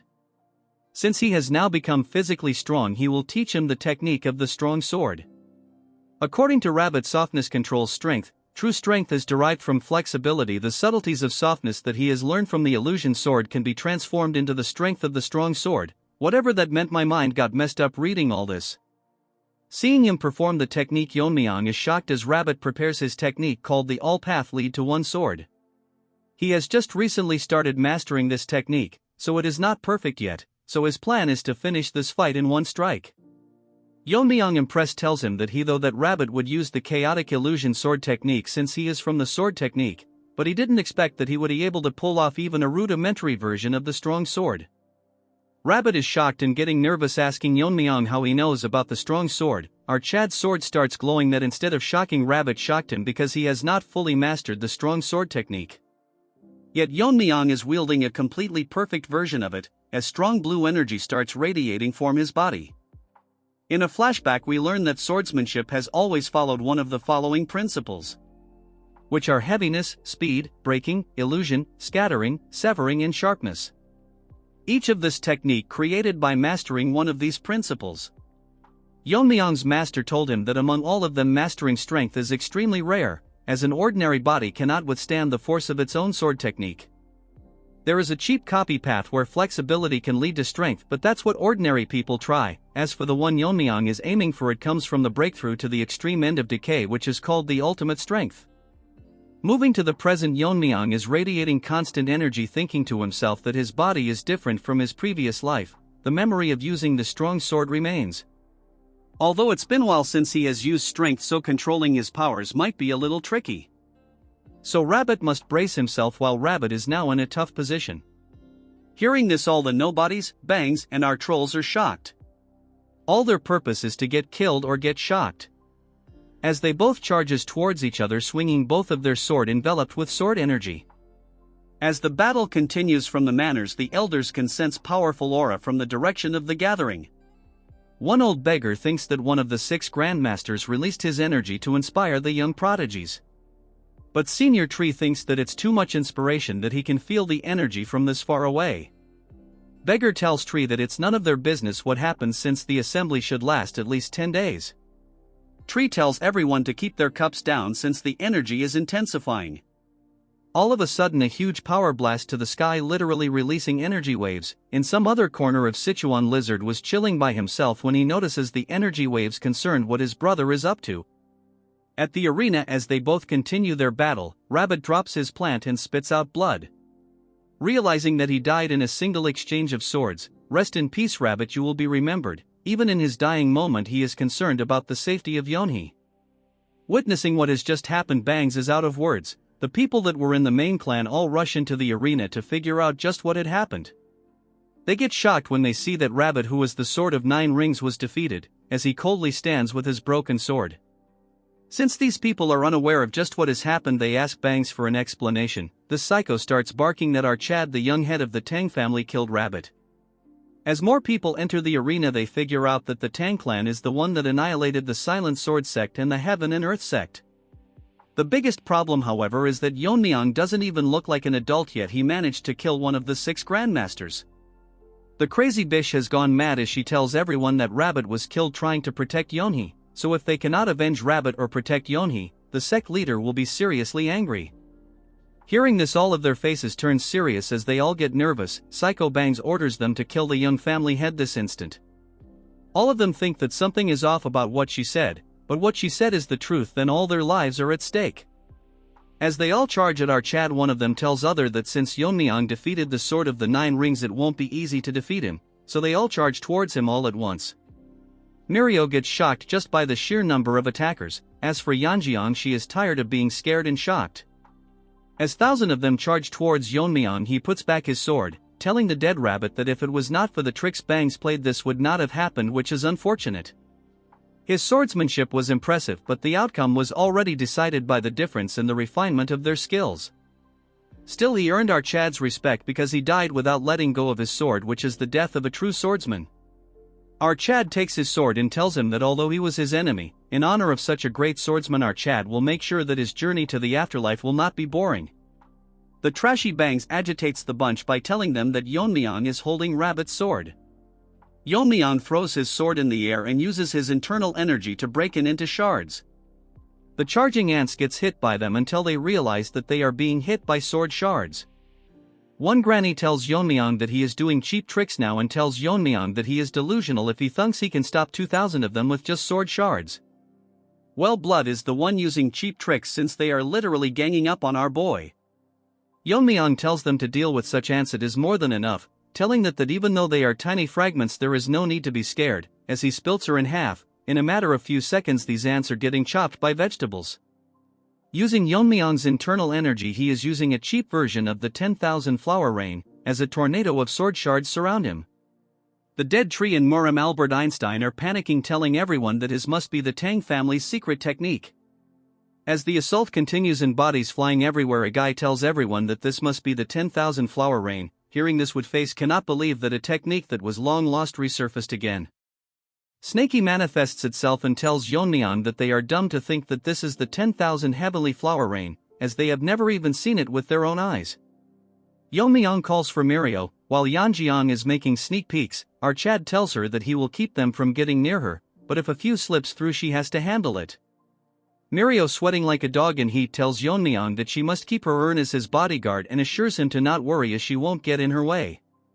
Instead, this troll tells Yeon-myeong to raise them straight to hell, as our savage tells her that she doesn't even need to say it, as that's exactly what he is going to do, increasing the intensity of his attacks. It intensifies so much that the blades become an ocean that is sinking in their body, chopping them like vegetables.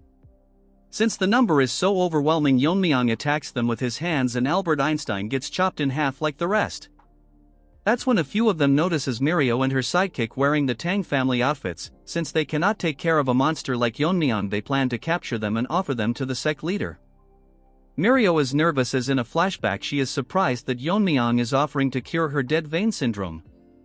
Yeon-myeong tells her that soul energies are also blocking her meridians. Mirio thinks if it's just like her sister she has to get naked, but Yeon-myeong tells her that there is no need for that.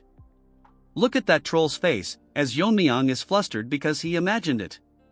He tells her that the main reason he is doing this is because Mirio is extremely talented in martial arts, that she is as strong as the Baungi Brigade even though she is suffering from the dead-eye vein that she is unaware of. If they cure her syndrome and unblock her meridians, her strength will be on the level of a clan elder, as she outright slaughters all of them in a matter of seconds.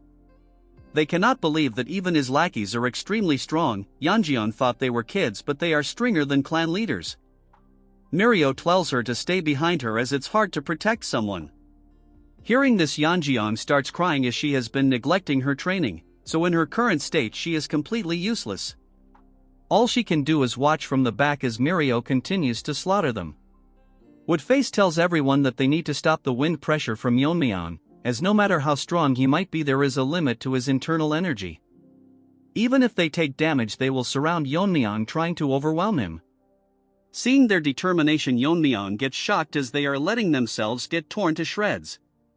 With the help of a few thousand they manage to weaken the wind pressure. Yeon-myeong thinks to himself that despite the favor he has shown they are still willing to risk their life, wondering what kind of person their sect leader is that they have to go so far.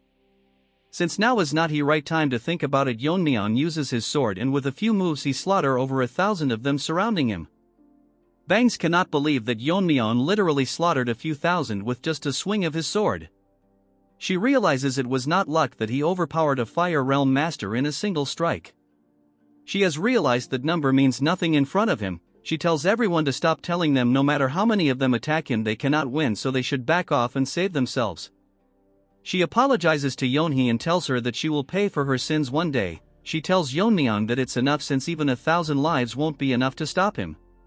So in order to kill her she need to use the sect leader. Although she didn't want to do it to witness his death, she has no other choice. Her eyes starts glowing. Yeon-myeong wonders what is happening as he uses the Inferno Lotus technique on the little girl, as she starts burning. In front of everyone resent at the scene, as no one will be alive once the sect leader arrives, as she will be waiting for them in the afterlife.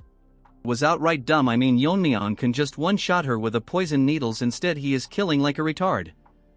These rabid dog has gone crazy burning the girl. The side character are in disbelief but asking her if she is not aware of the consequences. She starts crying, telling them that if it's for white gorilla she can go to any lengths. At this point this rabid dog and her one-sided love is getting on my nerves. This hypocrite literally tells them that it's regrettable that she can't do more because of her lack in power. She takes out a knife from her dress, regretting that she cannot witness the death of the Yeon-myeong. As she tries to kill herself, thinking that the Lord will seek vengeance on her behalf, at that moment Yeon-myeong rushed to her and literally chopped both her hands. Then he moves to little girl and starts absorbing the fire and destroys it. Then he tells her that not only did she harm innocent people but also tarnished the honor and sacrifice of Rabbit. But since she trampled on the pride of someone who earned his respect even as an opponent in a death duel, you see, Rabbit had to die or else he would have killed Yeon-myeong. Moving to Yeon-myeong, he clearly tells her that it's stupid of this dog to expect a peaceful death. Lying on the ground, this dog is feeling the pressure, though Yeon-myeong thinks that although he said it, it's not for him to decide but the lizard. No matter what happens he cannot worsen the situation any further. This rabid dog tells Yeon-myeong that the Lord will never forgive him, no matter what happens, and all of it would be pointless since he is going to die by the Lord's hand today. Yeon-myeong is losing his temper, thinking of ripping her mouth apart. That's when a figure falls from the sky, releasing an internal energy so great that even shocks Yeon-myeong. As for the rest of them, they all stand as if time stopped. Rabid dog starts barking as he sees her lying on the ground. Instead of listening to her he sees Rabbit standing still lifeless, but the next he looks on the side he finds his daughter burned, barely breathing. Seeing this his easy starts glowing as he becomes emotionless. Yeon-myeong realized that the subordinates charged to fight him to death not because of their loyalty but because it would be better of die fighting than to face such wrath, as unbelievable amount of killing intent releasing from him. It's so much that side character cannot move and Mirio drops her weapon, thinking to herself if he is even a human. For the first time this bum gets nervous, thinking that the girl will not be able to withstand such an overwhelming force, so he will actually have to get serious about facing him. He moves past Yeon-myeong as if he couldn't see him. Don't get me wrong, Yeon-myeong is not weaker than him, it's just that he was taken aback. Yeon-myeong thinks if he is ignoring him but realizes that he is going towards his daughter who was barely breathing. Dog again starts barking, telling him that Yeon-myeong killed Rabbit and did this to his daughter. Telling him if he is not hearing the cries of vengeance, so she requests him to kill Yeon-myeong right now. Come on, this Rabbit is talking way too much. The leader covers his daughter in his coat and walks away, ignoring the dog. She tells him to fight, barking about why he is leaving the scene. He tells her that everything is meaningless. Hearing this, dog starts barking again, talking about avenging the dead. As she continues barking he remains quiet, but Yeon-myeong had enough, so he shoves her into the ground, telling this dog to shut up since even his patience has its limit. So he warns her that the next time she does this he will rip her tongue out. Yeon-myeong didn't think things would escalate so much. The original plan was to kill of the air and draw attention to himself so that they divert their attention from the joint sect, which is busy fighting the demonic cult. It will change completely once the daughter of the leader is dead, as he ties a leash on the dog. Now the situation has gone beyond justification and became a personal vendetta. Mirio asks Yeon-myeong if he is going to chase the lord down. Yeon-myeong tells her that if he doesn't the Tang family might be in danger, so he needs to see this though. Mirio tells him not to since the lord is so strong that he even overwhelmed the heavenly pervert. Yeon-myeong tells he is not going there to fight, since if he has any reason left he won't kill someone who came to talk. Mirio asks him what will happen if they fight. Yeon-myeong clenches his fist telling her that he will risk his life if it threatens the main family. Keep in mind Yeon-myeong is not even 1% strong as he was in his previous life. In the main hall of the Alliance the doctor informs the Lord that they did everything to save his daughter but the flames penetrated deep inside her body so it's impossible to remove it considering her frail constitution. Hearing this the Lord goes blank for a second remembering flashback about Rabbit and his daughter. We shift to another scene where Lizard was young holding the kid, as the previous leader of the Alliance was taking his last breath. Telling Lizard to take care of Yeonhee as his own daughter, since that time something inside has changed and to recover from the pain of loss he becomes stronger. Since he thought that if he was invincible no one close to him would lose their life. He guided all his brother to the Fire Realm, and gained the loyalty of power-hungry martial artists and build a very powerful force. But all of it was pointless as things like this can happen in places he cannot reach. Now he feels what his daughter felt when her straw doll was broken. From the grief he is feeling he can tear apart the sky. As he transforms not able to control the overwhelming anger he is feeling, his hands change and he finds everything meaningless but he won't repeat the same mistakes. And has gone crazy thinking of eradicating anything that can possibly bring harm to his people. Moving on to Yeon-myeong he is busy dragging the rabid dog that is suffering from rabies.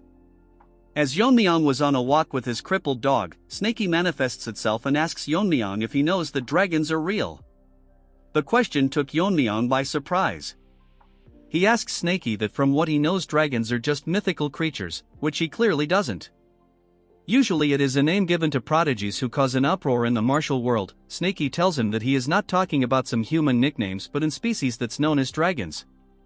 By surprise as he asks Snakey what he is trying to imply, Snakey tells him that what he is trying to say is that the Black Death Alliance leader is not a human but he is someone that he would call a dragon. The art has improved again and Snakey looks crazy majestic. Yeon-myeong makes a face similar to Mirio asking what the hell it is saying. Snakey then starts to explain in detail. He tells Yeon-myeong that dragons don't start out in their full form. They are born when the energy of the heaven and earth comes together taking the shape of a human child. As they live through experiences, they transform into a true dragon. Most adult dragons sleep for hundreds of years but when they wake up they cause chaos. They are so strong that they can easily destroy nation with a simple release of their energy blast. Yeon-myeong asks him what proof does he have that the Alliance leader is a dragon, since he might be saying this because of his overwhelming presence, which sounds more like a baseless speculation.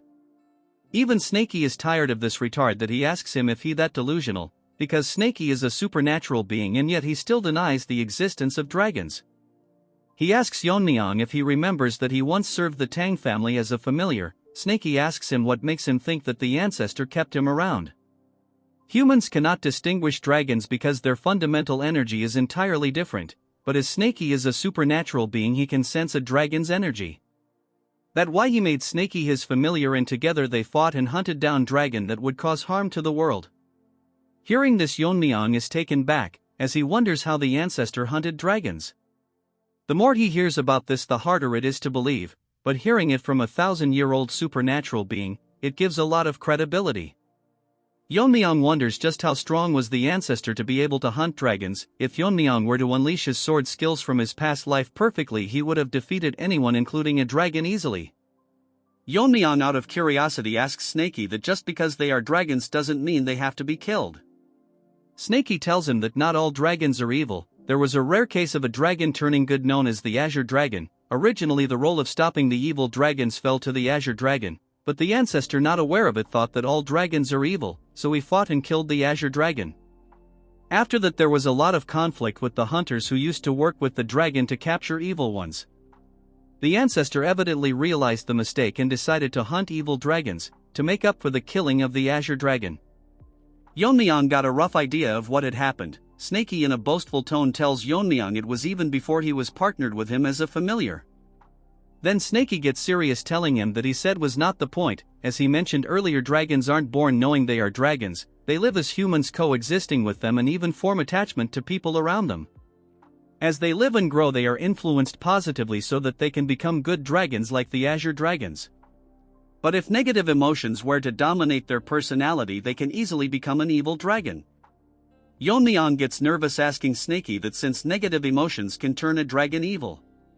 Snakey tells him it is exactly what he is thinking, that leader of the Death Alliance lost his sworn brother and daughter overnight. Currently he is in the verge of turning into an evil dragon right in front of their eyes. A voice grabs the lizard's attention. An attendant tells him that the young lord of the Tang family is requesting to meet him. The lizard in anger crushes his chair as the attendant tells him that he is here to clear up misunderstandings. The leader says that since he is here to talk, let's hear him out. As Yeon-myeong enters the room with a firm face, the lizard tells the attendant that Yeon-myeong is desperate enough that he entered the lion's den himself. Looking at the leader, Yeon-myeong is confused if he not a human but a dragon. Yeon-myeong first expresses his regrets for what happened at the Sichuan assembly. Then he explains that the rabid dog took the leader's daughter and used her to blackmail the 9 rings into a life and death, so he had no choice but to kill him. Before Yeon-myeong could finish using his ki, the lizard pulls the rabid dogs from his hand and grab her by the neck. As she coughs blood, the lizard tells him that she seems to be at ease. As the trash tries to explain her story, he slits her tongue to shut this retard up. He tells her why is she so afraid, telling her that his daughter must have been as scared when she couldn't say anything before her death. Using the same technique she used her burn her. As she falls to the ground, he tells her that he is not dumb, that he wouldn't recognize the traces of flames on her body, and she is the reason he lost his brother. The burning won't kill her immediately, instead it will cause her double the pain his daughter went through. Yeon-myeong is surprised that he managed to figure all this out just from circumstances, so he might have a way to talk this through. He tells Yeon-myeong that since he is the next lord of the Tang family, he will tell him why he has not destroyed the Tang family until now. That is because his daughter, despite her appearance on the outside, suffered from an incurable disease and couldn't practice martial arts. Even learning the basics would make her cough blood. Even the best medicines in the world were useless, so he thought that the Tang family's poison might be able to save her. He means to say using poison against poison. But since she is no more, there is no more reason for the Tang clan to exist, so once she was cured he would have destroyed them anyways. Yeon-myeong tells him that he is still not backing down, and all of this will prove that he is just getting played by the roasted barbecue dog. He sighs and tells him that if he thinks that he was being manipulated, but it was Yeon-myeong who brought her here to try and dodge his wrath. Lizard thinks that it is pathetic to think that he would get away with a few words. Yeon-myeong asks him what he means by it. It doesn't matter to him who is right or wrong, since the death of his loved ones are connected to them, he won't stand for it. So everyone including Yeon-myeong and his family will die until his anger is satisfied. From now onwards it will not be a punishment by the alliance but a personal revenge, starting with the Tang family. Yeon-myeong takes out his sword thinking that there is no way to avoid a fight. Yeon-myeong gets shocked and nervous when he tells him that everyone from the alliance, including the 6 grandmasters, are all headed towards the Tang family. Once he is done with our chat, he will catch them up using the light foot technique. Hearing this, Yeon-myeong attacks him and a huge explosion occurs. Yeon-myeong starts overthinking that his family is in danger, so he will have to quickly get back. The lizard shocks Yeon-myeong by blocking his sword with his hands, telling him that after losing his eldest brother he destroyed every righteous sect that accepted his death with his own hand. So if Yeon-myeong killed a rabbit, you all are yapping, but he raised kids, adults, everyone just because he wanted to. Anyways, he tells him that this time it won't be just the Tang family, he will wipe every faction on the Central Plains to eliminate future threats. Back at the Tang family manor, Mommy was enjoying her tea, but she sighed because she cannot stop thinking about how Yeon-myeong is currently doing. That's when someone barges into the room telling her that there is trouble. She gets shocked by the sudden appearance. It's no one other than Wu Jin. He is gasping as if he rushed with all his might, telling her that they are currently under attack. Hearing this, Mommy gets alerted as her eyes become more focused. Wu Jin explains that a huge number of Black Death Alliance warriors have invaded the Tang family and currently they are trying their best to hold them back. Hearing the mention of the Black Death Alliance, Mommy is worried if Yeon-myeong is okay, but now she has to deal with the invaders first. Back at the main hall of the alliance, Yeon-myeong is landing multiple sword strikes in a single second towards the lizard. Yeon-myeong find it hard to believe, but he is using lethal moves in every single strike using his strong sword, as he lands a very strong strike. The strike was so strong that it split the building in half as wall fall like crumbs. the lizard got injured realizing that his brother was outmatched from the very start, because the technique is even superior than the sword technique he taught his brother. Also because of Yeon-myeong's unfathomable internal energy, he is able to land continuous strikes without slowing down. Yeon-myeong is surprised that the lizard managed to block every single one of his strikes, and even now he is trying to analyze and measure the power of his sword techniques. Since that is the case, Yeon-myeong thinks of moving at the speed that his eyes won't be able to react, as Yeon-myeong lands a few more blows, but the lizard is effortlessly blocking them. Using his palm techniques, as Yeon-myeong changes his grip holding the sword in a different way, the lizard observes the change, while Yeon-myeong is focused landing multiple lethal strikes with greater intensity. As the strikes becomes faster with every single strike, the lizard gets pushed back. One of the strikes injure him and he thinks that he couldn't block all of the strikes, but there is something off about his technique. It's like Yeon-myeong's sword is running along a path that is perfectly optimized for killing his opponent. Hearing this, he gets surprised that lizard might have analyzed his sword path already. Lizard gets close to him and tells Yeon-myeong that to be able to pull off such an advanced technique at his age is unprecedented, so the secrets might be something related to the look in his eyes. As he tries to attack Yeon-myeong's eyes, our boy used his sword to push him, creating some distance. Mid-air, that lizard lands a strong kick making Yeon-myeong fly, but he digs his sword on the ground to slow down the momentum, barely stopping him from getting injured. Using his footwork, he gets back to his feet but gets shocked because the lizard is not giving him any time to counterattack as he charges straight towards him. Yeon-myeong lands a blow using his sword and lizard attack with his palm. As their attacks comes in contact, a huge energy wave form, breaking the room and leaving the floor in crumbs. Amidst this, they continue to attack each other at a speed that we can only see the reflections of their attacks. As they continue assaulting each other, Yeon-myeong is pushing the lizard. When he notices the lizard smiling, Yeon-myeong gets pissed. It uses a stronger attack and lizard, finding it fun, follow the rhythm as they again becomes beams of light fighting and destroying the manor further. They are so evenly matched that they get pushed back at the same time. The battle was so intense that it split the roof in half. From the large crack, moonlight grazed the arena, as they both stand against each other. As the whole building falls down, they starts glowing because the moonlight.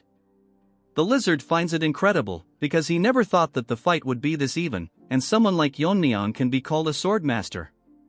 He thought he had grasped the principles of martial arts and reached the pinnacle, but he needs to rethink things because of its Yeon-myeong. He can use him as a stepping stone to level up further while smirking. Moving on to Yeon-myeong, he is in a tight position because the lizard is the real deal. Even under such relentless pressure, he is respond to all of his attack and even studying them closely. It's as if he has found something interesting and he is slowly starting to enjoy this. The problem is that the longer this fight drags on, the more it will work against him, so he will have to end this quickly. Yeon-myeong tried using the venomous azure light technique, but it's still not able to use his sword skills properly. He has been holding him back, suing the strong sword, but it's straining his sword. Yeon-myeong thinks it's a miracle that the sword lasted this long, but he has no idea it can hold till the end.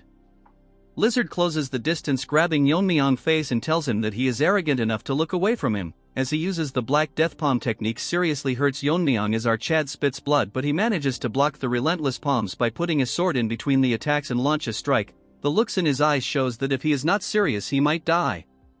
Yeon-myeong splits something but gets surprised as lizard used the coat of camouflage to escape the attack. From behind the coat, he tells Yeon-myeong that recently he had quite the enlightening experience. He aims his finger towards Yeon-myeong as it makes Yeon-myeong very nervous. The lizard uses the subduing righteous divine art that he copied from the Gen Z monkey. For a second the arena remained calm, but the next second it creates an extremely strong explosion. Lizard tells Yeon-myeong that even he won't be able to withstand the subduing divine's art, since it's a martial arts based on the supreme method of amplifying true energy. But all of a sudden lizard starts breaking character as he realizes that the amplified energy is gradually fading. From the cluster on energy, 2 long strikes creates rifts, engulfing the energy in an instant. The strikes was so strong that the entire filled with its energy as lizard cannot believe what just happened. Yeon-myeong flying in the sky uses a simple strikes, but this time the sword was so lethal that the lizard was taken aback as the sword strike razed the ground. The lizard gets seriously injured, unable to figure out what sword technique he is using. Yeon-myeong falls to the ground, laughing to himself because at the brink of dying he finally figured a way out to unleash a part of his original sword technique. As the lizard is still surprised by what happened, Yeon-myeong tells him that he wanted to use him as a stepping stone to reach a higher level, but it won't be happening today since he is going to die here today. Moving to Yeon-myeong, the last strike he landed was so strong that it split multiple mountains in half. While holding the sword, Yeon-myeong reflects that he thought of this method on the fly, but luckily it worked for him. Essentially, if he can reach a state of mastery where he is able to imbue powerful intent to alter objects of nature, then, according to theory, he might be able to change the energy of his true energy. The reason he is unable to use his true sword skill from his previous life is that it causes overwhelming strain on his body, which leads to complications. However, if he can turn the iron essence within the force into poison, he could unleash a part of his true sword technique, as his body is able to absorb every kind of poison. This part is very important for the future, so keep it in mind. Because of this technique, he is able to unleash a part of his skill without worrying about his blood vessels deteriorating. While discussing all this, Yeon-myeong is overwhelming the lizard. The lizard, growing frustrated, grits his teeth tightly and asks Yeon-myeong if he really thinks he will die. Yeon-myeong notices something different and becomes more cautious as the lizard sits on the ground, releasing energy strong enough to shatter the ground, causing Yeon-myeong to lose his balance. Shocked, Yeon-myeong's face fills with surprise. Now quite injured, the lizard speaks to Yeon-myeong in a menacing tone, saying, "How dare you stand before me?" With energy radiating from him after destroying the ground, the lizard leaps into the sky, releasing black energy from his hand and launching dark, black moves aimed at Yeon-myeong. Yeon-myeong lands multiple sword strikes, dodging the attacks and gradually getting closer to the lizard. As he approaches, the lizard makes a cheap move. Rubble from the destroyed arena blocks Yeon-myeong's vision. Overwhelmed by the rubble and the intense energy, Yeon-myeong realizes he can't get closer every time. Out of the dust, the lizard charges toward Yeon-myeong, wielding dark energy and a sword-like skill aimed at him. Yeon-myeong blocks the first strike with his sword, but it's so powerful that he has to give his all just to stay steady. The force of the strike sends him airborne. He manages to land on his feet, but without allowing him a break, the lizard charges forward with lethal intent. Preparing his palm to end the fight immediately, the lizard launches a powerful strike. Yeon-myeong, seeing the attack, realizes that if he can't counter it, he will lose his life. As they exchange moves, the scene darkens, and huge explosions erupt from the impact of their attacks. Yeon-myeong manages to block the strike as the lizard's palm is obstructed by the sun. The lizard taunts Yeon-myeong, claiming he'll die today and that the Tang family will perish. Exhausted but unfazed, Yeon-myeong laughs, which shocks the lizard. With a grin, Yeon-myeong tells the lizard that he's underestimating his family. They are not weak. As the young lord, Yeon-myeong has trained them thoroughly, and the factions are now on equal footing. Mommy is serious as she launches her poison blades, and Yeon-myeong tells the lizard that he is not the only one with masters from the fire realm. The poison needles slice through their targets like butter, and with fierce determination, she commands everyone to fight with their lives on the line until the young lord returns. Motivated by their leader's words, they charge toward the enemy with intent to kill. Returning to Yeon-myeong, he boldly declares that the Tang family won't fall today. Instead, it will be the lizard who perishes. Yeon-myeong absorbs a great deal of pain, releasing a sword strike strong enough to move the lizard's palm and immobilize him. Shock is evident in the lizard's eyes as Yeon-myeong, now empowered by accumulated poison, charges toward him, his sword radiating energy. As he closes in for a fatal strike, the lizard, realizing the danger, goes berserk, barely managing to counter the attack with his arm. In fury, the lizard accuses Yeon-myeong, claiming that it was because of him his brother died and dismissing his daughter's death as an issue of the evil sect. Lizard, with his false sense of justice, charges toward Yeon-myeong, landing a strong blow as Yeon-myeong is taken aback by his words. The palm attack is so powerful that Yeon-myeong crashes to the other end of the arena, causing a huge explosion as he spits blood from his mouth because of the fatal blow. Snaky manifests, urging Yeon-myeong to snap out of it and focus on the fight. Since Yeon-myeong is unresponsive, Snaky feeds him his concentrated poison, thinking to himself that if Yeon-myeong dies, his own spirit tied to him will also perish. Due to the increase in energy, Yeon-myeong wakes up. Meanwhile, Lizard is in the sky, ready to finish him off, but Yeon-myeong rises to his feet, prepared to face him again. Something serious happens. Yeon-myeong is shocked, and every snake is growing nervous for some reason. Lizard announces that he sensed Yeon-myeong's sword technique can weaken the power of the subduing righteous divine art. Lizard has managed to figure out Yeon-myeong's sword technique and, with a strong attack, makes Yeon-myeong realize he is in big trouble. As they both release sword strikes aimed at each other, the scene shifts. The Alliance's forces are still getting killed as Mommy flies through the sky, taking out the strong ones. They're currently in a tight spot because, even with half of the Tang family warriors deployed to support the joint sect, the enemies within her range clearly outnumber them by more than twice. On top of that, a man is slicing through the Tang family members. Mommy thinks that, at the very least, he is at her level or even a level higher, since he is one of the 6 grandmasters of the evil path. She realizes she'll need to step into the battles to prevent her warriors from getting hurt. Suddenly, her attention shifts, and even the bald Barbie stops dancing. They witness 2 radiant strikes in the sky, as if a star is descending to Earth. Mommy is filled with fear because the resurrection seems to be coming from where Yeon-myeong is battling the Alliance leader. Yet she can't comprehend if this is actually a battle between humans, as ripples even form in the sky. She prays that Yeon-myeong remains safe. Yeon-myeong is shocked and furious because the technique Lizard used was the Annihilation Sword Strike, and it's on par with the one he realized. Even though Lizard is not human and his body can withstand the weakening effect of his sword strike, Yeon-myeong reflects that Lizard was able to recreate his sword strike in the middle of the battle as he flies in the sky, ready to destroy everything. Lizard tells him that battling strong opponents gives him a rush, and he managed to figure out Yeon-myeong's sword technique from his sword.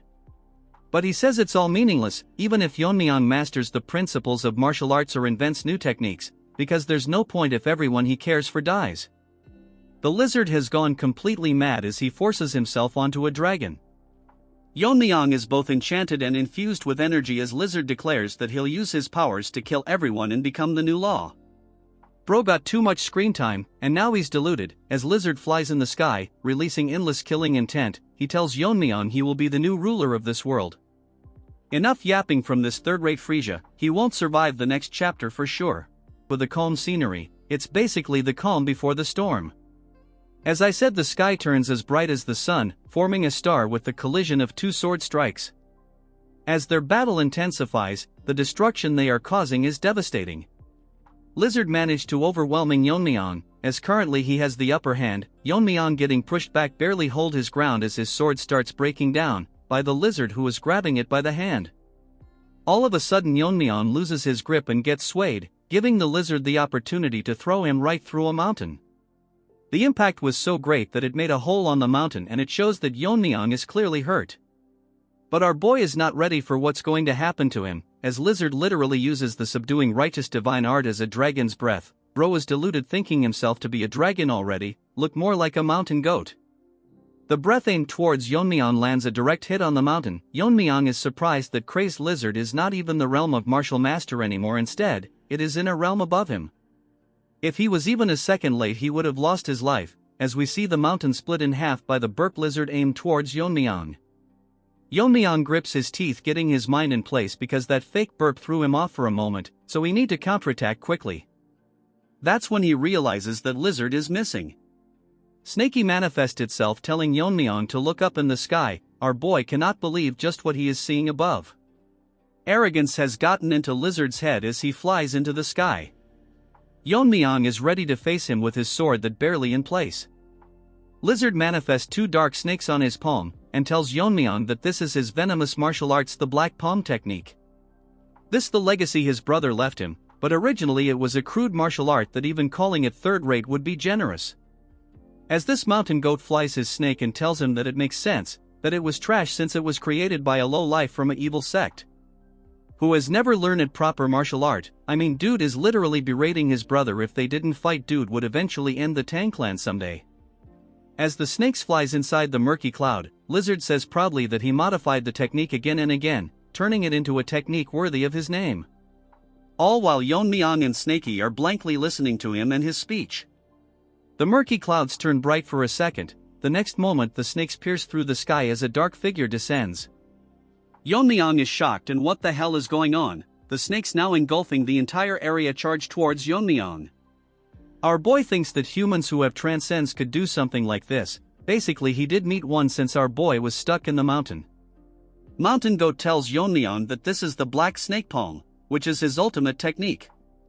Yeon-myeong is in a tough situation as he starts sweating, while Lizard is ready to see if Yeon-myeong can withstand it. Snakey warns Yeon-myeong that even for him, if he were to take the attack straight on, it would rip his body to shreds. So the best piece of advice is to run away, but Yeon-myeong tells him to gather his venomous energy. Snakey gets shocked for a second and then proceeds to tell Yeon-myeong that he has gone mad to take that attack directly. But Yeon-myeong tells him that if that strike were to hit the ground it will shake the entire terrain. He tells that countless people in Sichuan can die, so there is no choice but to break through it.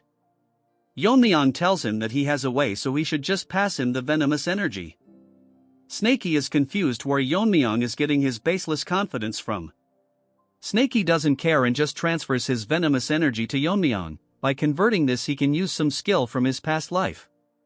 Yeon-myeong thinks that if the snake flying is technique then he can counter it with his true power, but to neutralize something this overwhelming, just using annihilation won't be enough, so he will need to use a stronger technique, and in a single strike he will pierce the core and take down the lizard altogether. But he is not sure if his body can withstand it, and last but not least his sword that might break any time. As the snake approaches Yeon-myeong he gets ready, leaping into the air. The technique he is using was inspired by the image of the red sun against the blue sky. In a single strike as he lands the attack, which is a perfected martial art of piercing. Moving on to Mountain Goat, he is up in the sky looking at the mess the snakes caused. As he stares down, we see a flashback, where a thief was caught eating raw rice. As he gets shocked, a voice tells him that he was the one who was stealing grain from the villagers. The boss tells him that a kid at his age is already stealing is hopeless. That's when Rabbit tells him to take a look at his condition. After taking a second look he sees that the boy is malnourished. As he hides behind the log staring at each other, they don't know what to say. Rabbit tells him that at this rate people will think that the Black Death Alliance is a foster home. Old Man sighs and tells the kid that he is eating in the wrong manner, as he gets surprised. Kind Old Man tells him that he doesn't need to steal and can fill his stomach all he wants. Such a nice guy, and Lizard called him a third-rate loser, wants him dead now no matter what.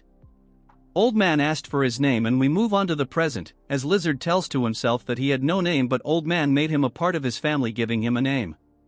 He even became his teacher, teaching him the black snake palm as a means of defense, although it was trash. This trash is hella disrespectful, calling the martial art trash every 5 seconds. When he died he left his daughter to him, so he wanted to become a support just like him. Bro clearly wanted to play hero, anyways he thinks that all of it is the past. And now his goal is to eliminate everything related to his daughter and brother's death. Sad it has to end, as from his dark lard of snakes a flash emerges, a bright light in the shape of a cross that rips the snakes apart. Mountain Goat is shocked on how Yeon-myeong managed to withstand. Instead Yeon-myeong charges towards him with his sword. He uses the sky-piercing sunset, ripping half of Lizard in a single strike. As Lizard tries to take a look at his injured arm, moving on to Snakey, he is scared at this point because Yeon-myeong managed to pierce right through such a grand attack. Moreover, he used a sword technique that even in his previous master's era, it would be considered an impossible art. I mean, man's martial art or son strong, his body cannot handle it. Even the sword is done for, as Yeon-myeong thanks the demon slaying sword for serving him. The problem is that with one arm he still couldn't defeat this annoying Lizard, so if he wants to finish him, now is his only chance. He wanted to use his sword longer, but the sword couldn't handle another technique. Yeon-myeong leaps in the air, putting his hand on his jacket. Taking out his dagger he attacks Lizard, telling him to settle it once and for all. Lizard gets shocked that by the sudden increase in energy, the attacks was so strong that it caused a tornado engulfed in bright blue energy. As they exchange move, Lizard and unable to fight back, Yeon-myeong launches multiple attacks in an instant. As Yeon-myeong attacks at him, Lizard is unable to figure out how he is able to use a mere dagger to break through his defense. Hypocrite grits his teeth, telling himself that he cannot fall here without even getting any revenge. Mountain Goat screams like crazy, shouting like a retard. Yeon-myeong sees that he is agitated and notices an opening. Taking opportunity of this, he lands a strong strike.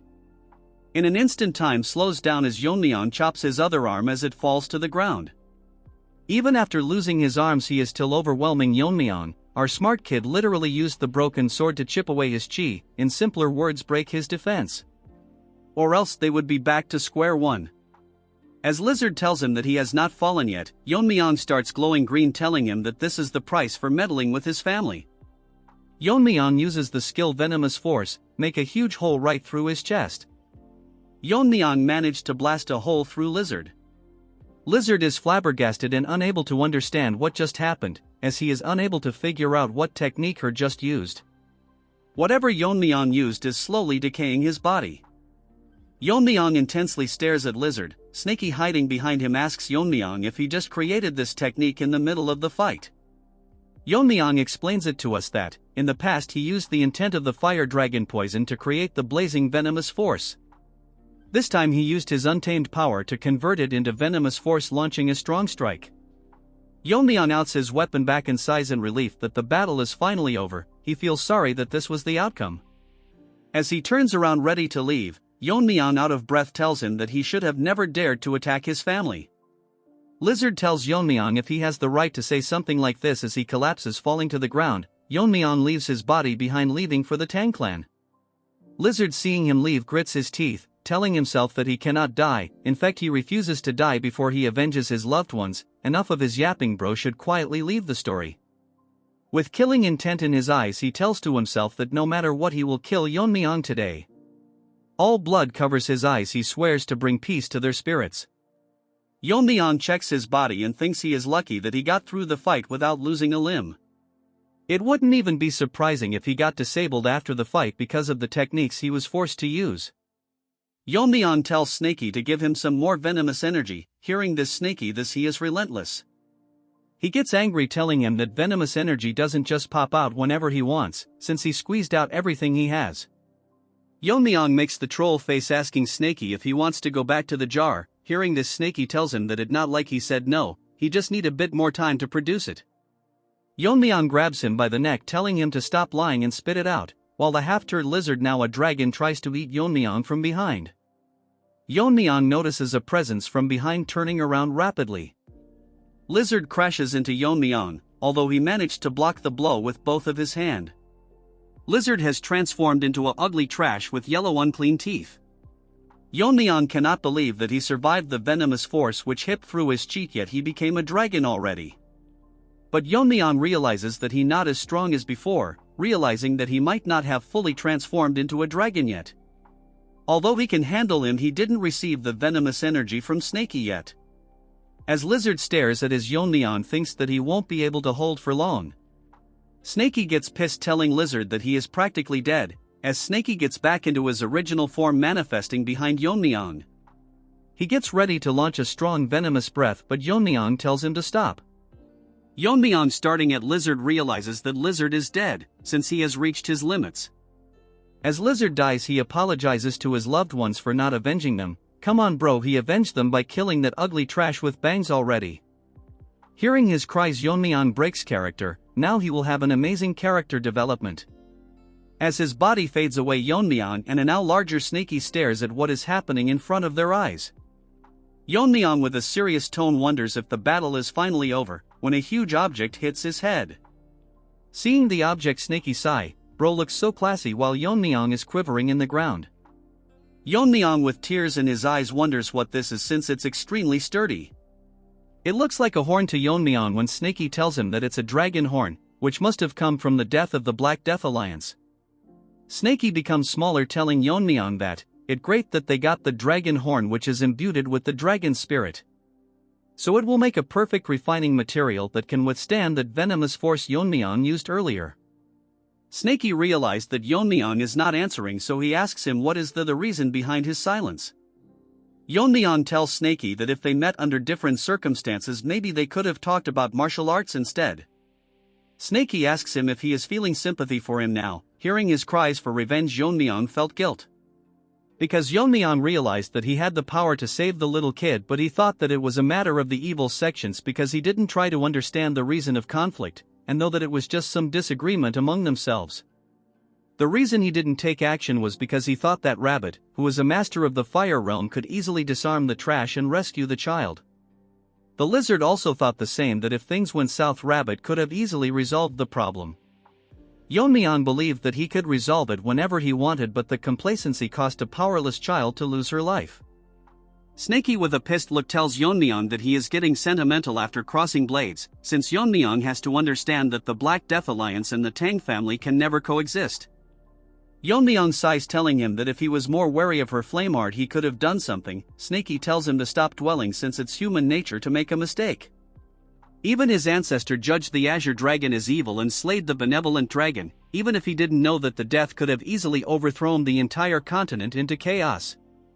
So after he hunted it down, he took its place and hunted down the evil dragon. Snaky tells Yeon-myeong that reflecting why he failed is good, but dwelling on regret will not help him, but the kind of person he will become after today's failure.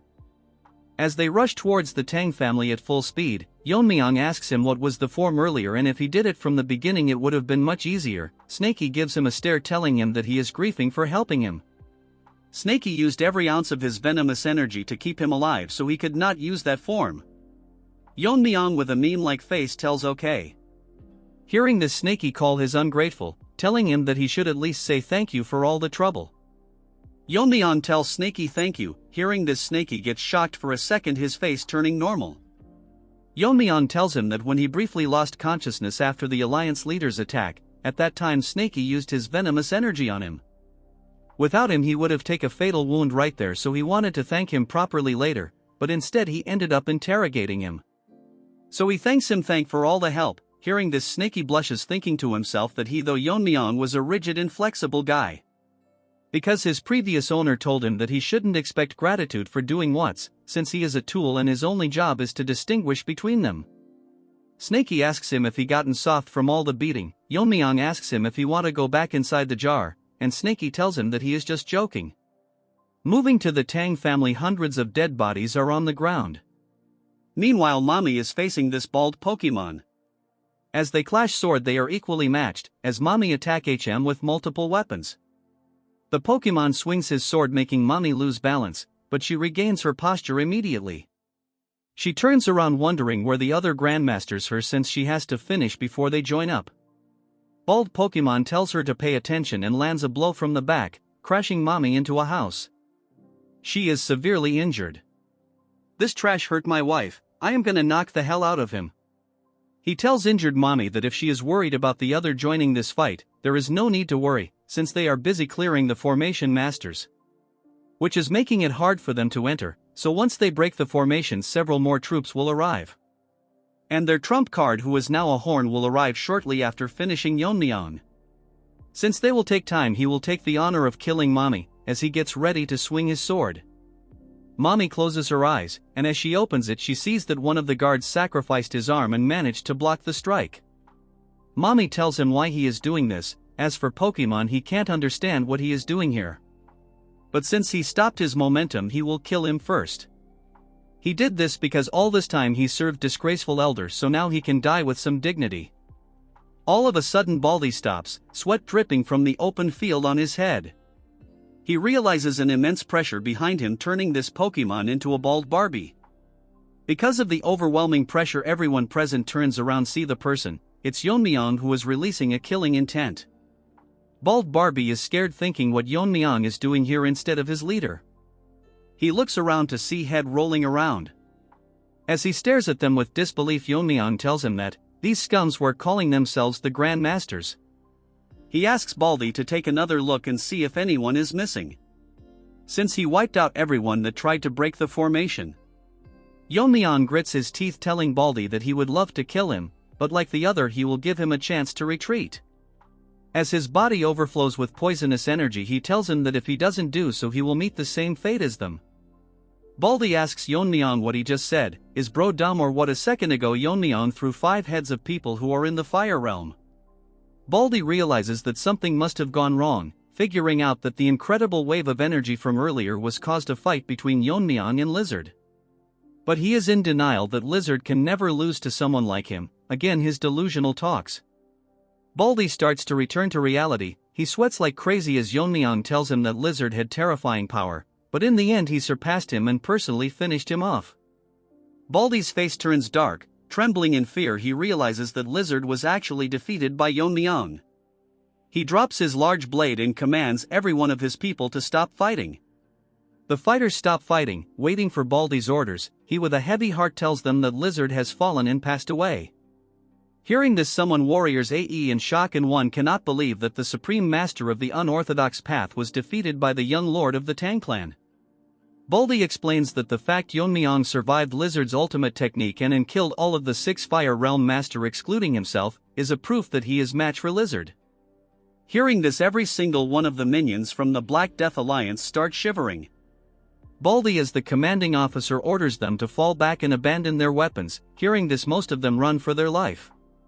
Yeon-myeong asks Baldy if he is not going to flee. Baldy is aware that he has no hope of survival since his brother lost as well. He grits his teeth in anger, telling them that his sworn brother and sister lost their lives. So even if he is sure to lose, it's his duty to draw his blade. Yeon-myeong hearing this respects his decision and takes out his dagger, telling Baldy to start his attack at once. Baldy remember that he has no point in existing, all his loved ones are dead. I wanted to support this guy but he hurt my wife, so no sympathy for him.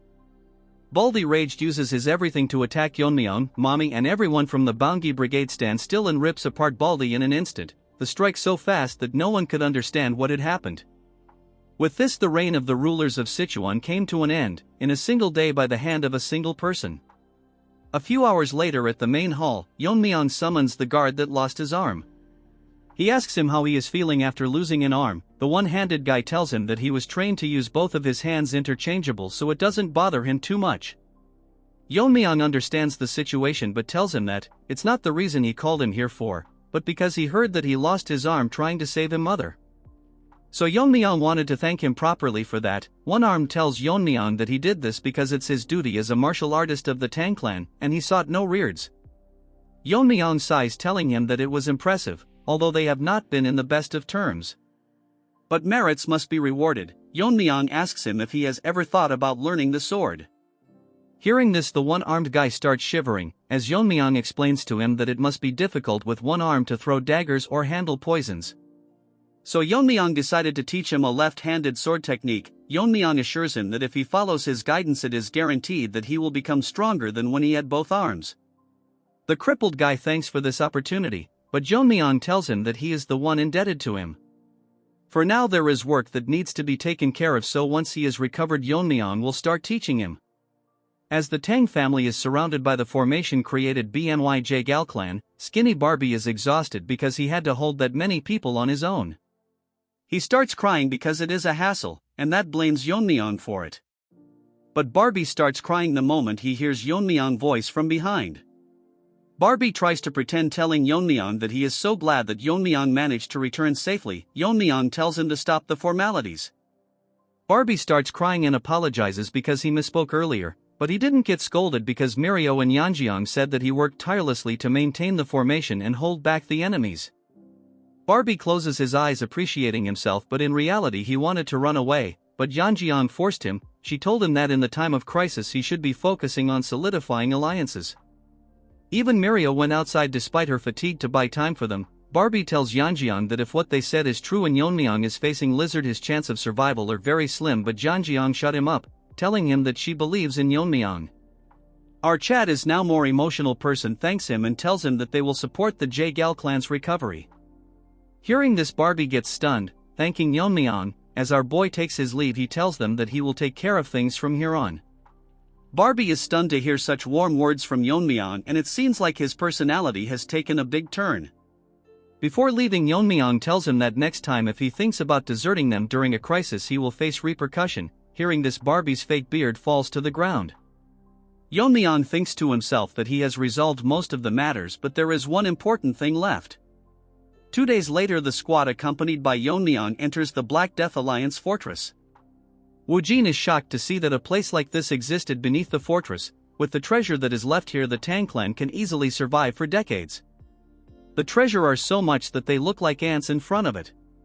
Woojin figure out why the alliance never expanded beyond Sichuan, because Lizard, who ruled over the unorthodox sects, did seek expansion because he had everything he wanted in Sichuan. Yeon-myeong thinks that when recruiting followers he likely demanded treasures collateral for martial arts. But according to Yeon-myeong, he was not greedy, it was because too many people wanted his guidance, as such treasure was likely the bare minimum.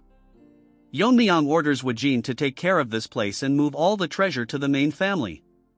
As Woojin agrees to it, Yeon-myeong decides to go deeper. Inside he finds a library, but there is not a single book in sight.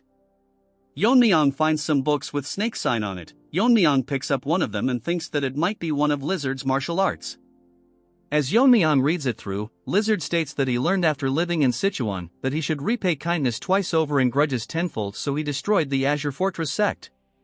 He not only destroyed those who tried to raise against them, but he also studied their martial art to counter them, just to humiliate and mock them for the martial art them once stood by.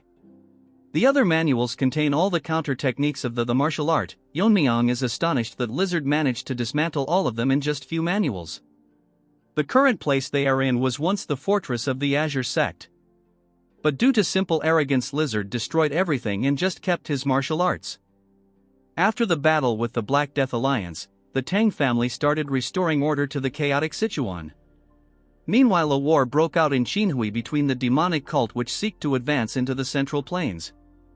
The only one that tried to stop is the Kunlun sect, and currently they are having a ferocious encounter with them.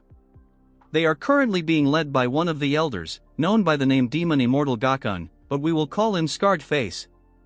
He is a master of the fire reel, known for his ruthless techniques, and he is currently acting as a cornerstone in holding back the demonic cult.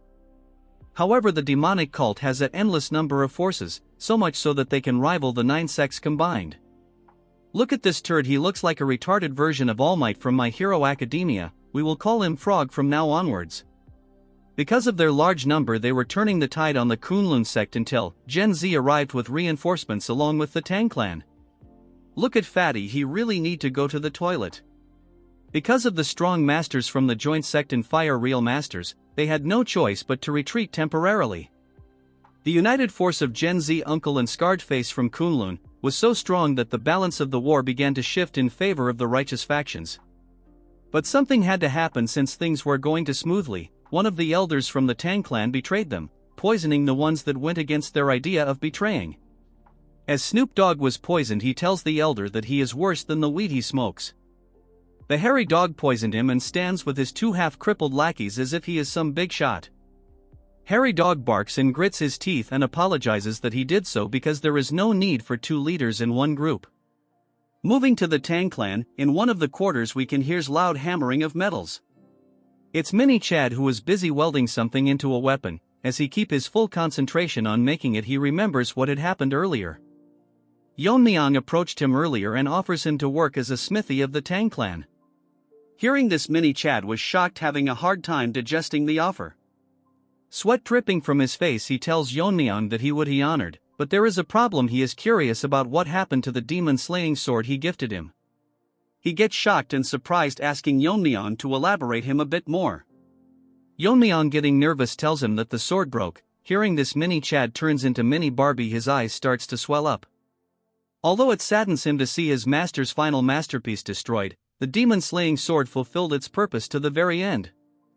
And he is proud that after all it managed to send the Black Death Alliance leader to the afterlife. Yeon-myeong told him that a sword of such caliber could have been made by someone like him.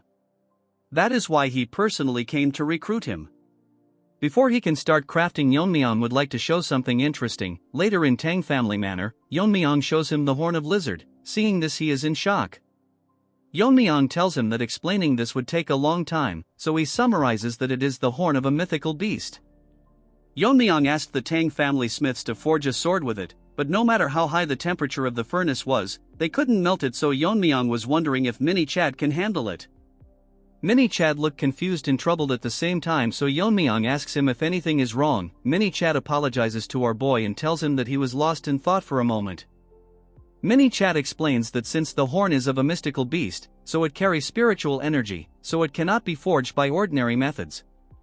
The only way to forge is this, by reimagining it. Yeon-myeong is confused by the answer.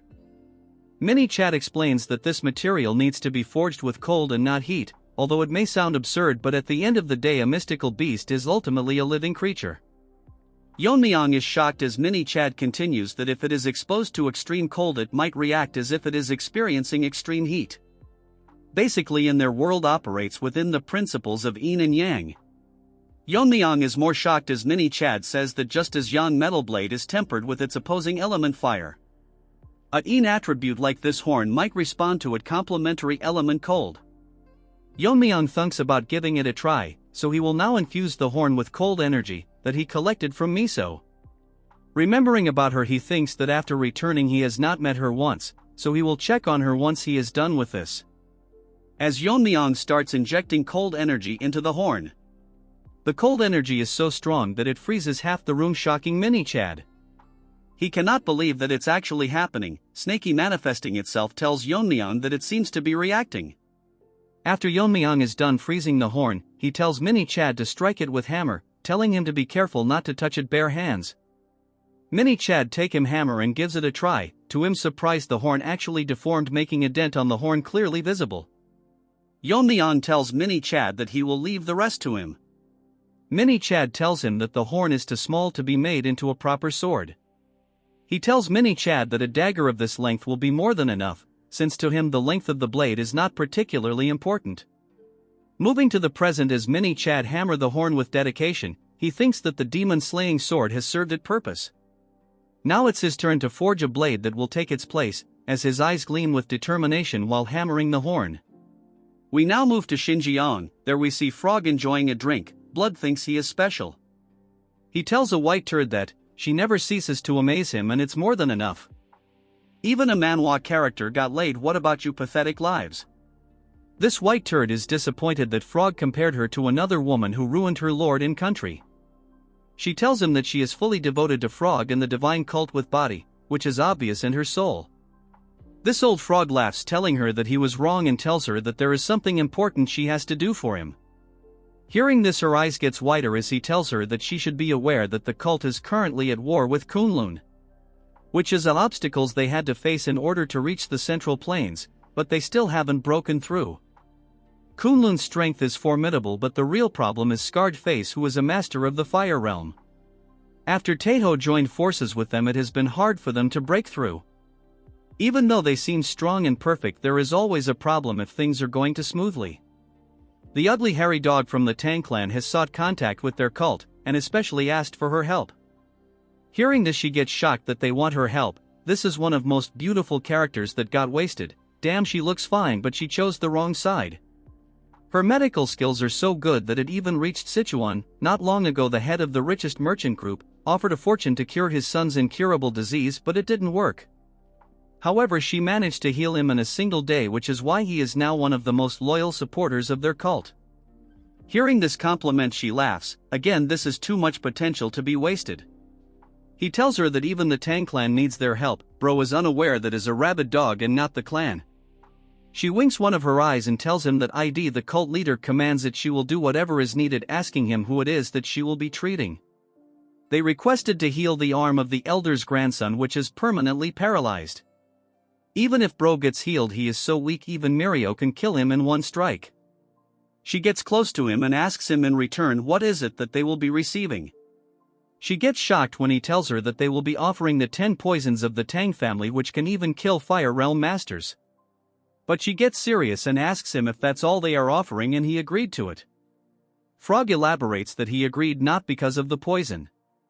He plans to use them kill the 2 Fire Realm masters currently opposing them, as he excludes an evil smile, telling her that by killing them he will have a secure path to the Central Plains. Yeon-myeong is gonna one-shot him, mark my words. At the main house of the Jaegal family in Hubei, someone sits on a chair with dead bodies lying everywhere. He says that there is no safe place even in the Central Plains. Even though they were under Wodong's territory, they were way too careless. As this guy battered in blood drink alcohol, he tells someone across the room that he heard that the Black Death Alliance leader is dead. What shocked him is that the one who defeated him belonged to the Tang family. His guide, who was wearing an eye patch, tells him that according to this intel, the person who killed him extremely skilled in poison, hidden weapon, and he could wield swordsmanship effortlessly, wielding sword force. This blue-eyed pervert tells him that this wouldn't be enough to defeat the alliance leader, so our Chad probably reached the level where he can use the strong sword techniques like him. Every cannon fodder wants screen time just because his eyes are blue. Blood thinks he is the Gojo Satoru. He puts his cup down, thinking that he might have overestimated the alliance leader. He finds the death pitiful. He wanted to be the one to kill him. Delusional lizard in his dragon form would one-shot him any day. Although his dream of killing him failed, at least the troublesome foe that he had to inevitably clash with someday is now eliminated. Now this pervert thinks that he has rested enough, so he will start his killing spree again. He asks his dog about the Myeong clan's location. He says that it has been confirmed that they have been growing their power while disguised as a merchant guild. The dog shuts up all of a sudden, getting more focused. He tells Pervert that something is approaching their way. The Pervert thinks that they are quite fast. Judging by the aura, he thinks it the backup forces of Wudong. He tells Dog to take care of the Myeong clan and he will be the one handling the Wudong forces. At the night he stares at the bright moon, shouting that the era of the demon-ruled world will begin. Moving to the Tang residence, Yeon-myeong is sweating hard practicing her martial arts. As she performs the martial arts with perfection, moonlight grazes her fan, radiating in divine aura. Okay, that sounded chessy. She thinks that all of her muscles are about to snap, but she will go on no matter what happens. She forced her uncle to teach the clan's martial art to her. As she trained it with persistence, she remembers how tough it was to convince him. At the Sichuan assembly, all she could do was just watch, so she felt a deep sense of helplessness. The character development is cooking. She continues to feel pain practicing the martial art. She thinks to herself that she never wants to experience it again. As she prepares to practice one last time, someone enters the scene calling for Outgirl. It's Barbie, but his face is grim. Yeon-myeong, seeing his face, asks him that he was supposed to be bussed today, so what is he doing here? He puts his hand on her shoulder, telling her to stay strong about what he is going to tell her. She gets nervous, asking him what it is he is talking about. The shock shocks her to the brink. Her world turns around as she learns that the Yahello family no longer exists. Tears falls from her eyes as she cannot believe what just happened. Barbie explains that the Pervert, who had previously wiped out 3 of the 5 great families, with his appearance in Hubei, the scene has shifted dramatically. The Wudong Swordmaster tried to stop Pervert, who launched a surprise attack on Yahello family. Pervert warned Wudong that if they go in his way, the Wudong itself would be erased before sunset. So all they could do was stand by as the Yahello clan was annihilated. Yeon-myeong cannot believe that no one could stop the Pervert as he read the letters. He tells Yeon-myeong and Barbie that he knows about the tragedy that happened. Barbie says that Yeon-myeong's decision was correct. If they fled from the Black Death Alliance, then they would have been completely wiped out. As he and Yeon-myeong shakes, he thinks it's heaven's mercy that they are still alive. As Barbie breaks character, tears dripping from his eyes, that the fact their clan doesn't exist anymore is painful. Yeon-myeong remains quiet and finally speaks, telling him that they have not lost everything, shocking Barbie. He elaborates that they are members from the Yahello clan and the Tang clan, and if they are alive, it's possible to rebuild the family, so Yeon-myeong is gonna get another wife. He tells Barbie that he is yet to fulfill his promise and keep his word, so he will do everything in his power to help rebuild the Yahello family as quickly as possible. Yeon-myeong tells him that he doesn't need to be a liar and lose hope either. Barbie agrees to him. Yeon-myeong thinks that there is something going on, that everyone is causing sudden movements, so he decides to prepare on their side too. A guard enters the room, telling Yeon-myeong that a guest from Wudong sect has come requesting to see him. Hearing this, Yeon-myeong gets pissed, unable to control her anger. Yeon-myeong thinks what the Wudong sect is doing in a time like this, allowing him to enter. He tells them that they are grieving deeply, so they should rest for now, since Yeon-myeong will hear what he has to say. Yeon-myeong wonders if the guest from Wudong is a visitor or a troublemaker, which he will figure out. As the nobody enters the room, introducing himself, he says that he is here to ask for the Tang clan's support. Nobody asks Yeon-myeong if he is aware of the chaos that is happening in Hubei. Yeon-myeong tells him that he has heard something about the Pervert resuming his activities. Nobody says that in a short time Pervert wiped out the Yahello clan and the Myeong clan. Amidst all this, they learn that Yeon-myeong managed to annihilate the Black Death Alliance. This retard tells V that as a martial artist of the righteous sect, he requests Yeon-myeong to use his strength for the greater good. So they want Yeon-myeong to lend his strength to drive out the Pervert.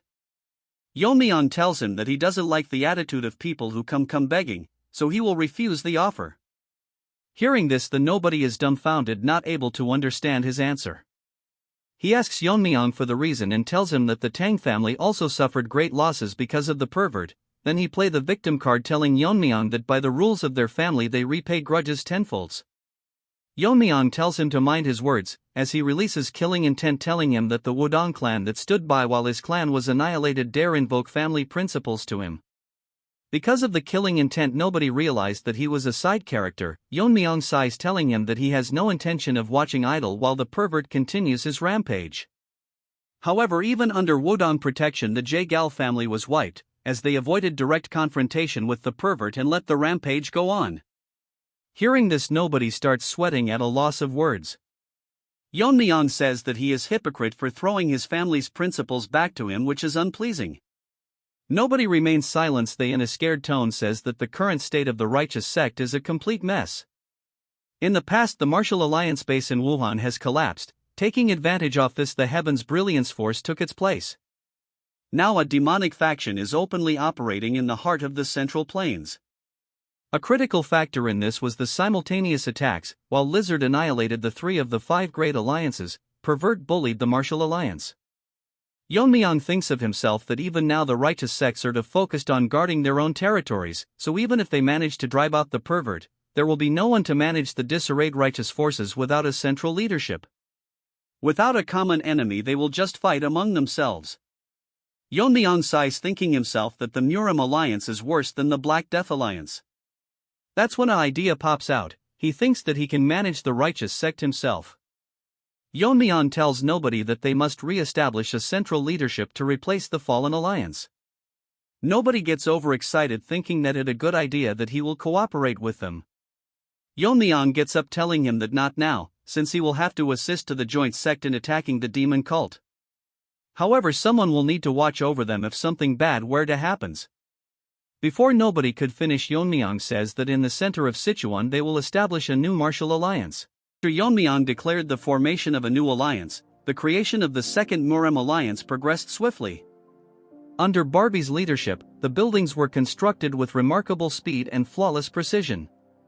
Even before the public announcement, the General Administration Swifts had strategically purchased land, causing property prices in Sichuan to skyrocket.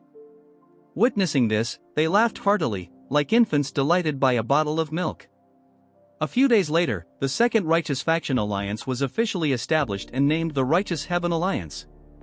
Shortly after its founding, the Righteous Heaven Alliance began an extensive recruitment campaign, sending letters inviting heroes from across the world to join them in Sichuan. Yeon-myeong is stunned to find an enormous crowd gathered to join the alliance. Barbie bows, confirming the validity of Yeon-myeong's growing reputation as they stand before thousands eagerly awaiting the young lord's address. Yeon-myeong had not anticipated such rapid escalation. Barbie explains that even the 6 sects and the 3 noble families, along with smaller sects, have arrived, drawn by Yeon-myeong's fame.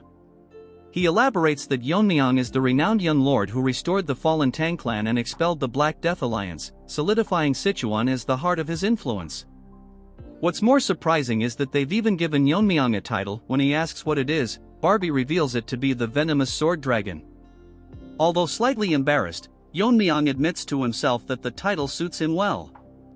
Barbie suggests it's time for Yeon-myeong to officially declare himself the leader of the alliance, pointing out that no one would object since he founded the Righteous Heaven Alliance. However, Yeon-myeong remains cautious, thinking aloud that some ambitious individuals might challenge his position. Barbie shrugs it off, but Yeon-myeong notes that the alliance's primary mission of eradicating demonic forces means not everyone will share the same noble intentions. He suspects some have ulterior motives and believes he must first establish his authority to ensure loyalty. As Yeon-myeong steps onto the stage, a man steps forward, an ambitious challenger seeking attention. Barbie, sweating nervously, is baffled by the accuracy of Yeon-myeong's prediction, as though he had foreseen this moment. The confrontation begins after the entry procedures are completed. Representatives of the major sects approach to meet Yeon-myeong, but among them, a bald man, a martial master who seems desperate for recognition, demands a duel. The challenger, eager for the spotlight, claims that while Yeon-myeong is remarkable for his age, no one has witnessed him defeating the leader of the Black Death Alliance. To prove his worth, the challenger insists on a duel, even putting the leadership position on the line. Barbie observes the situation with disdain, recognizing the challenger's true intentions. In an era of relentless conflict due to the rising demonic forces, Sichuan, once free of invasions under the Black Death Alliance leader's control, has now become unclaimed territory. This power vacuum makes Sichuan a prize for anyone ambitious enough to claim it. Barbie realizes that whoever secures the leadership of the Righteous Heaven Alliance will inherit not only the legacy of the Black Death Alliance but also the loyalty of countless disciples and sects within the region. It's no wonder someone would risk challenging Yeon-myeong for such a reward, though Barbie hopes the duel will teach them their limits. The bald martial master introduces himself but shall henceforth be known as Bald Turd. He arrogantly tells Yeon-myeong to treat the duel as a genuine fight, mockingly addressing him as the venomous sword dragon. Bald Turd goads Yeon-myeong further, instructing him to use all his skills, poisons, hidden weapons, and martial arts so that he won't have any regrets after the duel.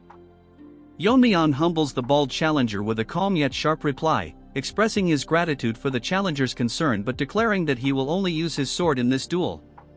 He reasons that employing poison could lead to unnecessary accidents. The bald man's face twists in irritation, clearly displeased with Yeon-myeong's nonchalant response. Barbie steps forward to begin the match, asking both participants if they are ready.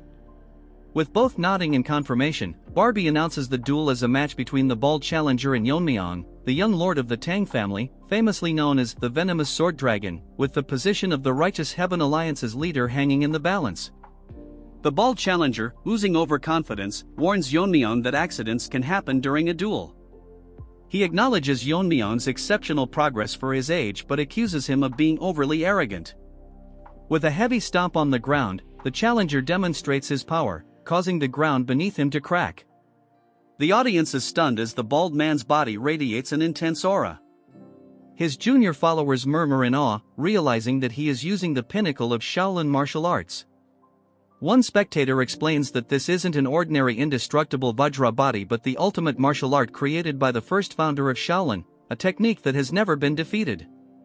The bald man's voice booms as he taunts Yeon-myeong, claiming that his poison, weapons, and martial arts will never penetrate the indestructible Vajra body. He declares this duel as a challenge for Yeon-myeong to surrender his leadership, but his bravado only amuses Yeon-myeong, who inwardly laughs, surprised that such a test would come so soon. The scene shifts to a flashback in the main hall of the Tang family.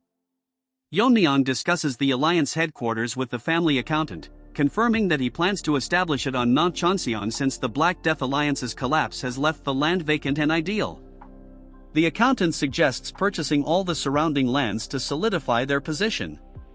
Suddenly, Mini Chad bursts into the room, apologizing for the interruption but unable to contain his excitement. He presents Yeon-myeong with a box, revealing a dagger with an exquisite, radiant luster. Barbie is stunned, and an elder of the Tang family praises the craftsmanship. When Yeon-myeong asks if the dagger has been named, Mini Chad excitedly explains that its brilliance and cold aura inspired him to call it White Snow Dragon Fong. As Yeon-myeong holds the dagger, it radiates a pure white energy, a reflection of its power and precision. Returning to the duel, the crowd's skepticism grows as they mock Yeon-myeong for relying on a mere dagger to face the legendary indestructible Vajra body. The bald challenger, enraged by what he perceives as stubborn arrogance, charges at Yeon-myeong with his massive body, determined to teach the young lord a lesson. Their clash sends shockwaves rippling across the arena. The spectators gasp at the sheer force of the collision, with some commenting that even martial artists in the fire realm would struggle to endure such power. However, their astonishment turns to disbelief when Yeon-myeong effortlessly blocks the attack with a single hand. The bald man's confidence falters as he realizes his immense power has been stopped cold. Yeon-myeong, analyzing his opponent's technique, notes that the bald man's inner energy flow feels slightly different, more auspicious than typical Shaolin martial arts. Drawing upon the Tang family's records, Yeon-myeong recalls that to dismantle a sect's martial arts, one must disrupt its foundational principles. Shaolin techniques, rooted in the smooth flow of energy, can be neutralized by breaking that flow. With a calm yet decisive strike from the White Snow Dragon Fong, Yeon-myeong disrupts the bald man's energy, effortlessly deflecting his attack. The bald man stumbles back, his confidence shaken. Yeon-myeong doesn't stop there. He launches a series of precise strikes, each aimed at breaking the bald man's armor and energy flow. The indestructible Vajra body, hailed as unbeatable, begins to crack under the relentless assault.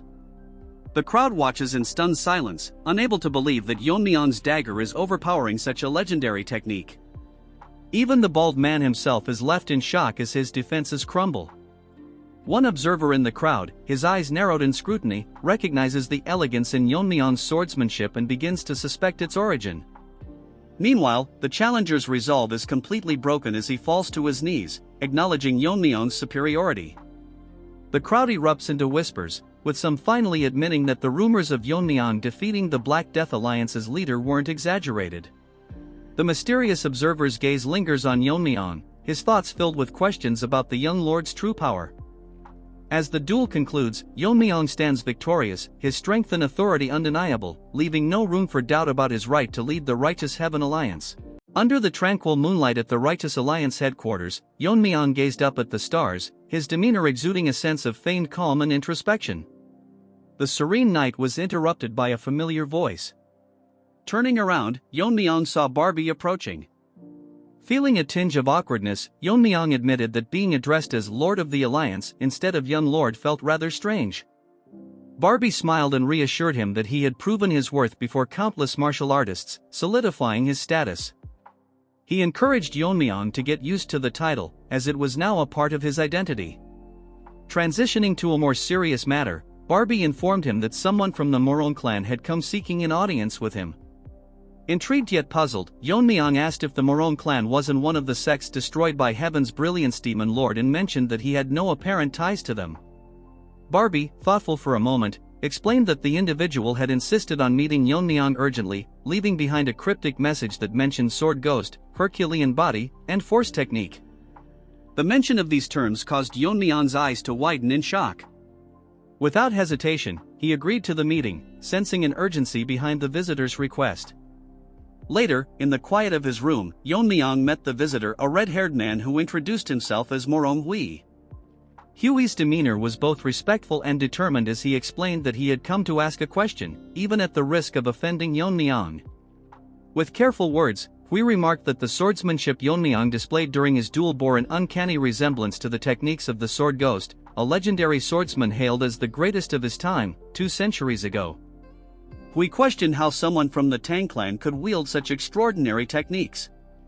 Yeon-myeong, maintaining a composed expression, countered with his own question: how had Hui recognized the techniques, and how was it possible for him to identify the force technique? Observing Hui closely, Yeon-myeong's sharp eyes discerned something remarkable. Hui's body was far from ordinary. It was clear that no average human could have attempted such cultivation without significant risk. Hui, astonished by Yeon-myeong's insight, confessed that Yeon-myeong's mastery of these techniques confirmed his connection to the Sword Ghost. Hui then delved into the history of the Sword Ghost, revealing a truth that left Yeon-myeong stunned. The Sword Ghost, he explained, was once a member of the Morong clan. Born as the illegitimate son of the clan's leader, he endured years of ridicule and neglect. Yet, despite his hardships, he demonstrated unparalleled talent, mastering all of the clan's sword techniques before turning 20. His brilliance caused discord within the clan, as it disrupted the line of succession. Disillusioned by the infighting and the lack of familial affection, the Sword Ghost chose to leave the clan. 10 years later, he rose to prominence, earning the title of the Sword Ghost. In an effort to bring him back, the elders of the Morong clan sought him out, but he refused their pleas, stating that his sword was still incomplete. Decades passed without any news of him until the clan discovered his tomb, inscribed with the words Sword Ghost's Mausoleum. Beside the grave, they found texts documenting his unparalleled techniques. Desperate to harness the power he left behind, the Morong clan began cultivating the force technique detailed in the texts. Yeon-myeong, his voice edged with sharpness, pointed out the recklessness of attempting the force technique without possessing the Herculean body, as it would inevitably lead to death. Hui clenched his fists, his expression a mixture of pain and determination, and admitted that the strain on his body had been immense, yet he couldn't abandon the cultivation. He believed the Sword Ghost must have left behind a way to overcome its dangers, but before they could uncover it, disaster struck. Hui's voice quivered as he recounted the harrowing attack by the heavenly pervert. The assailant didn't target their wealth or possessions but instead interrogated and slaughtered everyone, clearly searching for something. As Hui trembled with rage, Yeon-myeong's expression darkened, his mind racing. The realization struck him like a bolt of lightning: the heavenly pervert had been hunting for the martial arts techniques of the Sword Ghost. This revelation sent a chill through Yeon-myeong, confirming the grave dangers surrounding the legacy of his master. Under a darkened sky, the scene shifts to another battlefield where a man, sword in hand, confronts a sinister figure known as the pervert. The pervert sneers, reminiscing about how it had been over 10 years since his failed attempts to annihilate the Namgung clan. Yet today, he declared, he would succeed. Standing before him, the Sword King, Namgung Jangshan, regarded his adversary with calm confidence. "The defeat you suffered that day must have left a deep wound," he remarked, noting that the pervert was now wielding a sword. The pervert, unbothered, admitted that the loss had taught him the nuances of swordsmanship and that he had acquired extraordinary martial arts techniques along the way. The Sword King sighed, descending gracefully to the ground, and questioned how the pervert expected to face him with merely 10 years of sword training. Smirking, the pervert revealed his intent to test whether the Sword King's martial arts or those of the Sword Ghost were superior. As the Sword King instructed him to attack, waves of immense energy clashed, tearing rifts in the space around them. Meanwhile, at the Righteous Heavenly Alliance headquarters, Yeon-myeong reflected on the revelation that the pervert had stolen the Sword Ghost's martial arts. Yet, he struggled to understand the motive. As the young lord of the demon sect, the pervert would have already mastered the pinnacle of their techniques, the heavenly demon divine art. Why, then, had he abandoned it to pursue the Sword Ghost's methods? There had to be a reason. The red-haired Morong Hui interrupted Yeon-myeong's thoughts, asking if he had any personal connection to the Sword Ghost. Yeon-myeong replied that he had never met the Sword Ghost directly but recounted a memory from his childhood. While being bullied, a phantom sword had appeared to protect him. "That's the connection," he said nonchalantly. Hui was baffled, unsure of what to make of the story, but Yeon-myeong speculated that it might have been a martial art left behind by the Sword Ghost. Hui then reminded him that only those with the Herculean body could master the Sword Ghost's techniques. Did Yeon-myeong possess such a body? Yeon-myeong explained that he wasn't born with the Herculean body but had adapted the techniques to align with the Tang clan's cultivation methods. As a result, his version of the martial art wasn't complete. During a past battle with a lizard-like foe, he realized his clan's method could harmonize with the Force technique's properties, but only because his martial skill had surpassed the Fire realm. For anyone else, it would be too dangerous to attempt. Hui, standing in disbelief, admitted that he had come seeking a way to overcome the Force technique's limitations. Yeon-myeong advised him to abandon his current cultivation method entirely. Disheartened, Hui struggled to find words. As Yeon-myeong watched him, he reflected on his past life. Back then, he knew little about the Sword Ghost but never imagined he would learn so much about his master's origins in this life. A flashback revealed a conversation between Yeon-myeong and the Sword Ghost. His master had once said that before he took up the sword, his life was meaningless. Thus, he adopted the name Sword Ghost, as he hadn't yet defined himself. He had also given Yeon-myeong the name Yeong but, even on his deathbed, refused to reveal his own true name. Snapping out of his thoughts, Yeon-myeong asked Hui if he knew the Sword Ghost's real name. Hesitant at first, Hui revealed, it might sound like a coincidence, but the Sword Ghost's name was Morong Yeon-myeong. Hearing this, Yeon-myeong sighed and then smiled faintly. As Hui prepared to leave, deciding to follow Yeon-myeong's advice and abandon the Force technique, Yeon-myeong stopped him. "No matter what," he said firmly, "we are comrades who have practiced the same martial arts. I cannot let you leave." Yeon-myeong declared that he, too, wished to overcome the Force technique and take revenge on Heaven's Brilliance Demon Lord, the very reason the alliance was formed. He invited Hui to join the alliance, promising to modify the martial arts to suit Hui's body. The overconfident turd who pretends be strong lost to as his broken-down sword is on the ground. He has been defeated completely by the pervert as he lies on the ground with no way to move. As he was about to die, he tells himself that it was his mistake that he let him escape 10 years ago. As the ugly pervert looked towards him, body laughing to himself, he reveals that he held back earlier, that it would have been a waste to kill him with his fist technique. As expected of the Sword King, he managed to endure this much that he got half naked to flex his muscles. He smirks, telling himself that the biggest wall in front of him has crumbled. Our Chad is probably gonna bury him in seconds. With the turd's death, the advent of the demonic world has drawn closer. Overnight, the fall of the Namgung clan has been wiped by a naked pervert. The news spread rapidly to the Manhwa and Mount Zhongnan. This news even reached the Wudong and Shaolin, warning all the righteous factions of the danger. The news spread far and wide as we move on to Barbie calling for our Chad. As for Yeon-myeong, he was busy training the 2 minions he picked up who he wanted to train. Yeon-myeong was laid back until Barbie break the information to our boy, completely shocking him. Our Chad holds a meeting informing them that in a span of few days not only did they destroy the Yahello family but now they have also destroyed the great Namgung family. Thinks that pervert alone cannot defeat this many people, so he asks them as there are other masters who have reached the fire realm besides the heavenly pervert. One of the people present tells our Chad that according to his intel all the fire realm masters are assigned to the 3 demonic houses. Yeon-myeong with a skeptical look asks him what the demonic houses are. He explains that the demonic houses are the families created by the heavenly pervert after overthrowing the existing clans. They are now called the Guizhogwa family, the Fujianlu family and the Shanxihua family. To be precise, they are families that voluntarily submitted to the Dark Lord and were reorganized. The Shanxihua family, which have 2 fire realm masters assigned to it, they were likely positioned with Mount Zhongnan and Manhwa in mind. So including the heavenly pervert there are at least 5 fire realm masters, so in his opinion there was likely no joint attack, so it was all done by pervert. The Sword King has mastered the mysteries of weight, so once inside his domain, even formidable warriors can't move due to the overwhelming pressure. Moreover, even without his domain he is the greatest swordsman of this era. A simple joint attack by 5 fire realm masters won't determine the outcome against someone like him. In other words, the pervert must possess martial prowess to face the Sword King alone. Yeon-myeong thinks the situation is a lot more dire because they have 5 fire realm master and that overpowered pervert who defeated the Sword King. Given that this might not even be the full extent of their forces. The original plan was to help Kongtong and Kunlun deal with the demonic sect first, and then join forces to take down the heavenly pervert. He thinks that if the battle against the demonic sect have solidified they should have strike at the Dark Lord first.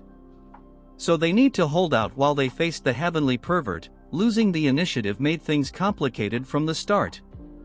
He thinks that they should efficiently distribute their forces. A voice breaks his concentration. Everyone present is waiting for the order our Chad has to give. Since he cannot show them any indecisiveness, so he tells them that as the alliance leader, before he can finish a person barges into the room, informing them that something terrible has happened. Seeing him, Yeon-myeong is shocked because he is from the Taoist from the Kongtong sect. The injured man sighs as one of the asks him what he is doing here since the war with the demonic sect should be in full swing. He asks our Chad if he is the leader and our Chad confirms his answer, telling him to catch his breath and speak slowly. Yeon-myeong asks him what has happened to the Kongtong and Kunlun. The man begs for help as he elaborates that the Gen Z Uncle Taeho and the demon immortal have fallen victim to an unknown poison. Hearing this, Yeon-myeong's face turns grim as he cannot believe what went wrong. He remembers that he gave poison to one of the elders, telling them that it is the killing bird flower, one of the 10 poisons. He gave in this case because the demonic sect has masters in the fire realm, so they must be prepared. But our Chad warns him to keep this a secret from the 2nd and 5th elder. The Sword Elder is confused why he must do that. Yeon-myeong tells him that although they are quiet for now, they are plotting something behind his back. Yeon-myeong knows that he will follow his commands since he made a promise to him, but it's different for the other elders. So he must never let the poison into the hands of the other elders. The guard starts shaking as Yeon-myeong releases his poison intent, asking him what happened to the forces sent by the Tang family. The killing intent becomes so great, waves of energy blow through the room. The new guy cannot fathom how a human can exude such killing intent. Snaky manifests itself, telling our Chad that his killing intent is too thick. If it goes on he might suffocate everyone present. As everyone catches their breath, he suggests he rein it down a bit and listen to the situation first. He apologizes and asks him to elaborate the situation to him. The man, nervous because of the sudden shift in attitude, starts explaining. Since some mountain with a complicated name is a rugged place for ambushes, the Tang family was assigned to guard the rear. They lost contact with the Tang family and went to check only to find the Tang forces completely wiped out. They suspect it was a sudden attack by someone at the fire realm. As Yeon-myeong controls himself, Snaky tells him to keep himself together and listen to the whole story. As our Chad grips his fist, he is still not convinced, so we can just listen to him for now. He asks the messenger how the demon immortal and Taeho got poisoned. After the Tang family forces were wiped out, the demonic sect launched their offense, which included the left and right envoys who are masters of the fire realm. To stop them there was the demon immortal Taeho who personally entered the battlefield. The battle between them was evenly matched as they fought fearlessly. To be precise, because of the demon subduing power of Taeho they were gaining the upper hand, pushing back the demonic turds. But at the moment a variable appeared. Yeon-myeong wonders what that might be. As they were having an intense battle someone had intervened, and the two of them got poisoned by one of the 10 poisons of the Tang family. The person who did this to them called himself the Poison Demon. Even this white-haired gorilla will get a few chapter a cannon fodder dreaming big because of some limited poison. This part starts an underground facility of the Heavenly Demon cult, shortly before the full-scale war between Kunlun, the joined sect and the demonic cult. The white-haired cripple, now a mummy, is chained. He thinks to himself where he is. He thought he was going to get his arm treated, since these demonic turds made conditions with his grandfather, but they might be up to something shady. Just look at the way he is tied to the wall. All of a sudden he notices something. The white-haired girl is happy that the kid woke up, trying hard to remember his name. She introduces herself as the demon healer who will be treating her, and she goes by the name Soyeon. This name reminds me of something only cultural people know. Since the white-haired gorilla is a turd, he tells her that he didn't expect the famous demon healer to be such a young woman. As she checks his hand, she tells him that if he doesn't trust this big sister, since she is going to take good care of him. All the veins in his hand are completely wrecked, so most conventional methods won't even make a dent. She asks him if he's seriously pissed off the person who did this to him. Remembering about the incident, he blames Yeon-myeong about how he should be the one having the grudge. Since our Chad stole his position that was rightfully his, and once he fixes his arm, this delusional ant will kill someone who was at pinnacle of martial arts. She tells him that it won't work, so she need to cut it off. She can reconnect his veins and connect his pathways so he can regain his martial arts, but his aptitude is too low. So rather than fixing it poorly, letting her cut it off will make him much stronger. This Barbie starts crying and thinks that he cannot give up after coming this far, so he asks her if there is any other way. She tells him that there is a way, but he will have to learn demonic arts and could get a normal arm. It will even improve his lacking aptitude. He thinks that it would be odd for a member of the righteous Tang clan to learn demonic art, but he asks her if it is true that he can learn demonic arts, it will heal his arms. She smirks, telling him that it's not just any martial art but conditional if he learns the immortal demonic art. She explains that if he masters this art he will gain incredible regenerative ability that will allow him to regrow even if his head is cut off. With the help of it, regenerating his arm is easy, and his physical aptitude will also improve significantly. However, the problem is that the immortal art is not something just anyone in the cult can learn, so just taking out 2 experts with 10 poison doesn't cut it as payment. She grabs his face and tells him that he must abandon the Tang clan. He starts crying like a baby, telling her that he has already abandoned the clan. She tells her that it doesn't apply to him, so he must sever all ties with the Tang clan, including his father and grandfather. It's a top-tier martial arts even within the cult, so they cannot just anyone who could influence his will to remain in this life. If he wants, she can send him to his family, but little does he know that she already killed his family. He smirks, telling her that if that's all it takes, he has endured until now by clinging to the thought of revenge, so the opportunity is right in front of him. He smiles like a ugly mummy, telling her that he has already abandoned the Tang family name, so why would he not abandon his family too? Moving Tati present, we move on to the battlefield. White Turd is having difficulties because the energy imbued with Taeho's attack is interfering with his recovery. Normally he would have regenerated and returned to the battlefield, on top of that without taking the pain suppression pill. The pain of regeneration process would destroy his mind and drive him insane. He managed to poison several 4-realm masters with the blood from his severed hand, but it's frustrating he cannot do it anymore. He grits his teeth, telling himself that he must become stronger until he kills our Chad. Bro is trying to kill someone who drinks poison as an energy drink. He plans to master his arts and repay him for the humiliation with the immortal demonic art.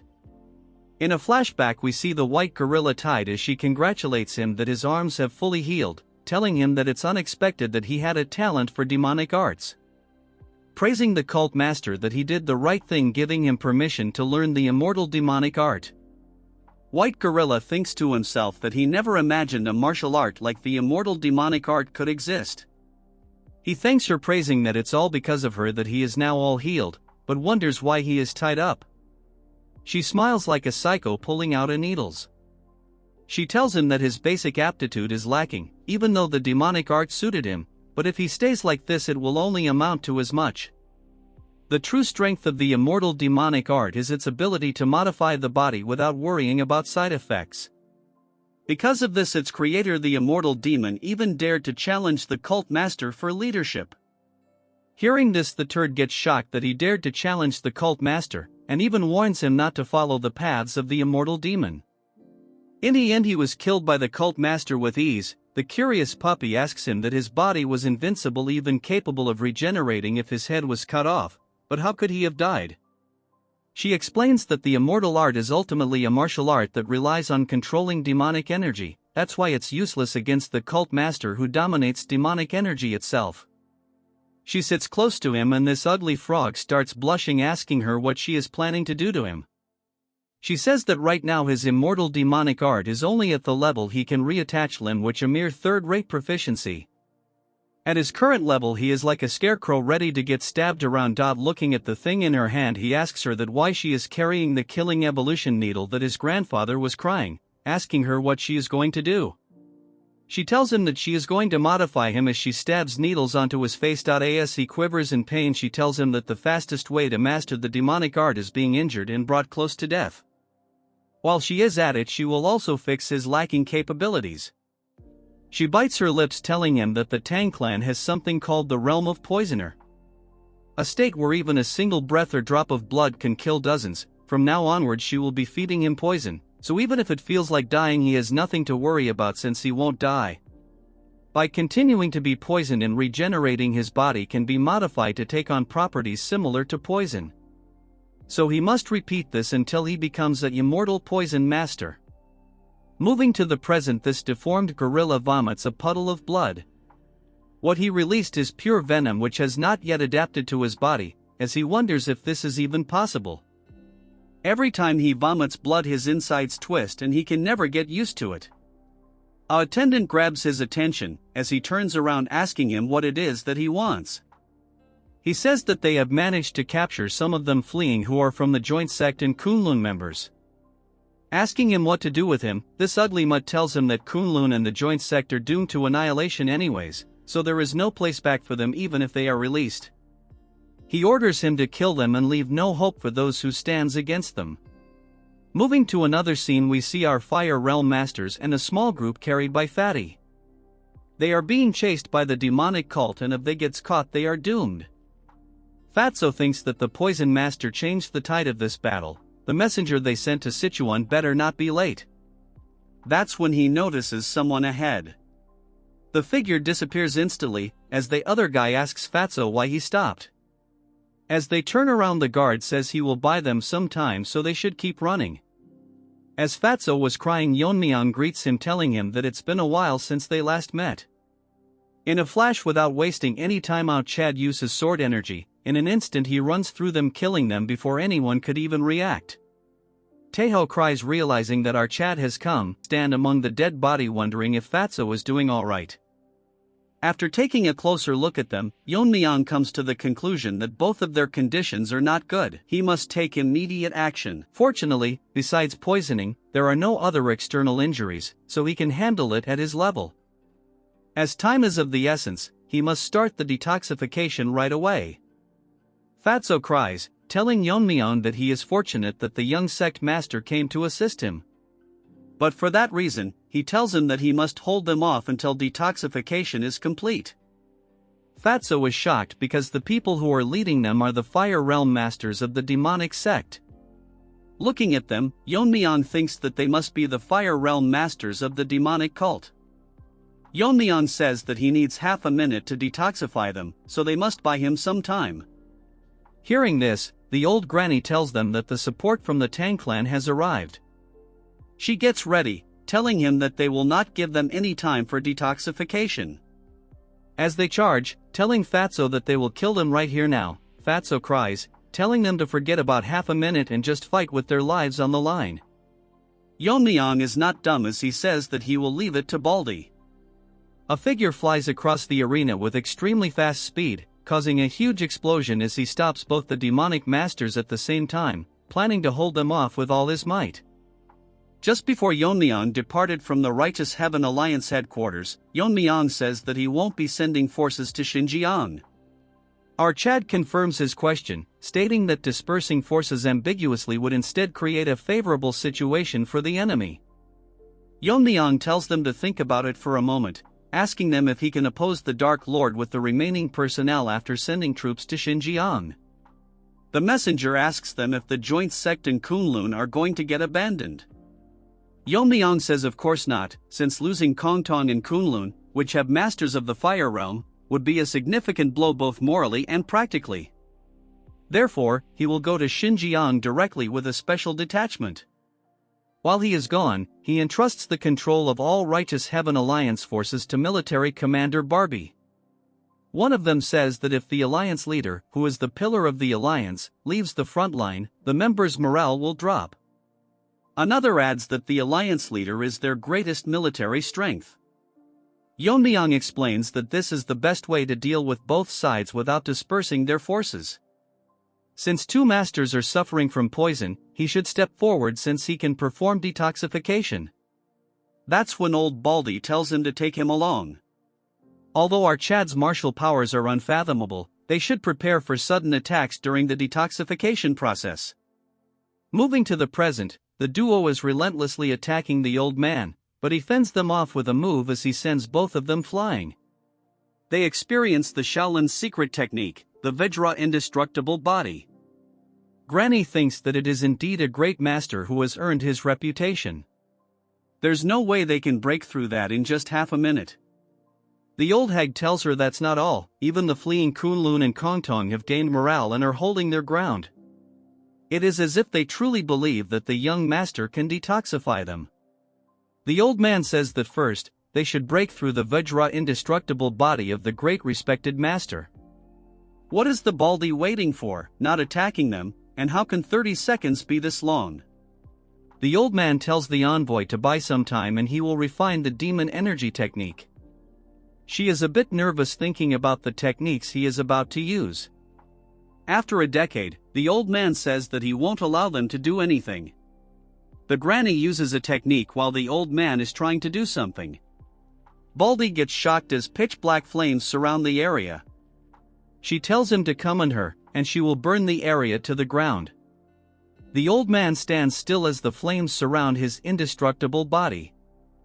Moving on to Yeon-myeong, although he successfully absorbed the poison with the poison absorption technique, because time has passed since they were poisoned, both of their blood vessels are severely damaged. Especially Taeho is in such a state that returning to the front line is impossible. As for the poison energy, which he didn't hope came true, it is undoubtedly the energy of one of the 10 poisons of the clan. Considering the agreement he has with the elder, the possibility of him being a traitor is extremely low. Since those guys are traitors, he wonders what the identity of the so-called poison demon is. He heard that even the blood from the arm cut off by Iho was filled with poison energy. He wonders if it could be these guys who colluded with the demon sect to create an existence at the level of poison mastery. He has a bad feeling about this. For now, he must finish the emergency treatment and join Baldy. That's when he senses something ominous. He wonders what this is, as something ominous is aimed toward Baldy. He cannot believe that there is such a ferocious energy. The energy is more of a monster than of a human. The man says the dark evil demon sword. The dog barks, saying that he has refined the demonic energy to its extreme limit, allowing an evil god to reside within the sword itself. Bragging that a mere Vajra indestructible technique cannot resist the power of this evil god. The Baldy gets shocked for a second. Taking the opportunity, the granny also launches an ultimate attack. Trying to stop one of the attacks, he notices that the old man is using the flashy sword.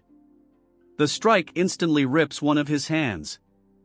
Yeon-myeong is in a tough spot because there is not much time until their full recovery. If he were to stop now, these two people will become uncertain. Only he is steady while everyone is fighting with their lives on the line. Baldy tells our Chad to focus, telling him that he has just lost an arm. If it's for their sake, he can endure more than enough. The old couple are bragging that it's just the beginning, telling him that they will tear him to shreds. Snaky manifests itself, detecting the energy. Seeing the old man's energy, he can say without a doubt that he is not a spirit master. But he cannot understand what such an evil spirit is erupting from his sword. This part starts with Fatty gasping because he has burned too many calories. He never thought that half a minute would take this long. There's no sign of the enemy numbers decreasing. Although Baldy is holding on with one arm, even he will soon reach his limit. Everyone is exhausted from fleeing all night. Right now, he can barely hold his sword. Fatty takes deep breaths, wondering if half a minute has passed and if they can endure until both the deadweights are detoxified. As a large group of people charges towards them, Yeon-myeong enters the scene, telling Fatty to step aside since he will be handling it from now on. Hearing this, Fatty cries, thinking if Sabak and the demonic are dead. Yeon-myeong tells him that contrary to what he expected, they were able to successfully break free from the poison quickly. Yeon-myeong takes out his dagger and says that it's all thanks to everyone who risked their lives to hold out until now. So now, he will quickly put an end to this. Moving to the side characters, the white-haired turd thinks that it's impressive that he held out even after losing an arm. However, once he dies, the entire momentum of the Righteous Alliance will be crushed. All of a sudden, a single clean strike rips through the domain they created. The white monkey gets shocked by what just happened as he realizes something is wrong. All his subordinates get split in half from the single strike that our Chad launched. The granny didn't realize that there was someone so skilled among them, as the monkey tells her to be careful. Everyone present is shocked as Yeon-myeong apologizes and asks him if he arrived too late. As for the old couple, they are in disbelief. Then they get serious, realizing that since he is here already, it means that they have completed the detoxification. Yeon-myeong thanks Baldy, saying it's all because of him. Baldy responds that fortunately, their desperate resistance was worth it. Yeon-myeong gets lost in thought. A flashback starts when Baldy acknowledges our Chad as the alliance leader. He wants to make amends for his shameful words and actions by exterminating the demon path within the Righteous Heaven Alliance. Yeon-myeong thinks that he is a person without flaws in both character and ability. But it's unfortunate that he lost an arm here even before the fierce battle with the Dark Lord. The energy he can sense from them doesn't match Baldy's internal energy. If that's the case, they must have something that can neutralize Shaolin's Buddhist secret techniques. Our Chad gets angry because he thinks that he might have judged too quickly by only looking at their energy. He had promised himself not to make such misjudgments again. Yeon-myeong tells everyone that the loss is great. Hearing this, the oldies cannot understand what he means. Yeon-myeong, with a serious tone, tells them that to make up for Baldy's lost arm, just killing two of them is far from enough. Releasing extreme killing intent, he charges toward them with subtle movements, landing a few quick strikes. The granny cannot believe that they, who are Fire Realm masters and considered the clan's greatest fighting force, are being pushed back by a mere youngster with a mere dagger. As the white turd gets ready to attack, he didn't expect that an expert like our Chad existed among the righteous faction because they cannot figure out his identity. As for our boy, he is not giving them even a second to breathe. If they lose concentration for a second, they will die. Yeon-myeong launches a basic powerful strike that splits their flow of attack. The ugly granny realizes that they must admit that ordinary techniques are meaningless against our Chad, so they will have to fight using their absolute techniques. The granny shouts, asking our Chad if his momentum still remains after stopping this. Her hands glow red as she uses the ultimate technique, the Demon Fire Great Sun. Monkey asks her if she intends to blow the entire place up. Yeon-myeong analyzes the strike, telling himself that if something like this strikes down, the entire area will become a wasteland. Yeon-myeong, not giving her any time, uses a sword technique as internal energy wraps around his dagger. Using the piercing technique, she turns into dust before she could even complete all the dumb dances she was doing mid-air. The white monkey opens his mouth in disbelief. As for the granny, she is done for. The shocked monkey thinks who exactly he is and if there is someone like him, a 1 in 1,000 years genius comparable to the small sect leader. These dumbos just compared that pervert to our Chad, which is disappointing, but that's for another time. Yeon-myeong tells him that although there's no need to explain to those who are about to die, he will specially tell him. Our Chad introduces himself as the young lord of the Sichuan Tang sect and the alliance leader of the Righteous Heaven Alliance. Hearing this, he realizes that he faced the alliance leader, the venomous sword dragon. Before he could finish thinking, he gets split in half, and here comes the end of the old couple with too much screen time. Yeon-myeong moves on to Baldy, asking him how his arm is. He tells him that it's fine and he stopped the bleeding, but that's not important. He says that breaking the demon sect's power by defeating both the left and right commanders makes him feel the loss of one arm worth it. Yeon-myeong tells him that he should have been more careful when dealing with the situation. He tells our Chad to not blame himself too much, preserving the lives of two masters was more important. As he reconstructs an arm with true chi, he says that even though he has lost an arm, until they finish the demonic path, his spirit will not falter. Yeon-myeong tells him that his confidence reassures him. He thinks to himself that even though they call them the fallen righteous sect, they're fortunate to have someone like Master Baldy. However, the problem is that the ominous energy hasn't subsided since earlier. Usually, when life ends, its energy dissipates. Yeon-myeong agrees, telling him that even though they're dead, their killing intent seems to remain. He tells our boy that they should eliminate the energy before they leave. Yeon-myeong asks him how this is possible. He says that Shaolin's Buddhist secret techniques have the power to purify impurities, so they can easily eliminate ordinary demon energy. He goes down, getting ready to purify it and return. Snakey nervously manifests himself, telling him to stop the old man before he touches the energy. The energy is coming from the sword, not the corpse. As Baldy comes in contact with the sword, huge waves of demonic energy release from it, temporarily paralyzing him. But Yeon-myeong grabs his shoulder and pulls him back. Our Chad asks him if he is doing fine, and he responds that it's all thanks to Yeon-myeong. Our boy senses something and looks at the corpse, seeing that he's struck with all his energy force, but it won't disappear. Baldy explains that the moment he brought his Buddhist energy to the sword, that demon-arousing energy devoured the true energy instead. A strong vengeful spirit, it's the Buddha-killing energy. From the sword, something ominous starts to emerge, shocking everyone present. Snakey tells our Chad that he had thought it was strange but couldn't be sure, but now he is certain. It's a Kimimorio. However, this isn't an ordinary one. A normal Kimimorio is born from a single grudge accumulated over a long time. This one was created by binding hundreds or thousands of grudges and sealing them into the sword. In other words, it's an artificially created Kimimorio. Except for our Chad and the Tang clan ancestor, shaman practitioners handle Kimimorios as familiar spirits. Even though shaman practitioners were forbidden from forcefully creating Kimimorios. However, occasionally there were those who broke the taboo and created Kimimorios by binding grudges. So what he means is that someone in the demon sect is continuing the shaman practitioner's lineage. Moreover, it is someone who breaks taboos and uses any means necessary that are against heaven. This concludes this part. Make sure to like and subscribe for another part. This part starts with the crawling ninja turtle coming face to face with our Chad. This ugly turd starts making weird noise and in an instant it closes the distance, attacking our Chad with its claw slightly grazing him. Yeon-myeong grabs onto the dagger, landing multiple simple strikes at it from all sides. Our Chad expected the outcome already as he cannot feel it being cut. He thinks that it might be because it's made from grudges. The weird thing about this ugly turtle is that it ignores the physical attack it receives, yet its own physical attack works. Snakey manifests itself, telling our Chad that it's natural that his attacks don't work. After all, every evil spirits are essentially a though form, so he suggests our Chad that he should leave this ninja turtle to him. Our Chad asks his Pokemon if he has a way. Hearing this, he gets overconfident. Releasing fog, he tells our Chad that he seems to have forgotten since he is using Snakey as a poison energy supplement.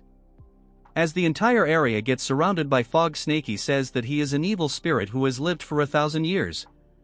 Yeon-myeong's buddies are confused as the fog is so dense that they cannot see anything properly.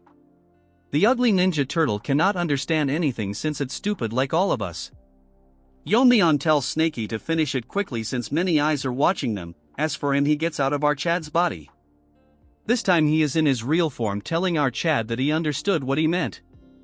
Snakey is so large that in front of him the ugly ninja turtle is an ant.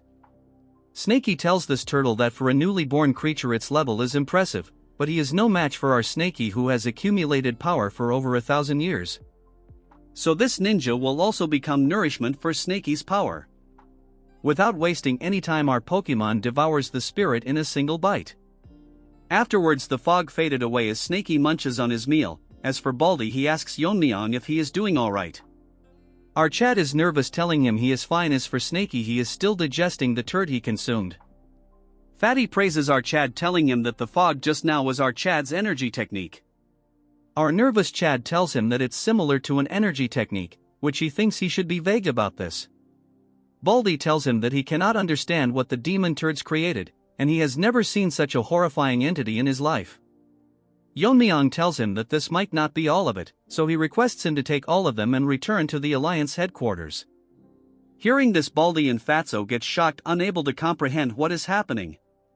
Baldy asks our Chad if he planning to go to the demon sect's headquarters alone. Fatty tells Yeon-myeong that he managed to eliminate their key forces, so he should be satisfied for the time being. Hearing all this, our Chad cannot understand what to say to these worry babies. Our Chad explains that the turtle just now was an evil spirit that is not susceptible to normal attacks. And as they saw earlier, that they had to use energy techniques instead of sword strikes. So according to analysis, there is someone in the demon sect forcibly creating evil spirits. Fatty discovers that there might be multiple creatures like the turtle earlier. According to our Chad, the demon sect's forces are still intact. Additionally, they have yet to identify the small poison demon. If he is really someone from the Tang family, he needs to handle it by himself. Yeon-myeong tells them that they might sound reckless, but right now there is a gap in their main forces, so this is their chance to deal a decisive blow to them. Bat tries to reason with our boy, but Baldy stops him, agreeing with Yeon-myeong. Baldy tells him that although his skills are beyond doubt, he is the one that must lead the righteous alliance, so he must be extremely cautious and act with prudence. Our Chad tells him that he will follow his words and return with good news. As he rushes towards the headquarters, Baldy tells Fatty that even if he told him to stop he wouldn't, and there is probably no one who can pose a threat to the alliance leader. So they be patient and head back. Although he said this, he is very worried since they are unaware how many Fire Realm masters they have, not to mention the demon sect leader. Rather than doubt, he will wait with faith, wishing the safe return of our Chad without any fail. Moving to the heavenly demon headquarters, a dog barks that the small poison turd is entering, as it the white monkey who wants some more screen time. The female white turd congratulates the monkey, since he heard that he achieved great merit on the battlefield. She smirks, saying that he is finally starting to look like a proper demon disciple. She says that the poison master, who was the head of the Young family, was proud when he heard the news. Hearing this, the turd sweats since the master is now his father. A few days ago, the day after the turd reached the realm of Poisoner, female turd introduced the dunce to the head of the Young family. He has been supporting the demon sect and will goor his status from now onwards.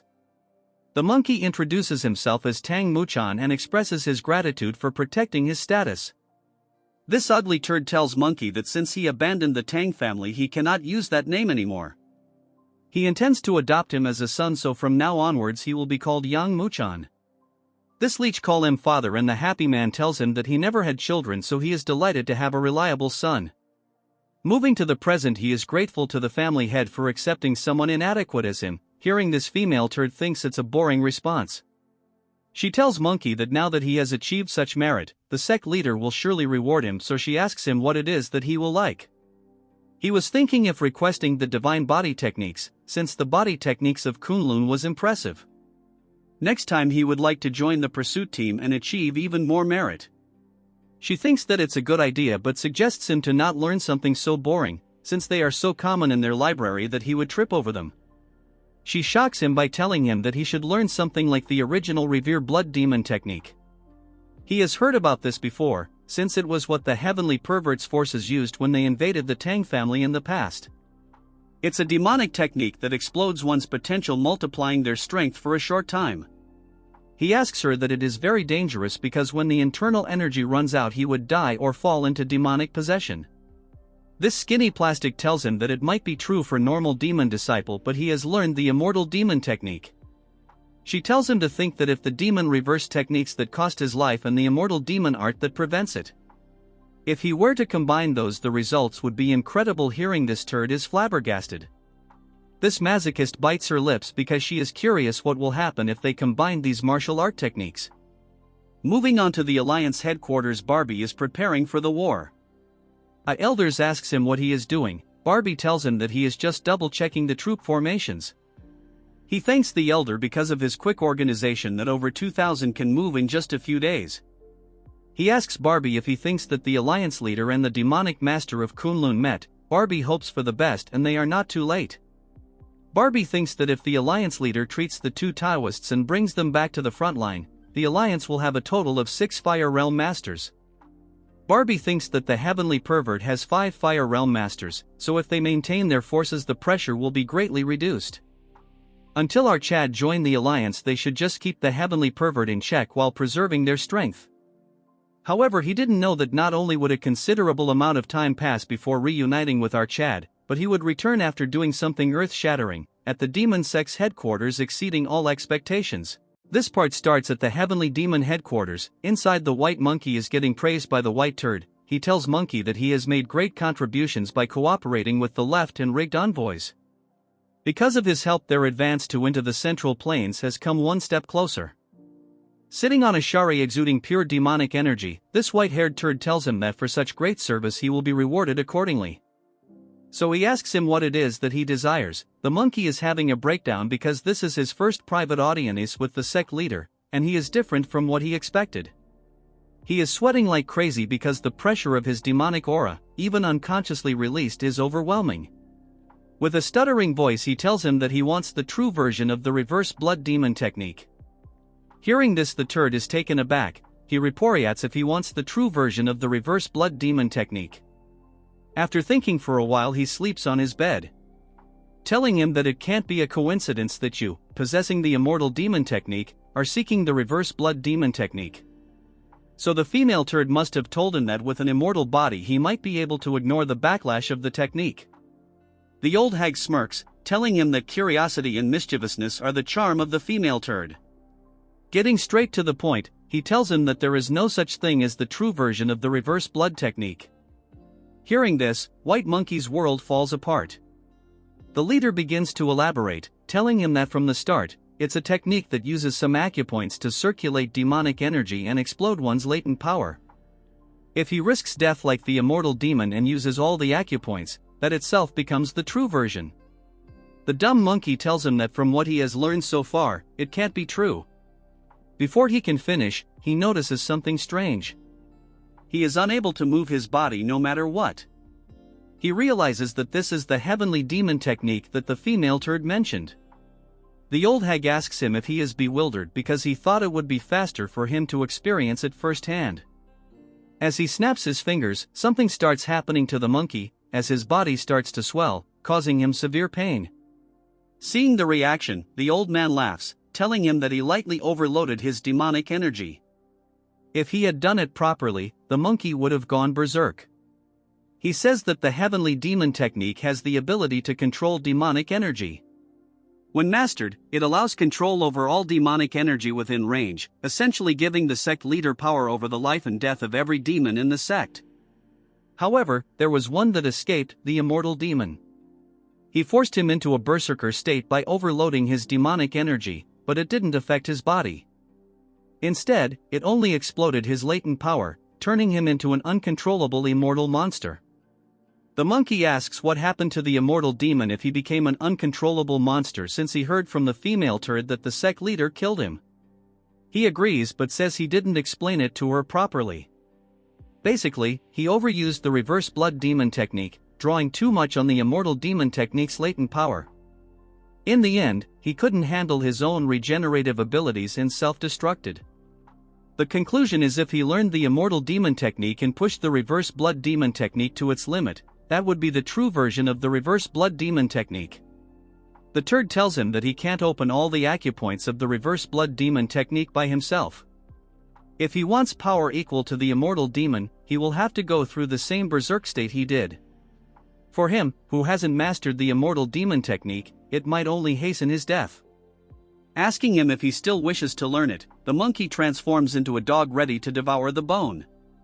He agrees to learn it, thinking to himself that if he can become much stronger than now and get revenge on Yeon-myeong, he would risk his life 1,000 times. Grinning like a deformed omelette, he tells the white turd to bestow upon him the true reverse blood technique. Next, we move on to the Righteous Heaven Alliance. Barbie is thinking hard because he finds it strange, the forces of the Dark Lord of Destruction that were attacking martial arts families for a short time are moving at an unusual degree. He thinks that the heavenly pervert might have been injured in the fight with the Sword King. While he is thinking, a voice grabs his attention, telling him that it is an emergency. Barbie calls the man Yang, asking him why he is in such a hurry. Yang informs him that the heavenly pervert has made a move.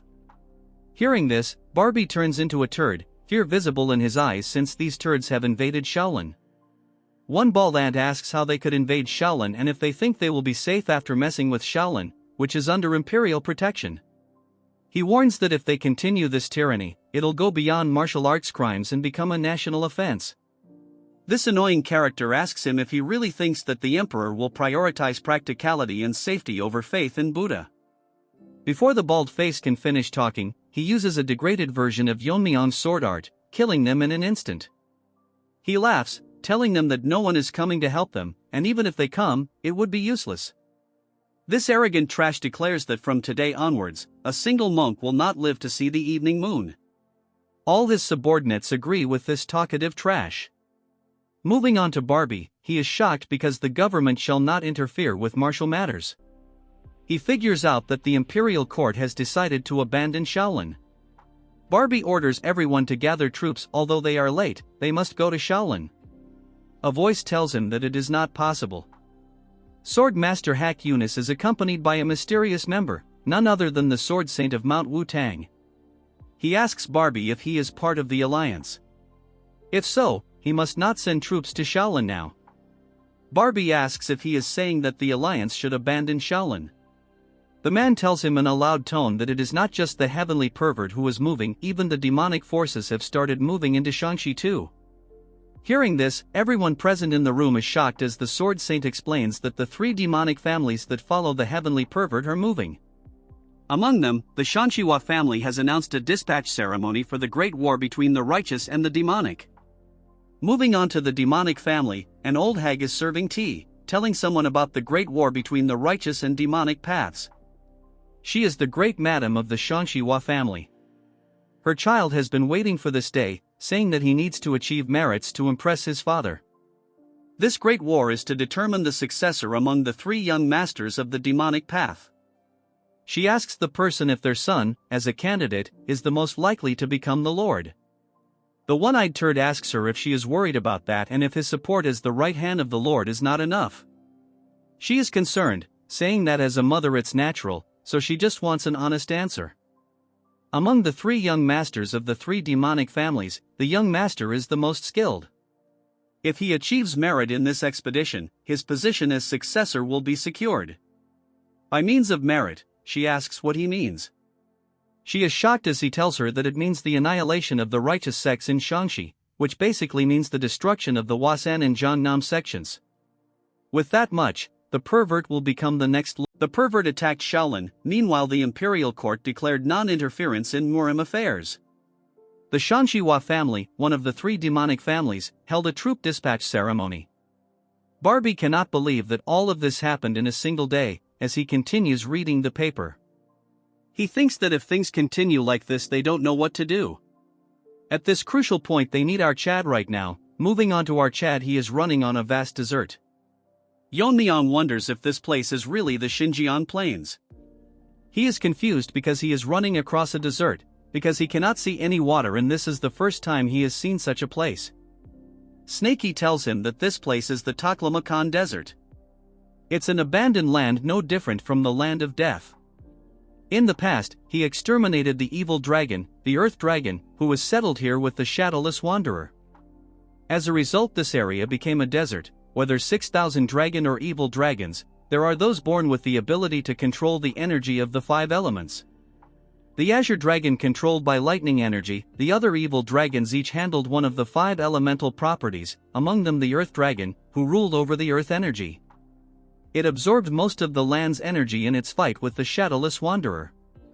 To prevent this, the ritual master set up a spell formation to divert the earth energy elsewhere. Given the nature of ritual master's spells, the formation should still be active if no one has tampered with it. Yeon-myeong is confused because if the earth dragon was exterminated, there is no need to maintain the formation anymore. Snakey is not entirely sure, but one of the ritual master opposed its removal. He said it would create problems directly linked to the survival of the common people. He was the night demon of defying heaven from the demon sect. Although he was from the demon sect, his skills were the most outstanding among the ritual masters of that era. Snakey says that it is no exaggeration to say that he can cast the spell alone. That's why neither the other ritual masters nor the shadowless wanderer opposed his assertion. However, he walks a different path from orthodox ritual masters. Snakey doesn't know for sure, but he must have had other intentions. Unlike other ritual masters who built their status through spells, he used evil spirits as his subordinates to build his status. He heard that with his elevated status, he could perform forbidden techniques and avoid divine punishment. In other words, he's someone who uses forbidden techniques without hesitation, so he has to be careful if you discover any formations he created. Yeon-myeong smiles, telling him that usually he is not this talkative, teasing him by telling him if he is worried about our boy. Snakey gets embarrassed, telling him that he is worried about himself, because if he dies he will also die. Our Chad tells him to leave the topic, asking him just how big this dessert is. We move on to the turds. Poison Turd wonders how big this dessert really is. The white-haired turd tells him that his pace has declined. He warns him again to be extremely careful not to stray more than 3 steps away from him. Poison Turd thinks that it's been several hours since he started following the sect leader to obtain the reverse blood demon technique. They were walking at the edge of the desert, but at some point, the landscape became distorted, and now he doesn't even know where they are. Trash wonders if this is some kind of formation. It's similar to the one he saw in the young sect leader competition. All of a sudden the turd tell him that they are here. He gets shocked to see that they have come across a huge gate. He cannot fathom that there is such a large door in the middle of the desert. The leader tells him that it's too soon to be surprised. He pulls out a talisman marking the door, flames engulf the door and it's open. From inside, extreme pressure releases, causing the ant to get squashed. He gets surprised to see that beyond the door the space is completely different. Moreover, when he was studying poisons at the Tang family, he saw most common plants. But here sees unfamiliar plants everywhere that he has never seen before in his life. The leader tells him that this is his secret training ground. Hundreds of years ago, the first sect leader created this place from his mental imagery. Only the blood descendants of the first sect leader have the authority to open and close the door to this place. In other words, he can train here without any interruptions. So he tells him to dedicate himself to training here. If he reaches the fire realm after the left and right envoys, their sect's strength will increase even further. He gets on the ground groveling, thanking him for this opportunity. Since he is done speaking, he tells someone to reveal themselves. All of a sudden something appears, shocking the turd. The leader tells them that it has been a while. The method deer. Surprisingly, it is actual deers speaking, telling him that they heed his call. Seeing all this, the poison turd is like us, confused by just what he is seeing. After a brief discussion, he figures out that they will assist him on his training. The white turd turns around, telling Trash that the method deer will assist him in daily matters. For the last time he asks him if he has changed his mind, but the turd is fixated on his goal. Using the heavenly demon divine technique, he increases the flow of his energy. The pain is severe. Turd thinks that the pain is incomparable to the demonic energy outburst he experienced recently. His body starts reconstructing, all his bones breaking and healing. The leader believes that if he can bear this, he will be as strong as the immortal demon.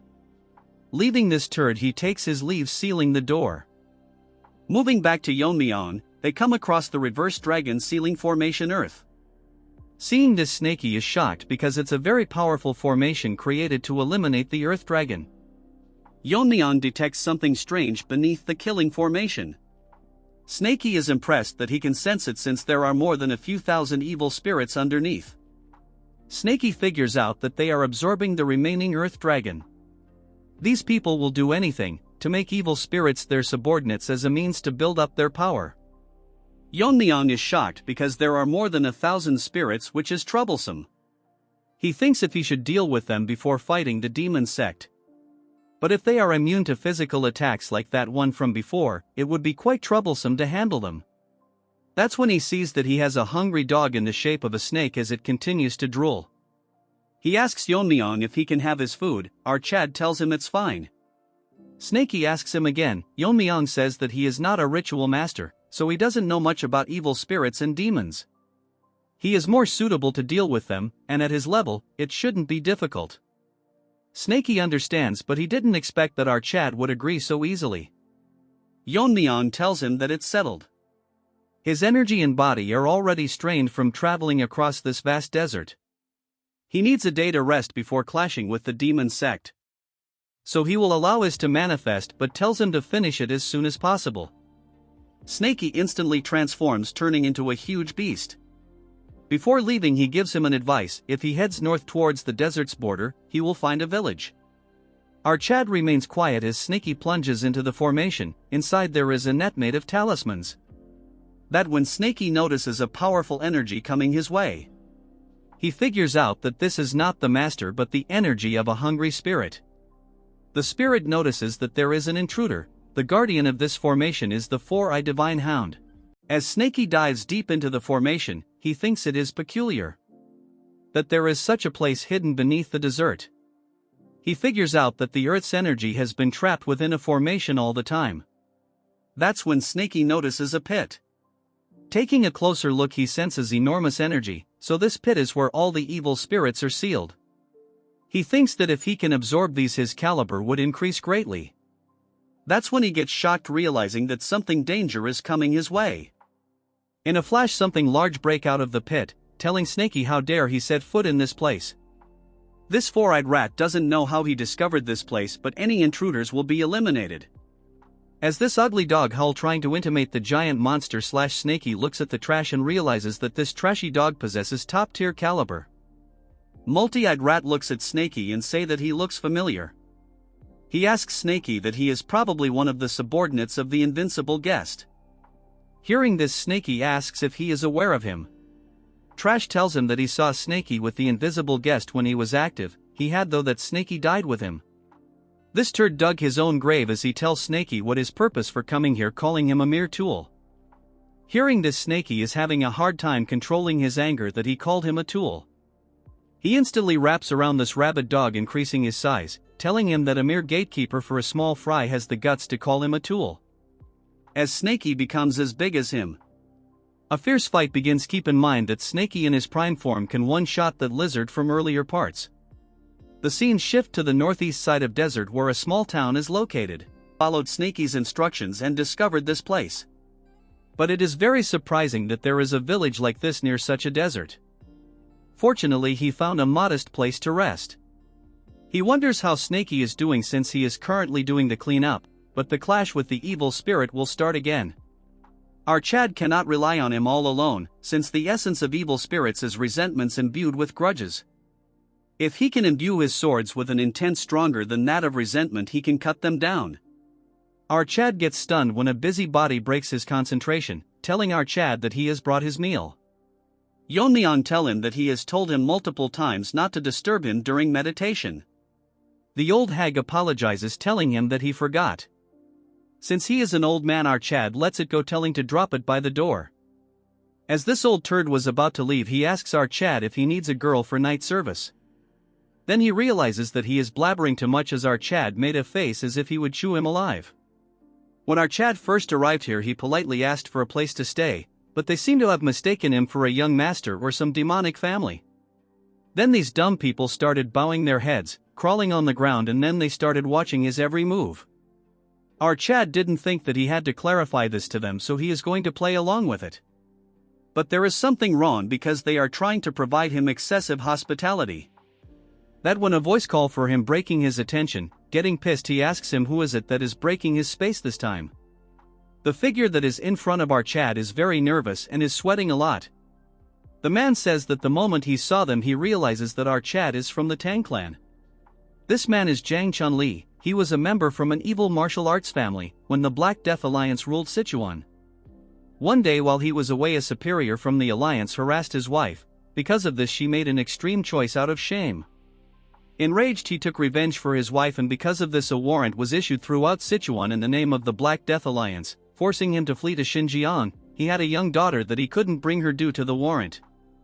He asks our Chad if the warrant has been lifted. That's why he came here, to ask him about the current situation, so that he can go get his daughter. Our Chad tells him that he doesn't know where he worked, but the evil faction in Sichuan along with the Black Death Alliance are gone. Thus the warrant has likely disappeared as well. Hearing this, the man goes bonkers, asking him if there really is someone that can defeat the Black Death Alliance. With a straight face he thinks to himself he single-handedly annihilated the alliance. The fact that his current nickname is the sword god-level young master of the Tang family. He gets shy, thinking that it's better to let it slide quietly or it will just get noisier. To make up an excuse, he tells him that one of the master of the fire realm said so. The man gets on his knees thanking him, telling him that he will go back to find his daughter. Our Chad asks him that looking at the condition of the village, they don't seem very well off, but they are treating our Chad too well, so there probably is something behind this treatment. The man tells him that this is because of the divine pill. It's a drug distributed by the heavenly demon sect that help forget worries. The more someone offers, the more they get, but since the village is poor, they get the bare minimum. The problem is the divine pill is highly effective and addictive. Once you get addicted, it cannot be avoided. They all mistook him for a high-ranking member of the sect and are trying to curry favor, hoping to get more pills. Sometimes sect members appear here for that purpose.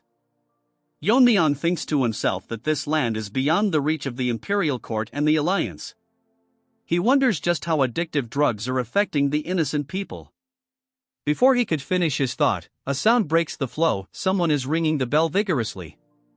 It's the village emergency bell, which usually means bandits are coming. The old hag barges into the room, asking if our Chad is inside. She asks him if he heard the village bell, explaining that about 50 bandits are heading toward the village. Then he turns to another man in the room, questioning what he's doing there. Yeon-myeong intervenes, telling her that he called the man over. Our Chad asks the old if there really are bandits coming. Confirms it and mentions that they have a shelter for situations like this, suggesting it would be best for him to come hide with them. With an angry look, our Chad responds, saying that he isn't someone who gets scared by mere bandits. The old starts shaking, insisting didn't mean it that way. Without wasting any time, he tells her to guide him toward the bandits. As he approaches the group, the bandit leader notices 4 figures who don't look like villagers and demands to know where they're from. Our Chad remains silent as a flashback takes us earlier when one of the attendants advised him. The attendant told him that if he ever fights bandits, he should claim to be from the Yang family, a sect known for researching poisons in medicines. Recalling this advice, our Chad declares himself as a young master of the Poison Master Yen family. The bandit leader scoffs and says that if that's true, he should show them the divine pills, which members of the Yang family are said to carry. Hearing this, Yeon-myeong sighs, realizing he has no choice but to put his hands inside his robe. The bandit leader thinks to himself that this is a windfall. If they take our Chad hostage, they might extort loads of divine pills from the sect. However, looking back, he realizes that except for him, his entire group has been wiped out. He can't believe what he's seeing. Meanwhile, our Chad finds the situation strange. He clearly stated earlier that he needed rest to circulate his energy, yet one thing after another keeps disturbing him, and now bandits appear right on cue. With killing intent in his eyes, he asks the remaining bandit who exposed his whereabouts, threatening to turn him into a limbless Barbie if he fails to answer. The attendant watches silently, amazed at how effortlessly our Chad eliminated the bandits. He knew our Chad was strong, but not to this extent. The bandit leader stammers, claiming he didn't mean to go this far. Hearing this, Yeon-myeong wonders if the man is hiding his strength. Instead of showing anything, the bandit falls to his knees and proclaims eternal gratitude, offering to do anything to prove it. He exposes that they came here under someone's orders. Yeon-myeong sighs as the man reveals that the main culprit is the village leader. Hearing this, the old grows visibly scared. The village chief tries to deny everything, shouting that it's pure slander and that he'd never do such a thing. He begs Archad to kill the bandit instead. But the bandit shouts back, revealing that it was indeed the old man who gave them the tip-off. The bandit continues exposing the truth. The village chief had tipped them off about a naive young master passing through, urging them to kill him and take his wealth. He explains that the chief has a close relationship with the bandits and that they've done this to several travelers before. The process works like this: the village chief reports information about passing merchant groups or peddlers, and the bandits rob them, sharing a portion of their spoils. If the village used those resources to buy food and materials, they could have escaped poverty long ago. To confirm his claims, he urges Archad to check the chief's house, which will surely be overflowing with riches. The villagers begin turning against the chief, realizing that the young men who died previously were victims of his schemes. They curse him as the chief breaks down in tears. Having seen enough, Archad throws a needle, dies instantly. He mutters that the chief was utterly disgusting. As the man falls to the ground, the bandit leader notices the feathered needles Archad used. As far as he knows, feathered darts in the world are only associated with the Tang family. Before he can spill any more information, Archad ends him, remarking that the bandit was sharper than he looked and should have pretended not to notice that detail. This concludes this part. Make sure to like and subscribe for another part.